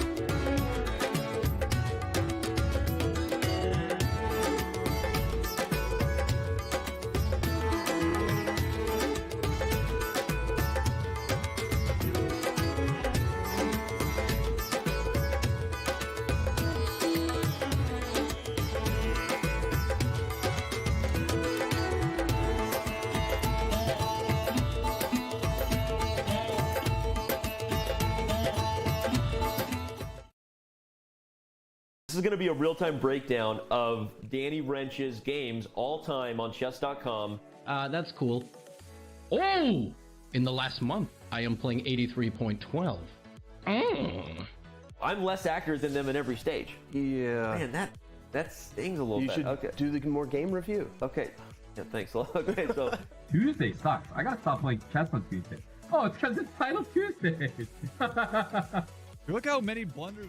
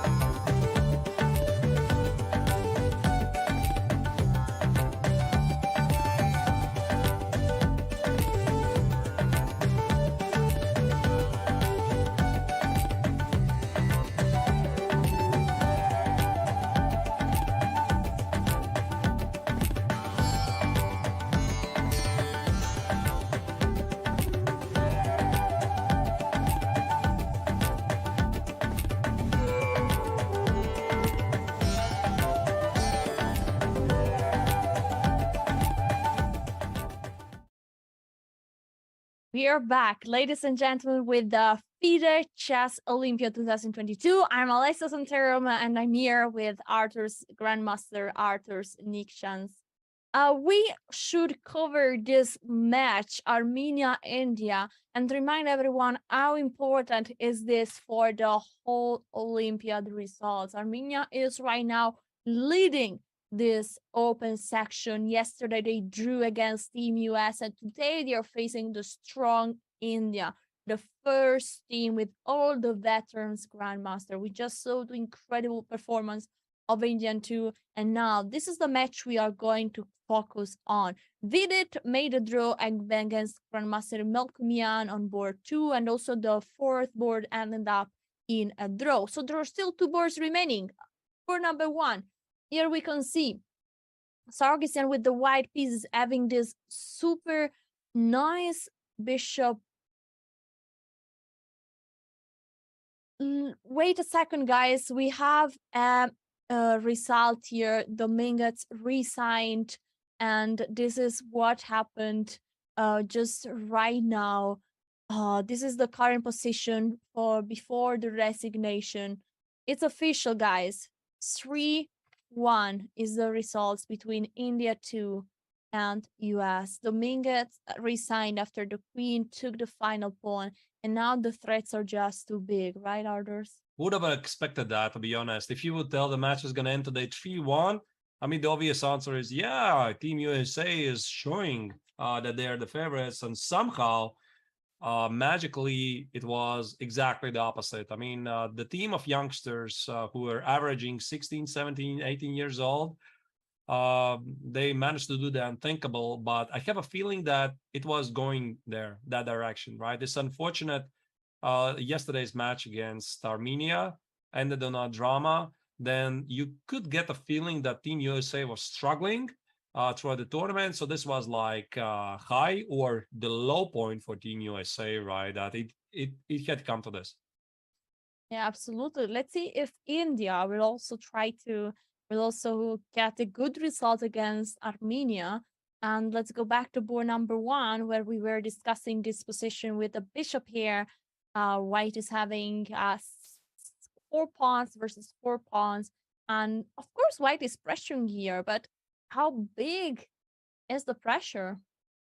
It's very unpleasant. I mean, maybe it doesn't even matter how strong is the pressure, but it's a lasting pressure. And here, from the Blacks' perspective, there's just no easy way to liquidate. I mean, again, trade off the pieces. Which pieces to trade?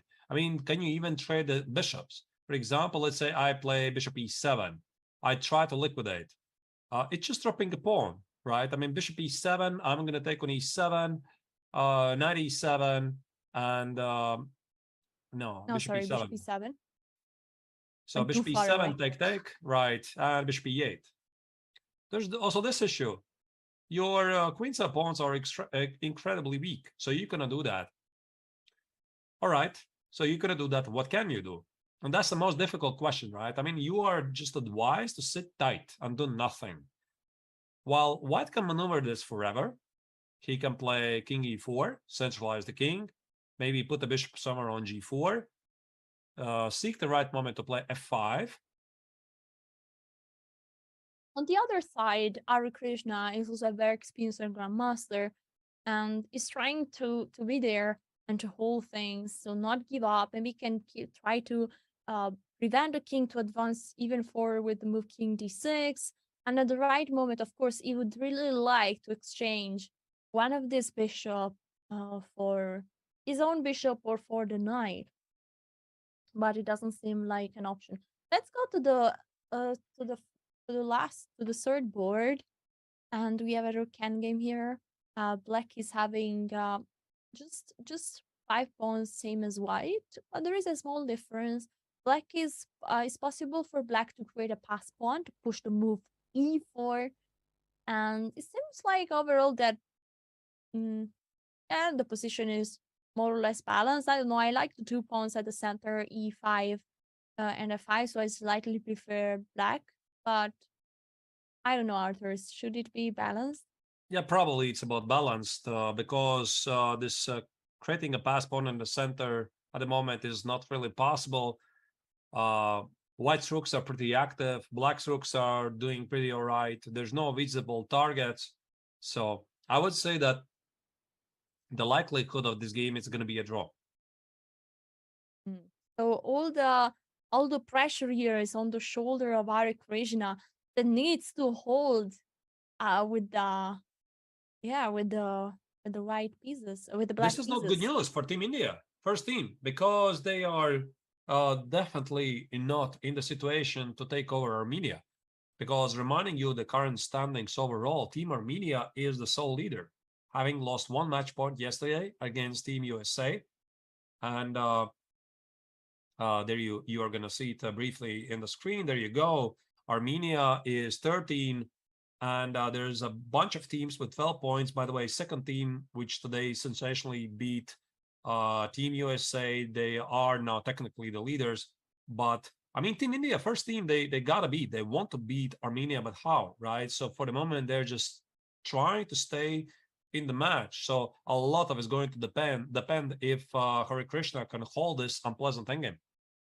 Let's have a look at the results also. As you can see, the team that was number 2 in the standings, Uzbekistan, is now having a score of 1.5 to 1.5 against Germany. So the game that is decisive and is, the game that we are waiting for is very important. Kamer, we were following this game before, Kamer versus Abdusattorov, and ended up in a draw.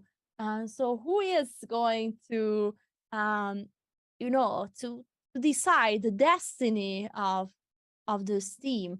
Let's see if the second.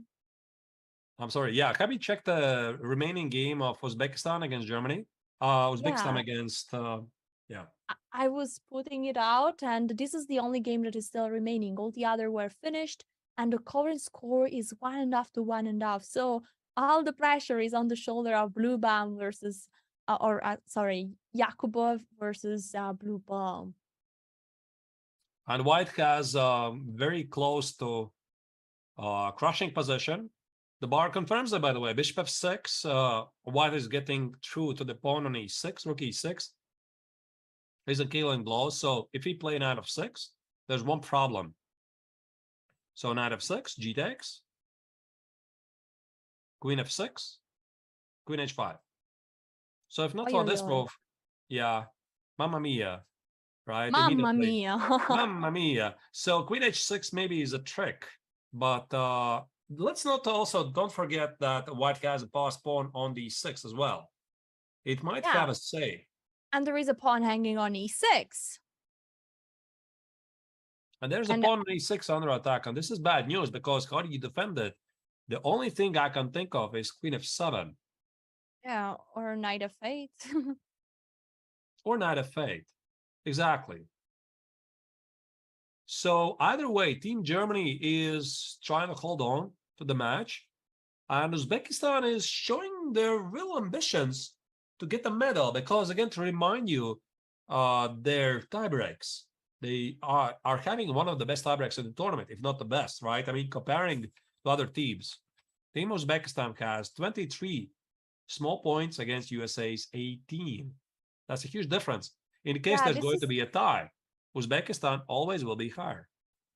And also, what is very interesting is that if Uzbekistan is today winning the team match and Armenia is not winning, but is probably drawing against India, then Uzbekistan is taking the lead.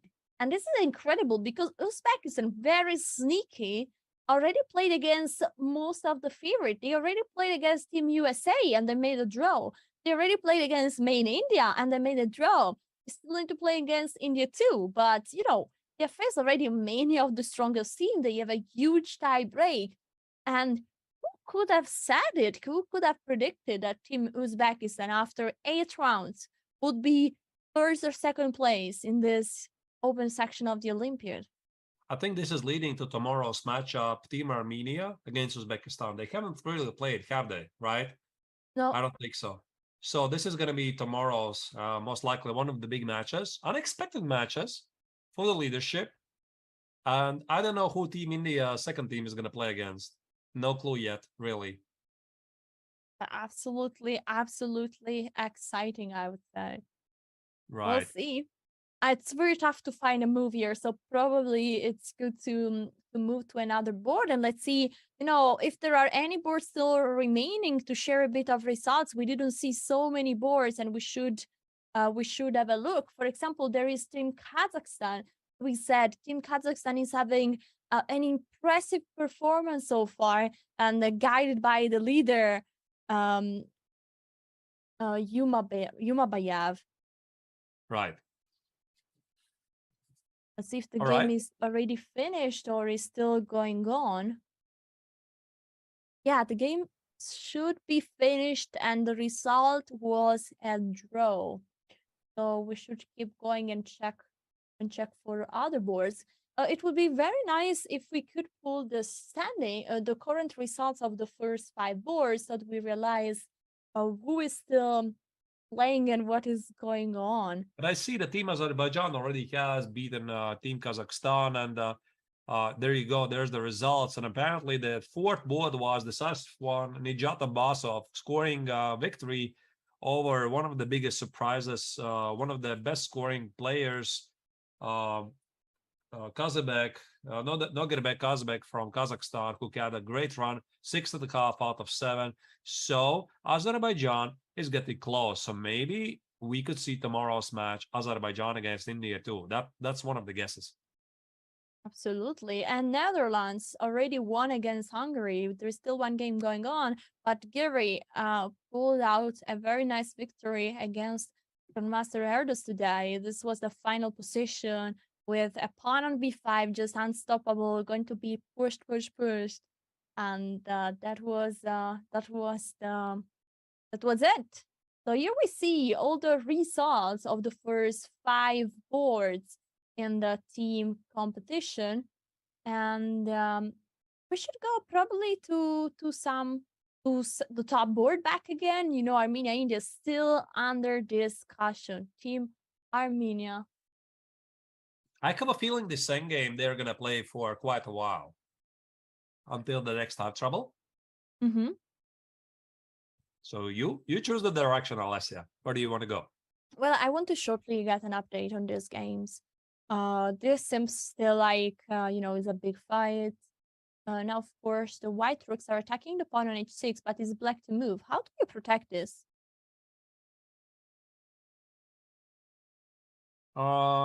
There's also rook d2 check, by the way. Mm-hmm. Rook d2 check, collecting the pawn on b2. So let's say I give a check on b2. So whatever you do, I don't know, king h3 maybe. King h3, yeah. Then either take the pawn on b2 or double the rooks on the second rank. Yeah, by the way, maybe it's a good moment to ask also the dear viewers, dear chat. I mean, what are you thinking about? Which games you would like to see? Because now there's a slower pace. The first time control is finished. The games are all of the games are approaching the finish. Maybe there's something really exciting you think that we would have to check it out. Absolutely, guys. Let us know the game that we should check next. I will shortly go back and have a look at Sargsyan versus Ari Krishna. As you said, this game will be very long, and there could be a decisive score just when the time is starting to get really, really, really short. I mean, chat is want to see the I don't know why I call him the friend of Ikaru, but I kind of like it. There's recommendation. Yeah, there's also a recommendation to check Team Brazil, and in particular Greek or Mkhitaryan's game. Maybe we can also start with that one or one of the next ones. What do you think, Alessia? Yeah, we will go on that. All right. I want to see if maybe Benjamin Buck is finished, honestly. Okay, then let's go to see Brazil. Who is playing in Brazil? Do we have the roster?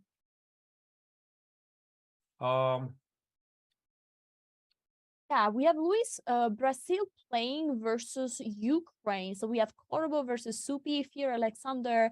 Yeah, we should try to find some of this game, of course. Fear We have already a result here. No, Fear should be still playing against Kuzabov. Let's see, we might have an endgame here. Yeah, we have a pawn endgame. Oh my god, look at this. There is a white pawn that is about to be promoted and supported by the king. Is this winning or is it a draw? Well, the bar says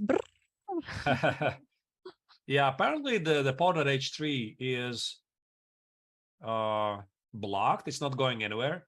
So what happens if I play king d6? Yeah, king d6 is probably the most natural move. I think that if you take the pawn on h3 is just a draw, the bar will go right all the way down. Yeah, so probably you need to bring the king. Let's say king f5, avoiding the king to go on e6. And then how do you go? Let's say king d7.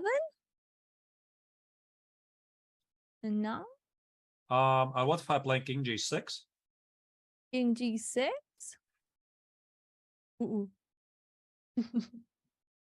King g6. Well, doesn't look too well. I mean, if you play king e8, you're lost, no? King g7. So you need to do something against king g7. This is the threat. But what? Maybe rook h4? And then rook g4? Maybe. Yeah, maybe rook h4 is a move. This is a move.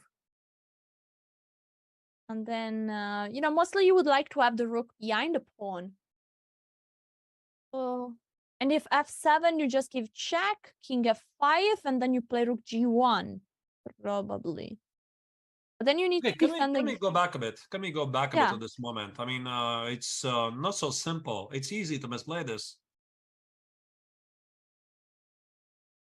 By the way, there is a move on the board, and this f6. F6 is played. Ah, no, yeah, not the move. We're already there. What was played? No, f6. And then we are calculating king here, king f5, and now, no, sorry, king f5.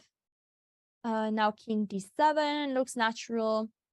And here, yeah, king g6 or f7 are the possibilities. But if f7, it seems like king e7 is the thing there. And then I play king d6. What do you do? Oh, maybe f7 is the winning move. No, f7 actually looks pretty good. So f7, king e7, king g6. So what do you do? Rook h4? And rook e2 check. Ah, now there is rook e2 check. Of course, king f8 is running into a mate. So there is no way for the king to take, to keep protected the f8 square. This is it's a big problem. So probably this is how white is completely winning with king f5 and f7. The king is supporting the pawn, but as soon as you can push it, go for it. The rook is way too passive, I would say. So once again, what was the follow-up for black? Has black made a move? No.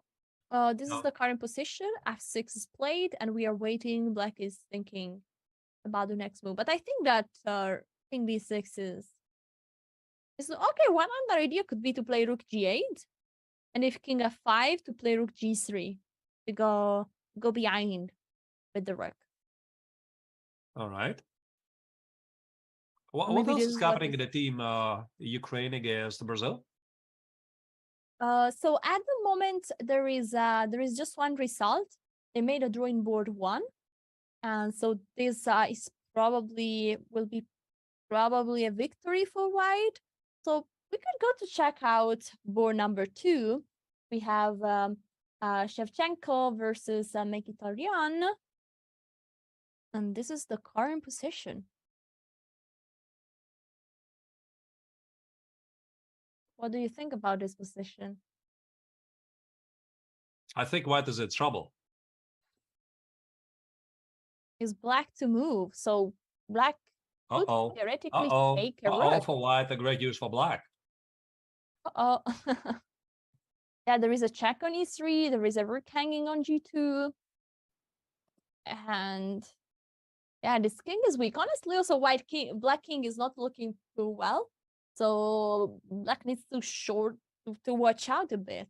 But doesn't seem like there is a direct threat. Because, for example, after knight takes g2, that is not giving a check, so you don't have to capture back. if you give a check on c8, the king is capturing the pawn.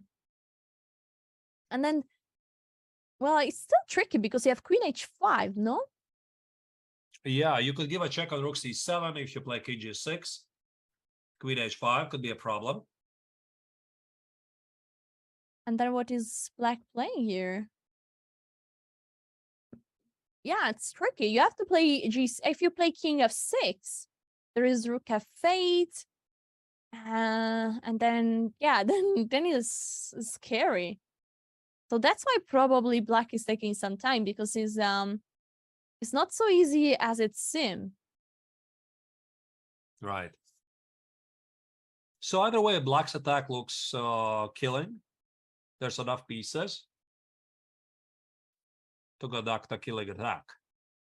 Yeah, let's see the last board then. It seems like both Brazil might be beating Ukraine today. Let's see what is happening in the last board.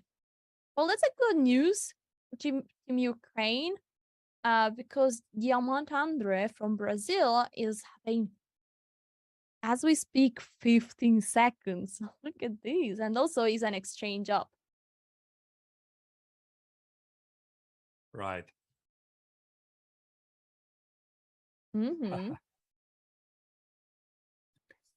So let's see who are the top seeds in this Olympiad. So we have a look who is what is happening here. We have Team USA that they unfortunately lost against against India too. India too is having an impressive performance, even if they are not in the top 10 seeds. Then we have India that is playing today against Armenia. Also Armenia not in the top seeds. Norway having a very, very disappointing performance up to this point, even if yesterday they managed to win, and maybe they will have another victory today. Actually, we should check out what Norway is doing. We'll check out later. And many strong player in every team. Here we have a beautiful card with all the Team Ukraine. That is, we know what is happening in the world with Team Ukraine, and things are hard. But in such moment, it feels like the team is more united than ever, and they're here. They are at the Chess Olympiad, fighting for their country, and try to do their best. But for now, our focus is on this match, is on Ukraine versus Brazil, and we try to see who will win between Brazil and Ukraine. We have Brazil that seems to be winning on 2 boards. Instead on this last board, it seems a bit more disappointing. Right, and black has an exchange up. I mean, a pass pawn at the A file looks really good for black. So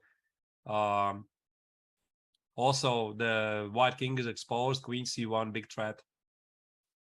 Absolutely. I think we should check the last board of Norway, because we have already, they're 1.5 to 1.5 probably, and we want to see if if Norway is advancing or not. All right, let's do that. So Orchidal is playing the 4th board today, and he's here. If my memory is not totally wrong, right, then Team Norway is at the moment held to a draw, so Orchidal has a chance to become the hero. Yeah, look at this. We have white, that is the player from Slovakia, Christopher Repka, and white is controlling the pass pawn, black's pass pawn right now with the move, with the rook on b8. It's white to move, so okay, there is a bishop under attack. I was about to ask Arthur, why is not a pawn on b4? Why cannot be taken? So there's a question: can I liquidate this immediately, like bishop f5? I don't think I can do that. So bishop f5, I would want to trade the bishops, make a draw. Isn't there a check? Yes. Yeah, rook e1, rook e1. Pause the rush. Do your puzzles. Pause rush at its best. Guys. Rook e1, rook f1. Then the bishop is falling. Voila. So decisive game in Team Slovakia against Norway. I would still give black better chances because I don't see how do you keep the pawn alive. Rook takes on d4, bishop c2, b3. They're big threats, right? And can we draw it maybe a couple of moves ahead? So if I win the pawn on d4, this is my plan. I want to take on d4. I want to play bishop c2, b3 next, rook a4, and rook a2. Once I do that, I enable the b pawn to roll forward. b2, b1, queen. So how does white even stop it? Yeah, that doesn't look good. Look. It's pretty. It's tough, I would say. I think that also one thing that we need to notice is that white is having really few time on the clock. And when the pressure is bishop f3 is on the board, so probably rook take d4 is the next move, right? For sure. Yeah, rook takes on d4 seems to be the necessary move. I'm a bit surprised. I think this bar is actually stuck. It's not like I would evaluate it to be equal, right? Let me ask the chat first. What is the next game you want us to cover? And we like to hear your opinion. Oh, it seems like Ricker made a blunder, so chat says. Can we jump to that? What's the blunder? Absolutely. Here we have the board. Of course, you know, Grandmaster Cricker is not just a super strong chess player, but is also a very popular streamer. And so everyone here in the chat probably knows what is going on. So in this situation, this position, honestly, sorry, chat, you say he blundered. Yeah, we see a bar, we see engine, but this position looks so crazy because as we saw, also Black King is not, you know, also Black King is kind of weak, no? So basically what happened here? Here there were so many threats. And yeah, we were at this point, I think. Yeah, we're at this point. Black could take on g2, the rook. And then we analyzed that there is such a big potential for counterplay. Rook c8, queen h5 at one point. So it's really tough. And what happened? Queen e3? Right, queen e3, I think maybe there was some miscalculation from the black's part. Or after rook f2, what was next move? What did they play? Here they played rook g3. But right, rook g3. Yeah, this apparently was a blunder because now after queen f1, queen d3, maybe he just hallucinated that what happened on the board after rook c2, e2, you could have taken e2. There's queen d8 mate. I mean, a bit difficult to imagine how you can blunder that, but when you're playing the game at the 6th hour, it's been a very long and tough game. Oh, you know what could be the blunder also? That maybe you calculated like rook e2, right? Then you give a check on d1, rook e1, rook g1, king takes, you take on e1, king h2, and then you could take the rook, but there is the queen protecting. You could show it. You could show it. Yeah, let's see this. So rook here, and you could say, oh my god, check. It's nearly mate, only move this one. And so you say then, okay, check here on g1, king takes, queen takes the rook with check, the king moves here, and now, oh, the rook, but it's not free. Of course, to see this now, it's obvious, but when you're calculating many moves ahead with 1 minute on the clock, it can happen that you miss something. It could happen that at the last move, you just see a ghost there. And yeah, and this is what happened. So he gave this check on e1, and then he realized, I'm not going to sacrifice anything here, and he went back, and now there is nothing. Queen d8 is still a problem. That's the thing. I mean, you need to address that. So I have a feeling that there's simply nothing better for black anymore than just repeat the position. So, like you said, it's knight x on g2 before was definitely a big move. But I hear there's an update on the result of Team Uzbekistan, Alessia. Yeah, we should go there. And this is what happened. We were following this board, Yukuba versus Blue Baum, and the game got to an end. Look at this position. White is having just a completely dominant position. Queen f3 was the last move played. What is the threat? Let's say that white plays any move, there is just a black plays any move, there is just a knight hanging on f8. Can black do anything here? I don't think so. Knight h7 is somehow holding on, and now rook g6 is a forced mate. Knight e7 or knight h7. Knight h7, rook g6, king h8, bishop f6. I was thinking if you could play queen f6, but unfortunately not. Just bishop f6. Yeah, and then it's mate on 7. Voila. Right. So this is official. Uzbekistan should probably take the lead here. Wow. So and Uzbekistan wins already in the match. Yeah. Uzbekistan wins, but if Armenia beats India, then they will still be the leader. So I think it's time to take another look at this. We had lots of moves here. Check. The pawn was captured as you predicted. Also another pawn got captured. Give a check. The rook got exchanged, so we are in an endgame with just one pair of rooks. They said that they are all drawn, no? Probably. I mean, it's been drawish for quite a while. I don't see any dramatic changes. Yeah, something like c4, king c5. Yeah, this is the current position. White is having just 40 seconds on the clock. Instead, black has a bit more time. I think we might get the live feeds. Yes, here we are.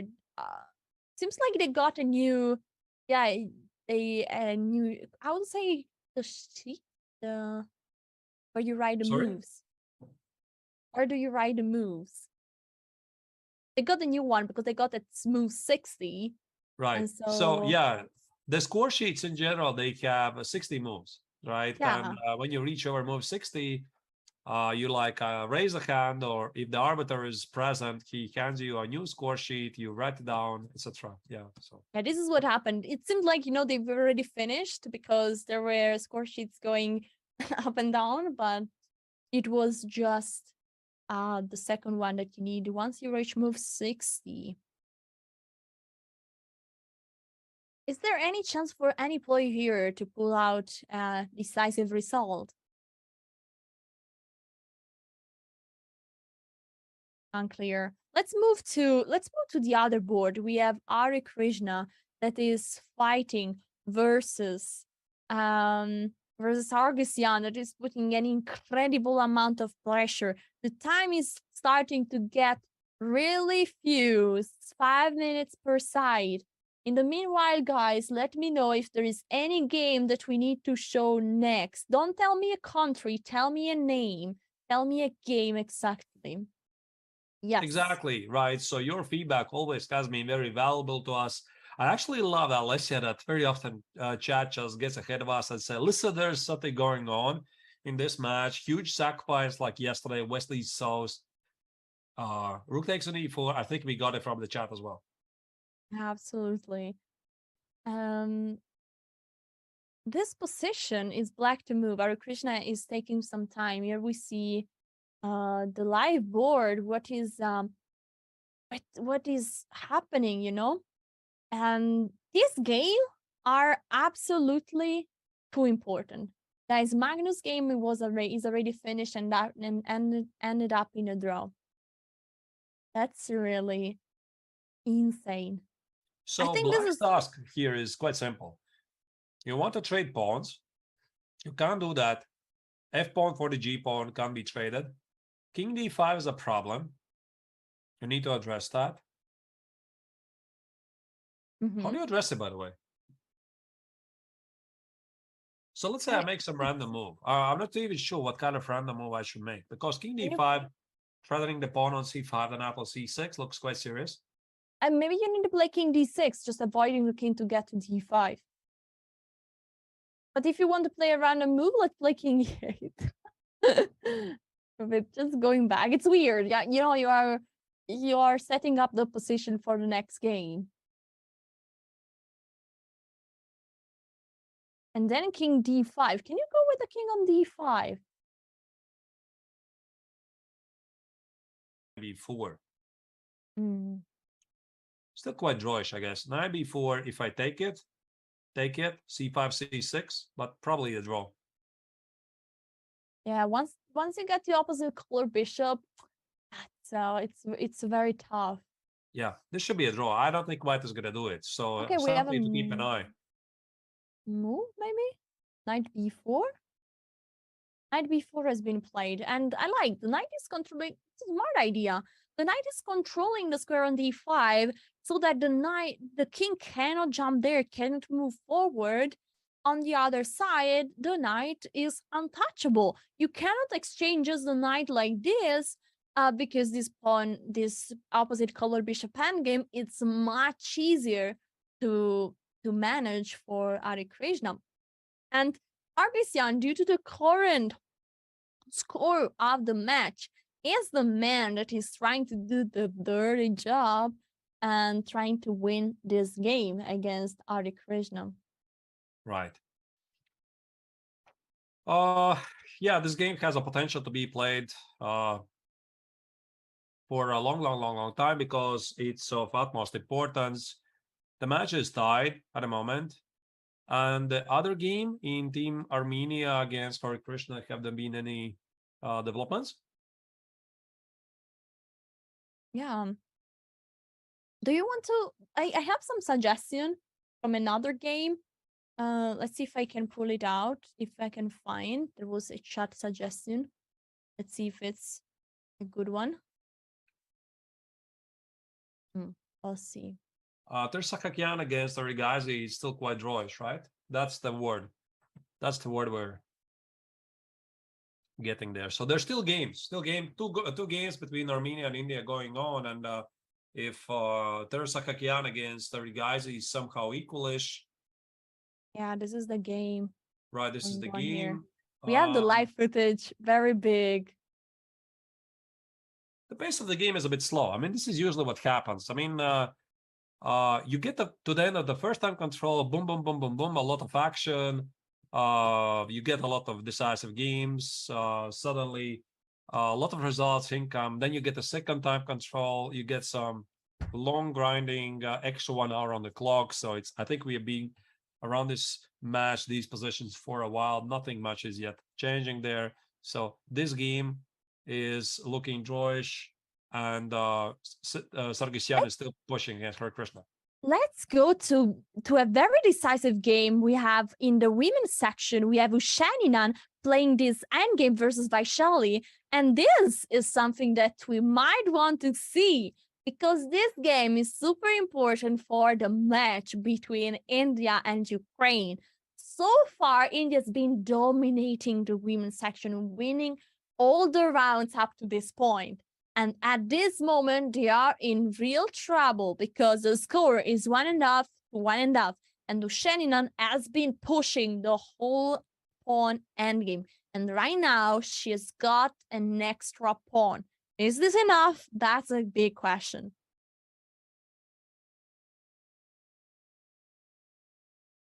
How do you make a progress if you are black? Obviously, you need to activate the rook.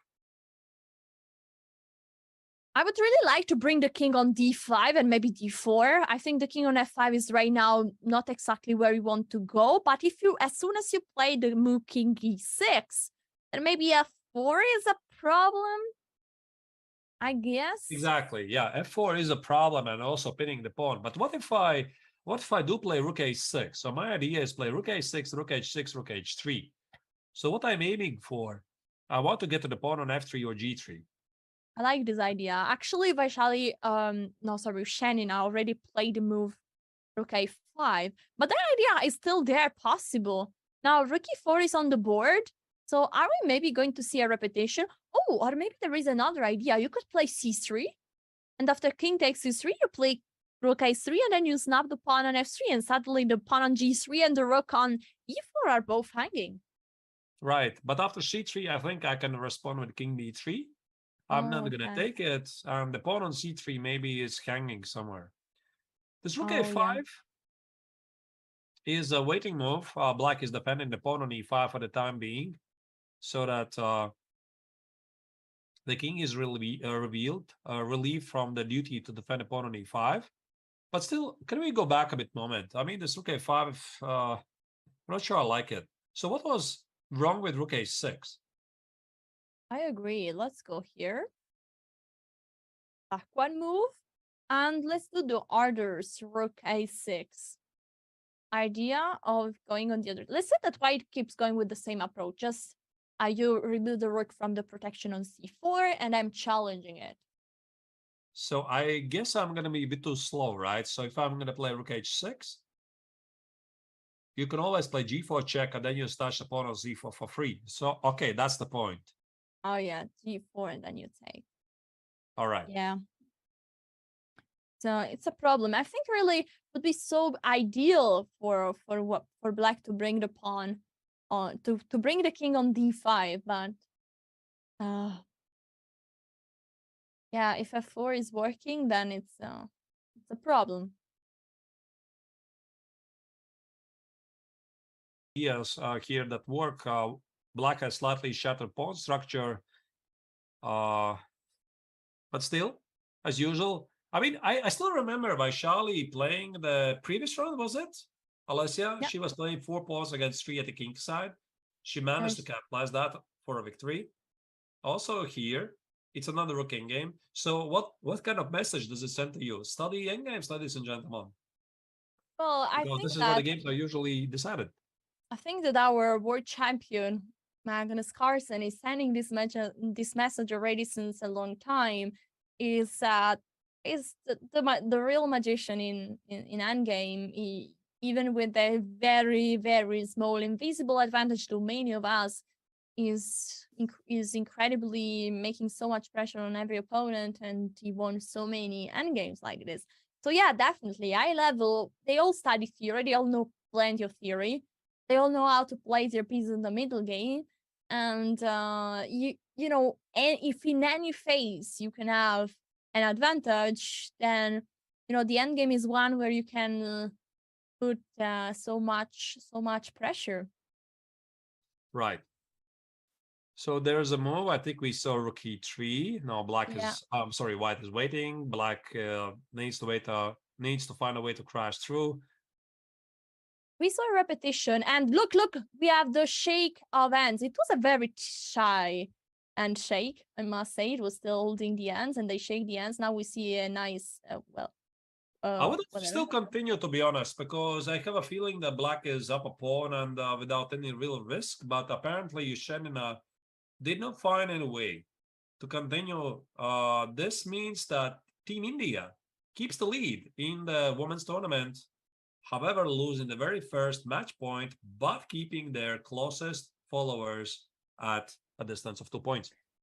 That's a very great news, honestly, for Team India, that is now the current leader. Let's go immediately back to Armenia, India, where again, India is really the main character, the main team that is front scene in this Olympiad. And it's amazing that they are playing in their own country. So, right. So 2 more ongoing games, and you see a lot of matches have finished already. As we already mentioned, Uzbekistan beat Germany, Azerbaijan beat Kazakhstan. The surprise of the tournament so far, and also Team Netherlands is fighting back. They're beating Hungary already. 1 more game ongoing. So here, all eyes on the team Armenia against India. Can Armenia do it? Can they win the game here, or the match will be held to a draw? Well, actually, in this position, it seems like the only player can make a win is black.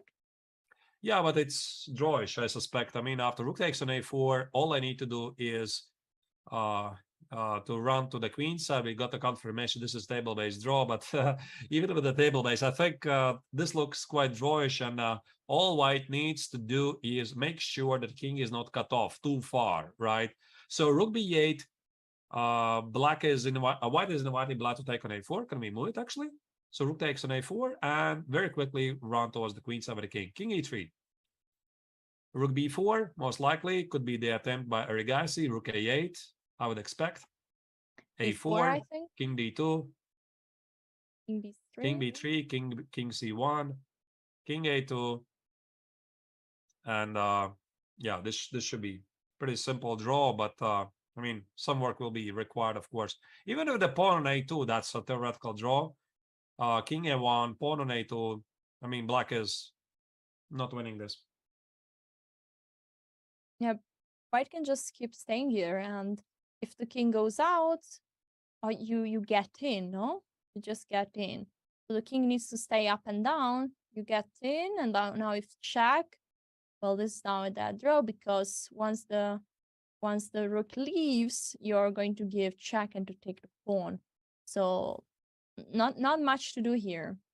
And if so the that's king, that's why the guy says he's trying tricks. He's trying to use this trick, advanced terminology we call the shouldering on the king. You see, he positioned the king on c3, and he is trying not to allow the white king to get closer to the king. So if the white king makes it to the corner, to the queen side, that's it. This is just a theoretical dead draw. So guys, he's trying the last tricks that he has. Yeah, I think that we should move on to the game that Sargsyan is playing against Hare Krishna, because this is very, very interesting. I think the players are in a big time trouble. Look, Hare Krishna as a time showed as 0-0-0. Now he's looking. We have the light camera feeds. He was looking shortly directly to us. Maybe he heard my voice. And now Sargsyan. He just made a move with the king, I think. And Hare Krishna is in big pressure. You see, he is at the board, is ready to make the next move to react. He's in a fight mode.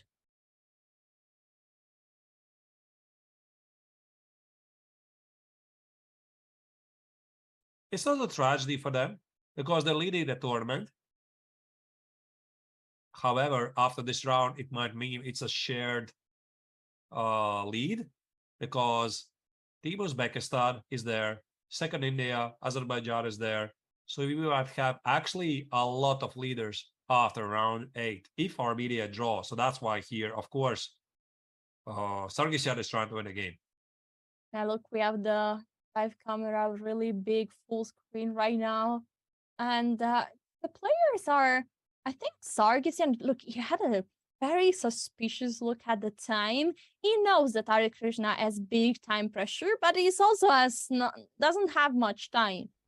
But this is the best moment to, try to get something. This position should be according to the engine pretty holdable for black. Now he just went back to the bishop on c3. This game has a potential, Alessia, to continue 250 moves, because legally, again, let us remind us the rules of chess. The game is drawn if there is no trade or any pawn move for 50 moves. So Sargsyan can legally press the opponent in time trouble. Let's say make 49 moves here and there, then make 50th move b3. And one thing I want to remind everyone, the time control is 90 minutes plus 30 seconds. At move 40, there is an additional time of 30 minutes. After that, you don't get anything anymore.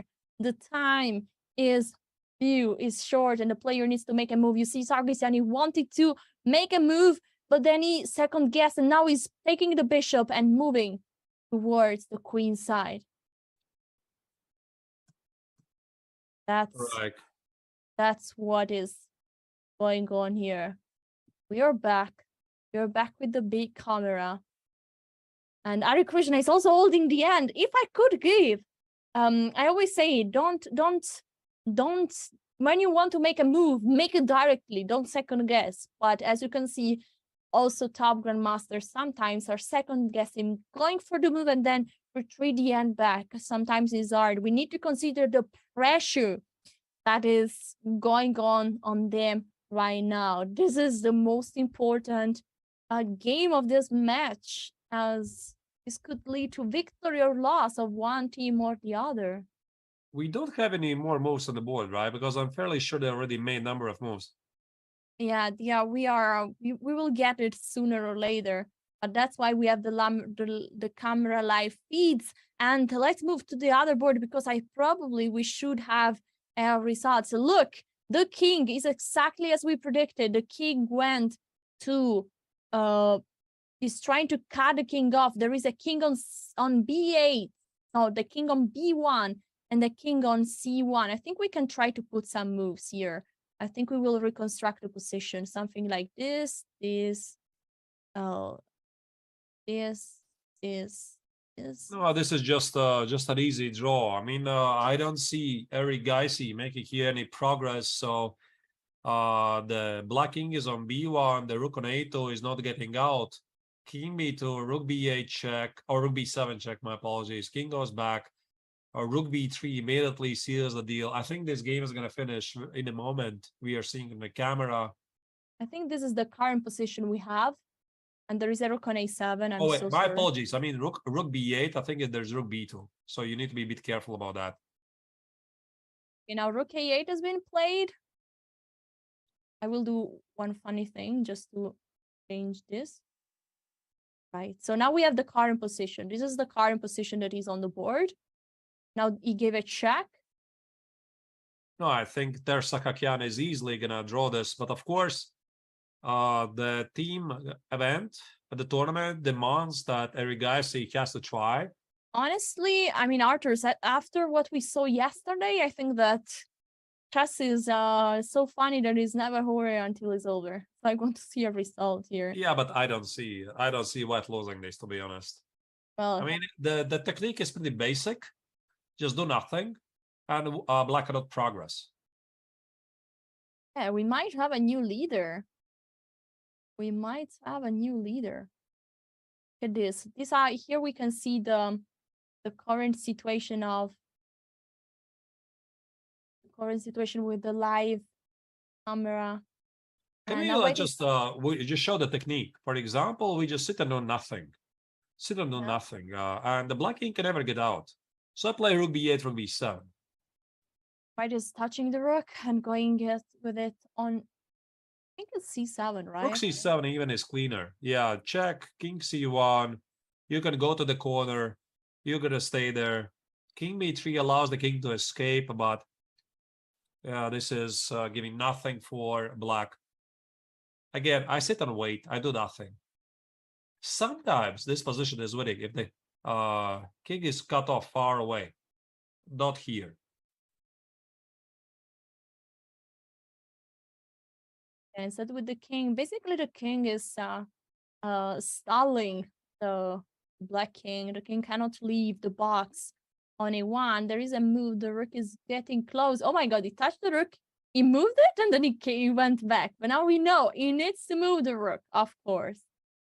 Of course. I guess if he touches the king here, is this losing? So if he moves the king, yeah, you see, this would be losing. So you have to be careful. Don't touch a piece that you cannot move.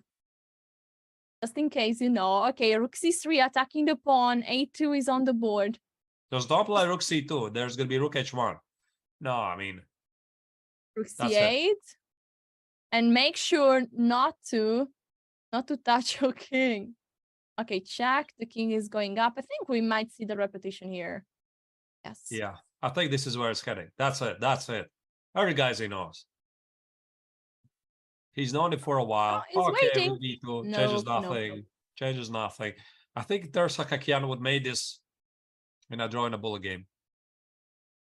Oh, rook B7, B2, the last. But yeah, you don't have to do anything. Just draw. Go back Draw for. And draw. It's on the board. This means that now really all the pressure is on Agri Krishna versus Sargsyan.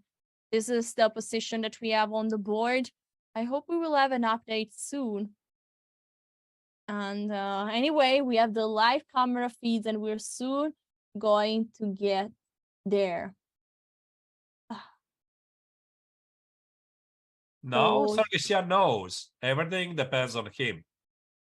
How he finishes, the team Armenia finishes today. Responsibility of the leader.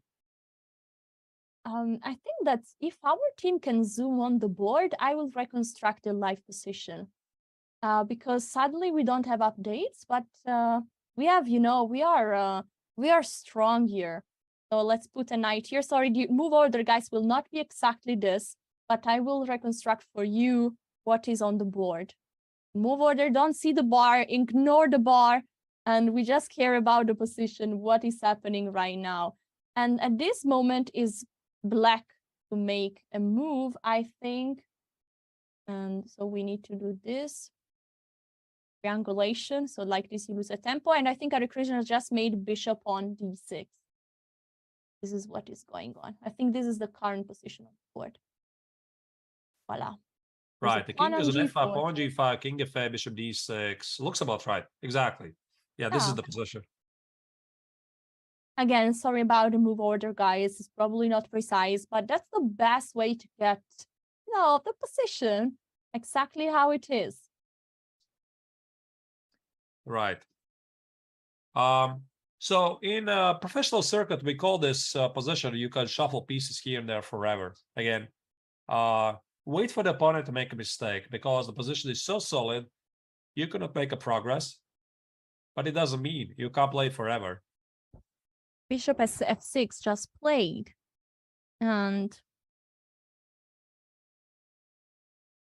but it's a very nice situation for Sargsyan. He knows that he can't lose this game, can make a draw at any moment, and his dream would be probably to bring the king towards the queen side at one point. I mean, if I could improve the king, probably I would put it to b6, but how together? It's impossible.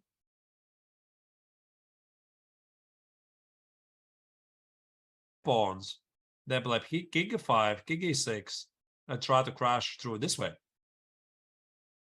Yeah, Hare Krishna is with his hand again, and he made a move. I couldn't see what was the move. Maybe chat can help us. There was a king going to g8. Where is the king going? I think it's just waiting, as you said. Yeah, it's a waiting move. A waiting move. So black has set up ideal position in terms of the fortress. The knight on b4 and the bishop on d6. How do you crash through at the queen side? The answer is you just don't. You need more squares. g6 could be the chance, but I think Sargsyan wants to execute it at the right moment, have the pieces positioned ideally. So he's going to try to play g6 so that he gains access to the e6 square. Maybe first, and exactly. By the way, guys, we have an information about the time control, and they are both under 1 minute, 33 seconds right now versus 50 seconds for Hare Krishna. That's huge. They are really playing on seconds. And now the king went back there. The bishop is back here. The king went back to f8. This is the current position on the board.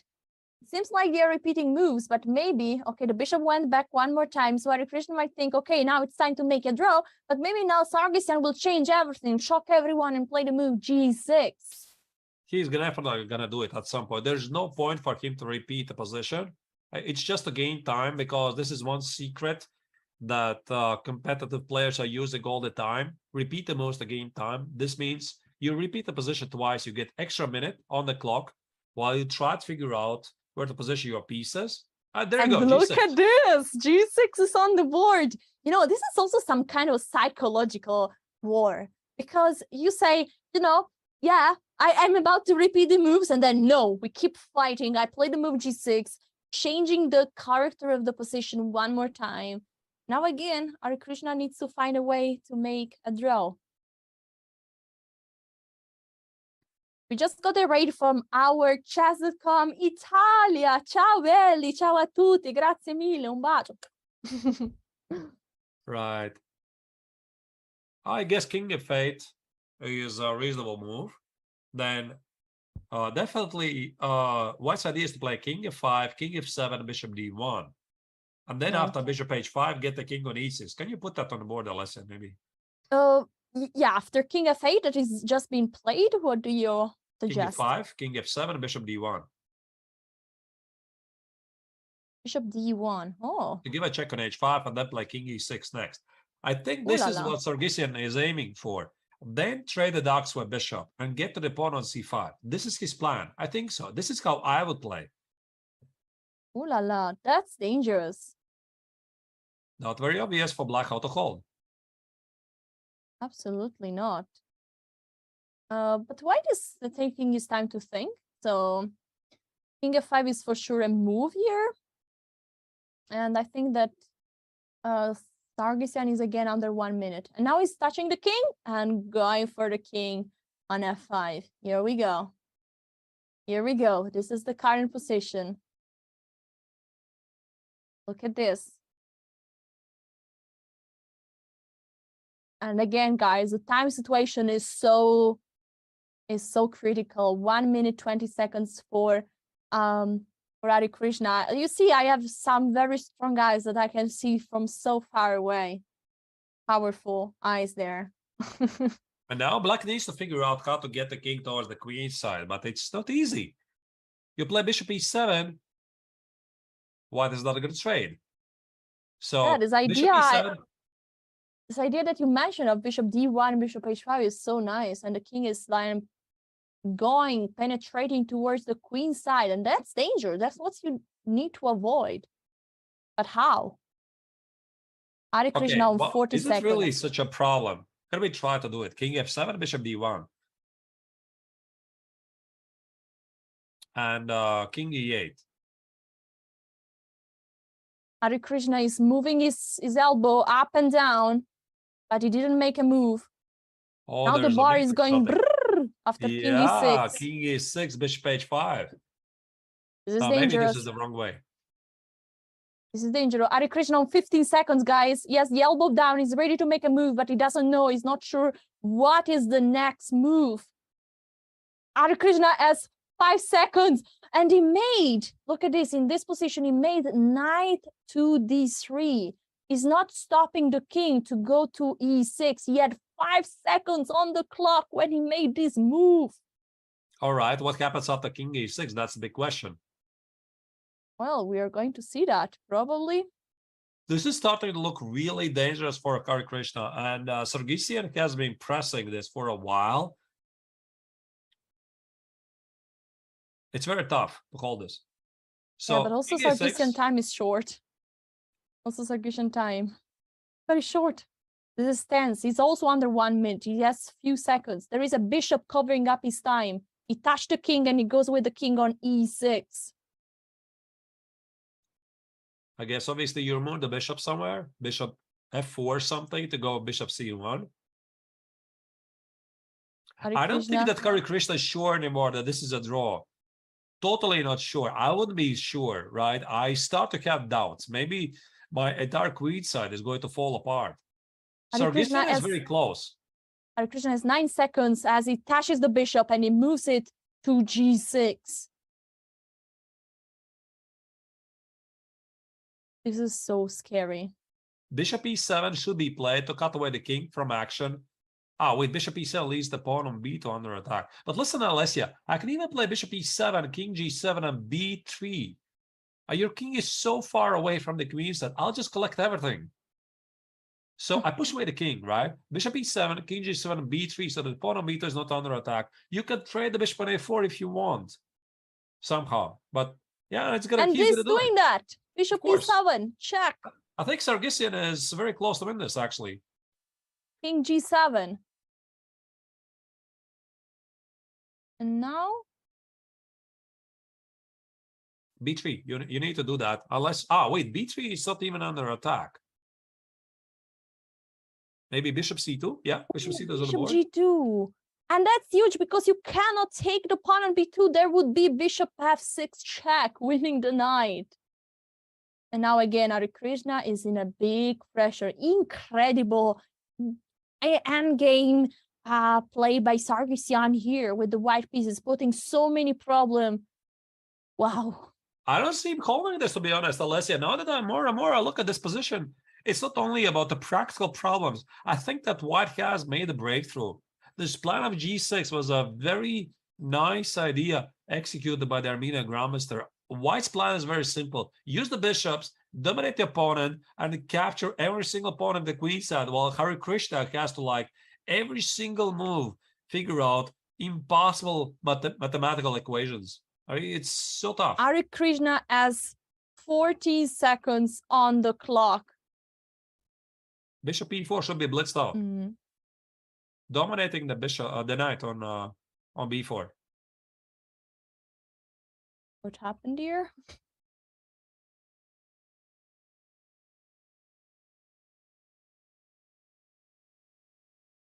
Okay.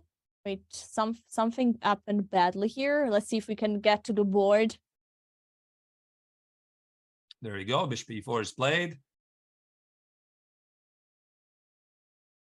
And even something like b3 is a move. Just in case, removing the pawn from being a target. We should see the big board on the show.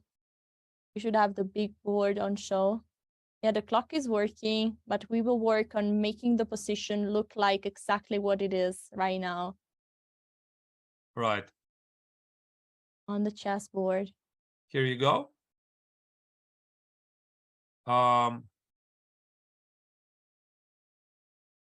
Yeah, I mean, we are seeing a bit clearer there. So b3 is played. Very, very pleasant position to be in for Sargsyan. Bishop d4 most likely is going to follow.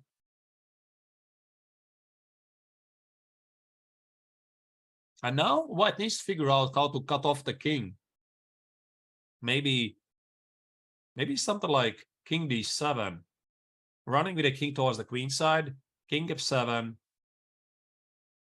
and bishop d5 check. That looks very serious to me.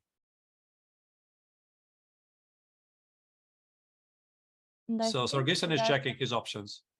Yeah, king d7, he's going to do it. No, something else. Bishop d6, quiet move. Doesn't hurt. Nearly there. You try to reconstruct the position, right? Yeah, I'm working on that.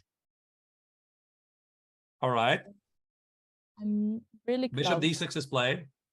I think I have the position on the board right now. All right. Yeah. Voila, this is the current position. 55 seconds for Hare Krishna, and it's black to make a move. And sometimes the live board is giving our update, but you know. White's plan is pretty simple. King d7, king c7, king b6, snatch the pawn. Bishop At the e6 same time, try played. to cut off the black king from getting closer. Bishop e6 is getting played. It's super tense because there is so few time, so much time pressure on both players. I can see the time of Sargsyan is now 50 seconds, 49 seconds. He touches the bishop and he gives a check to the king. Now Hare Krishna will probably move the king quickly somewhere, maybe on f8. Exactly. I mean, you have to run to f8, I guess. You want to get closer to the queen side. King g6 would be just the wrong way. King f8, king d7, I think is going to be a response by Sargsyan. Chat, what do you think? What do you think? Is Hare Krishna going to hold it? I mean, is he going to do it? What do you think? On whose side are you? I mean, are you cheering for Team Armenia? Or you're trying to, you're waiting for Pentala, trying to save the day for India? Tell your thoughts. King f8 is played. Look at this. King f8 is on the board. Again, the time is short. And now what could be an idea? You could go with the you could try to go with the king, or how do you keep going? Because if you play king d7, and where are you going next? Bishop d4, most likely, or king f7. My idea, Alessia, at some point is to play bishop d5 check. Okay, I think it's exactly what is on the board. No, bishop d5 was not played, Alessia. Sorry for misleading you. King f7 is on the board. Yeah, king here and king df7. Exactly. Here is what we have. Yeah. This is the current position. Can I win the game with bishop d5 check? I mean, this trade on d5, is this winning? I assume it is. Because after bishop d5, if you don't trade, where do you go? That's a good question. That's a good to question. Remind you, dear viewers, the importance of this game. This is Team Armenia, the leaders of the Olympiad. They're playing against first team of India. Score is 1.5, 1.5. And Armenia is fighting for the leadership in the tournament. They win. They still remain the leaders. If it's a draw, we are going to have a bunch of leaders after round 8. Sarkisian made a strange move, bishop f5. What is the idea? You want to give a check on e6 without repeating the position. He's also in huge time pressure, guys. Just 40 seconds. 40 seconds on the clock. But now what to play? What to play for Harikrishna? What is the move? What is a move that you can say, I don't wanna... What can you play with the black? You need to move the bishop somewhere. It's very tough. The king can basically... It's so tough. Can you play bishop f2, bishop g1? Just waiting. That black faces. Black has to do nothing. They say, what about bishop d4 now? Bishop d4. Can you take and then start rolling with the c pawn? Exactly. You need to figure that on the increment, right? It's a very tough choice because the king is cut off. So he's not going to risk it. He's not going to play bishop d4. Very good point, Alessia, by the way. Are you sure that's a draw? So bishop d4, you would take it c5, d3, c6. Do you want to enter the race?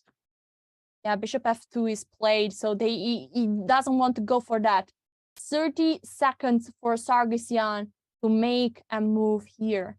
It's also tough for white to progress. There is not a clear path to victory, no? 20 seconds. I think this is the lowest the Sarkisian has ever been during this game. Under 20 seconds. Harikrishna, no, but Sarkisian is just preparing for the right moment. And king d6 is happening.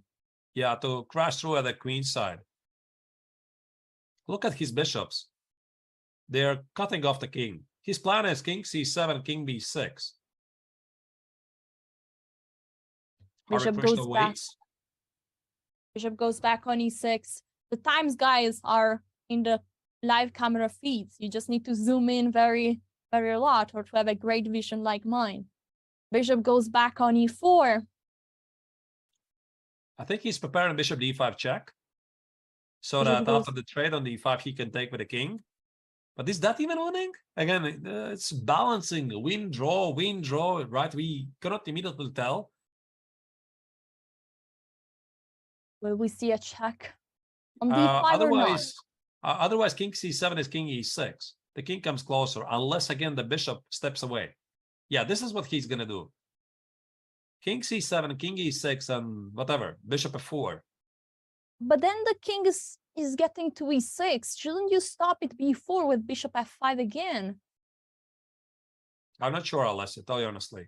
So the bishop on e4 for white is cutting off the knight from b4, so that the knight on b4 cannot have some unexpected jumps. It makes sense. Sarkisian has 15 seconds. And now he's repeating. He's going back with the king. It feels very close to winning. I mean, it feels. Because this is a risk-free position. He can always shuffle here and there. He's just trying to figure out what's the right way. What's the right way to get towards the queen side. But Harikrishna is doing wonderful defense. Yeah, Harikrishna just took a sip of water, just saying, I have it in control, you know? And the move bishop d6 has been played. This is the current position on the board. King f6. Yeah, you want to keep the king close. So is Sarkisian going to do it? Is he going to play king c7?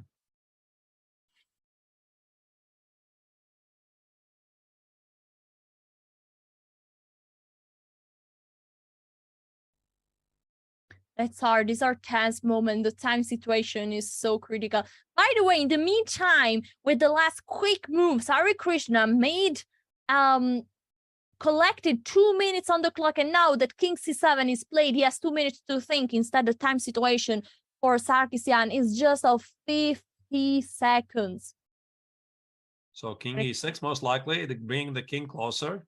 I'm not sure I like Sarkisian's decision not to put the bishop on d5. But I mean, it's easy to say, right? You are playing already, this is whatever, 6th hour of the game. It's a very long one, a long tournament, round 8. The game has the high stakes. Who is going to be the leader of the Olympiad after round 8? just because of this game. And still I see Sargsyan is very composed. I mean, he's very cool. Yeah, and the bishop goes on h7, maybe preparing a check on g8, wanting to keep the king far away from the queen side. I think Sargsyan's idea is bishop f8, king b6, so that the pawn on c5 cannot be defended. How do you stop that? Some That's waiting a good move? question.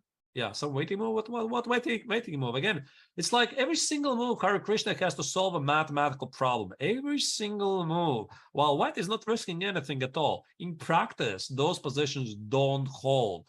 I mean, they just don't hold. I mean, I don't want to jinx anything for India and Hare Krishna, but I've been there, of course, myself many times. It's incredibly difficult, and it doesn't matter how good you are. I mean, you do make a mistake sooner or later. Yeah, it's funny that chat is saying easy draw, it's a fortress, a draw. But I really don't want to be in the black situation here with 30 seconds on the clock. Now again, Hare Krishna is again under 1 minute. And so, you know, that's scary. You know, maybe at some point Hare Krishna already suspects, maybe I'm losing. Oh, knight a2 is the move played. He's moving the knight. Look at this. Knight a2 happened. Moving the knight. So he wants to remind white that the pawn on b3 is weak. So what if I play bishop f8? Is the idea to play king f7 to bother the bishop? Is that what Hare Krishna wants to do?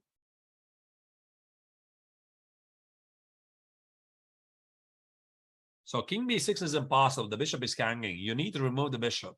King c6 is no progress.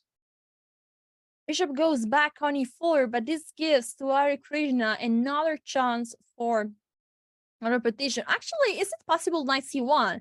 The first active move in a while, attacking the pawn on b3 and forcing white to go passive with the bishop on c2. Definitely. But how do you make this choice? The knight was standing on b4 for most of a while. I think Hare Krishna is going to go back, knight b4, because white didn't show yet how to crash through, so there's no need to change the direction of the game, at least especially in time trouble. I would go knight b4, unless, of course, Hare Krishna is going to find how to liquidate the game into a draw. And also look at Hare Krishna, he's very cool, right? This is, again, he knows it's a mathematical problem, every single move. Absolutely. Bishop is about to be touched, and look, bishop goes to e5. Hare Krishna is not repeating moves with knight b4, but is showing, I have under control. The knight on e2 is doing perfectly fine, and is keeping the option of knight c1 open, attacking the pawn on b3, or he could always go back on e4. The time situation is so critical. Sargsyan is again with about 30 seconds on the clock.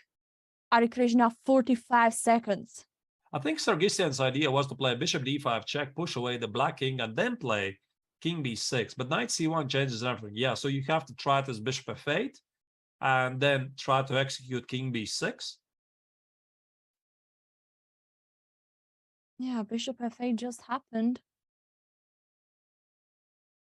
And now what to move? You go back with the knight, or... Again, every time it's so tough to find a waiting move. Bishop f7 is, of course, an obvious possible move that could happen.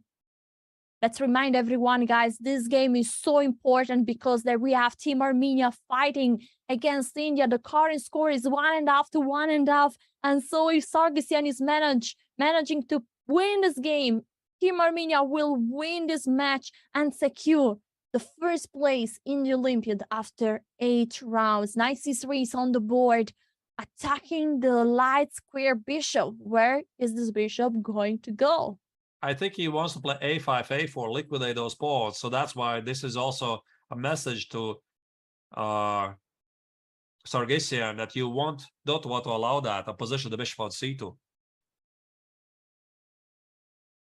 Oy, oy, oy. And I think we have a move, bishop on c2. It is played, yeah.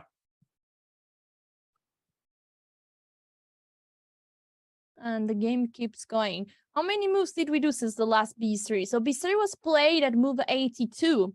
And we are at move 94. So just 12 moves. So we can A stay lot here of moves.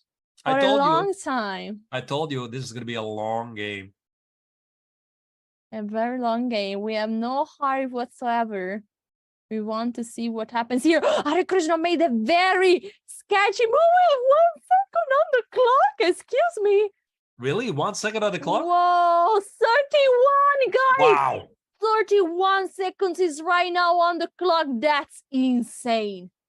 Insane. King B6, how do you keep the pawn alive? That stuff. The current time, guys, we have 19 seconds. 17.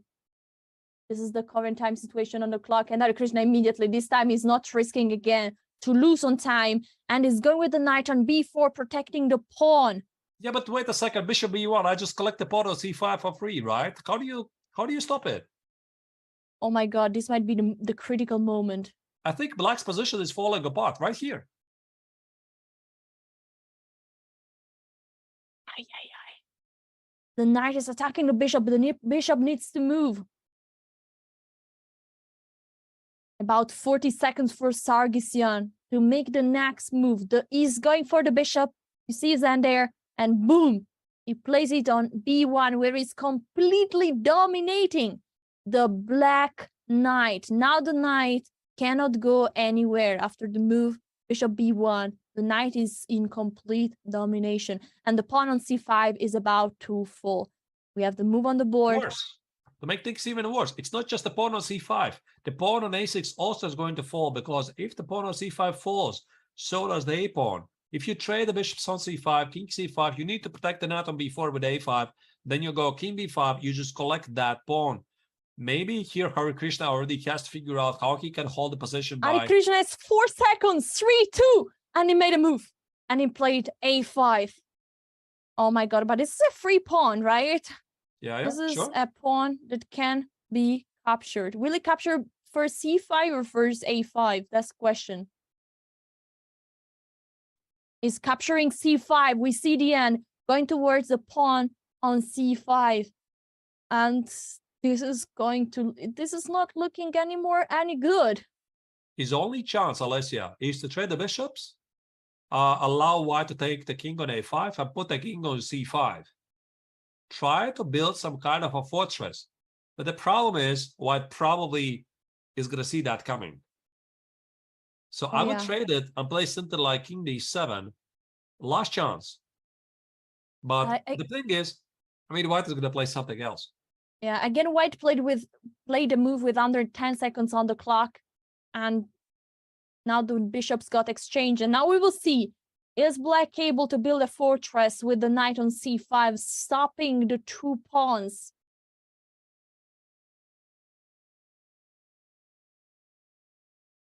Six. This is what Hare Krishna wants, but white is going to play C5 check. That's the problem. And then the king. If the king goes to D5? That's something like king D6. And now black is in the Zugzwang. And that's it. Oh, yeah. Let's show this on the board. Let's show this on the board. King B6, king D6, C5, king D5, and now just the move. Even king B5. King B5. You're in a Zugzwang. Now, what are you doing? If the king moves anywhere, you just push and baby. Knight C6, bishop E4 check. All right, let's go to the current position. I don't want to miss any move here. King D7, and he goes with the king on B6 as we predicted. That's it. Sargsyan's got this. And also the body language of Hare Krishna says everything. He knows. He didn't do the job until the end. He was facing very, very unpleasant endgame. And I told you, these endgames, they don't hold in practice. I don't care what the bar is saying, but white never has any risk. Black is facing every single move, a mathematical problem that needs to solve in 30 seconds. It's just incredibly difficult to do. I want to get a short understanding of the emotion in the chat, right, guys? Use the emoticon Sag if you are sad for what is happening to Team India and write people happy if you're very happy of this result for Armenia. The king is going towards c8. And now the pawn is falling. Hare Krishna is showing some visual disappointment. He shook his hand. And yeah, I think he's about to resign. Now the other pawn is going to be captured. Now this is just technically easily winning. They know it. Hare Krishna knows it. Sargsyan knows it. Sargsyan did it, what he wanted. He was pressing for how many hours already is it? Almost 6 hours. Exactly. And this is basically over. We are on the board. King take a5, knight c6 check. Knight b4, bishop e4, again dominating the poor knight. Such an amazing endgame showing how bishops should dominate the knight. And there you go. And Sheikh is here. Team Armenia, immediately the captain going on the shoulder of Sargsyan that is showing us on camera.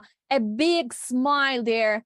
And congratulations, Team Armenia, winning this match 2.5 to 1.5. How impressive is that, Arturs? Super, super impressive. I mean, Sargsyan showed how it's done. I mean, we don't often get to see that at the highest level, how grandmasters keep grinding, repeating, posing problems, because you cannot crash through your opponent who is super solid. You just keep setting more problems on time, more problems. In the end, he collapses. I mean, in Hare Krishna's place, I think it would be, I don't know who would hold this, to be honest, the same game, especially after g6 was pushed. This king e5, king e6, black's task was incredibly difficult. Absolutely. So this means that Team Armenia is leading. Can we see the full score of this competition? So Armenia wins 2.5 against 1.5 points, and that means that Armenia is keeping the lead in the tournament. A major result and a major shock loss for the first team of India, which might also mean a huge blow to their chances to get any medals in the overall rankings. So let's see the results of the team of the top board of the open section. Armenia just won against India. We saw the incredible victory of India 2 against USA. Uzbekistan fighting for the top score, beating Germany. Also Azerbaijan beating Kazakhstan that up to now had an amazing performance. The Netherlands winning 3-1 to Hungary, following with Iran beating France 2.5. A draw between Ukraine and Brazil. India 3 lost against Peru today, 3-1. Also Lithuania won, and Slovenia, Czech Republic ended up in a draw. Let's move to the women's section, the top 5 boards. And there you go, the top matchup between the sole leader of the tournament. India managed to hold Ukraine, or actually it was Ukraine who was trying to push, get back closer to India. India managed to stay in the lead. Huge results also. Team Georgia crushing Armenia 3.5 against 0.5 point, and Team Poland also going quite strong. And what is happening? The next show is soon happening at 9 a.m. Pacific time. The Chess.com Rapid Chess Championship, Con Twins featuring the best players in the world of chess. Catch all the action today, starting at 9 a.m. Pacific time, right here on Chess.com. Last but not least, we think that we can wrap up with an amazing emotion of the last game. Incredible victory, showing the strength of the bishop here. Amazing performance by Sargsyan. This was a great day, wasn't it, Arturs? I mean, every single day comes with more surprises, Alessia. Yesterday, we had the dramatic moment of Shankland, Wesley So's great win. Today, we saw new history being written by Gukesh, crushing Caruana with the black color, 8 out of 8. Team Armenia remaining in the sole lead after this very long riding endgame. I mean, it's just amazing. I'm absolutely excited for what is coming next. Tomorrow at 11:30 Central European Time, we have round number 9. And I wish you a great continuation of your day. See you tomorrow, guys, and thank you for watching. See you tomorrow.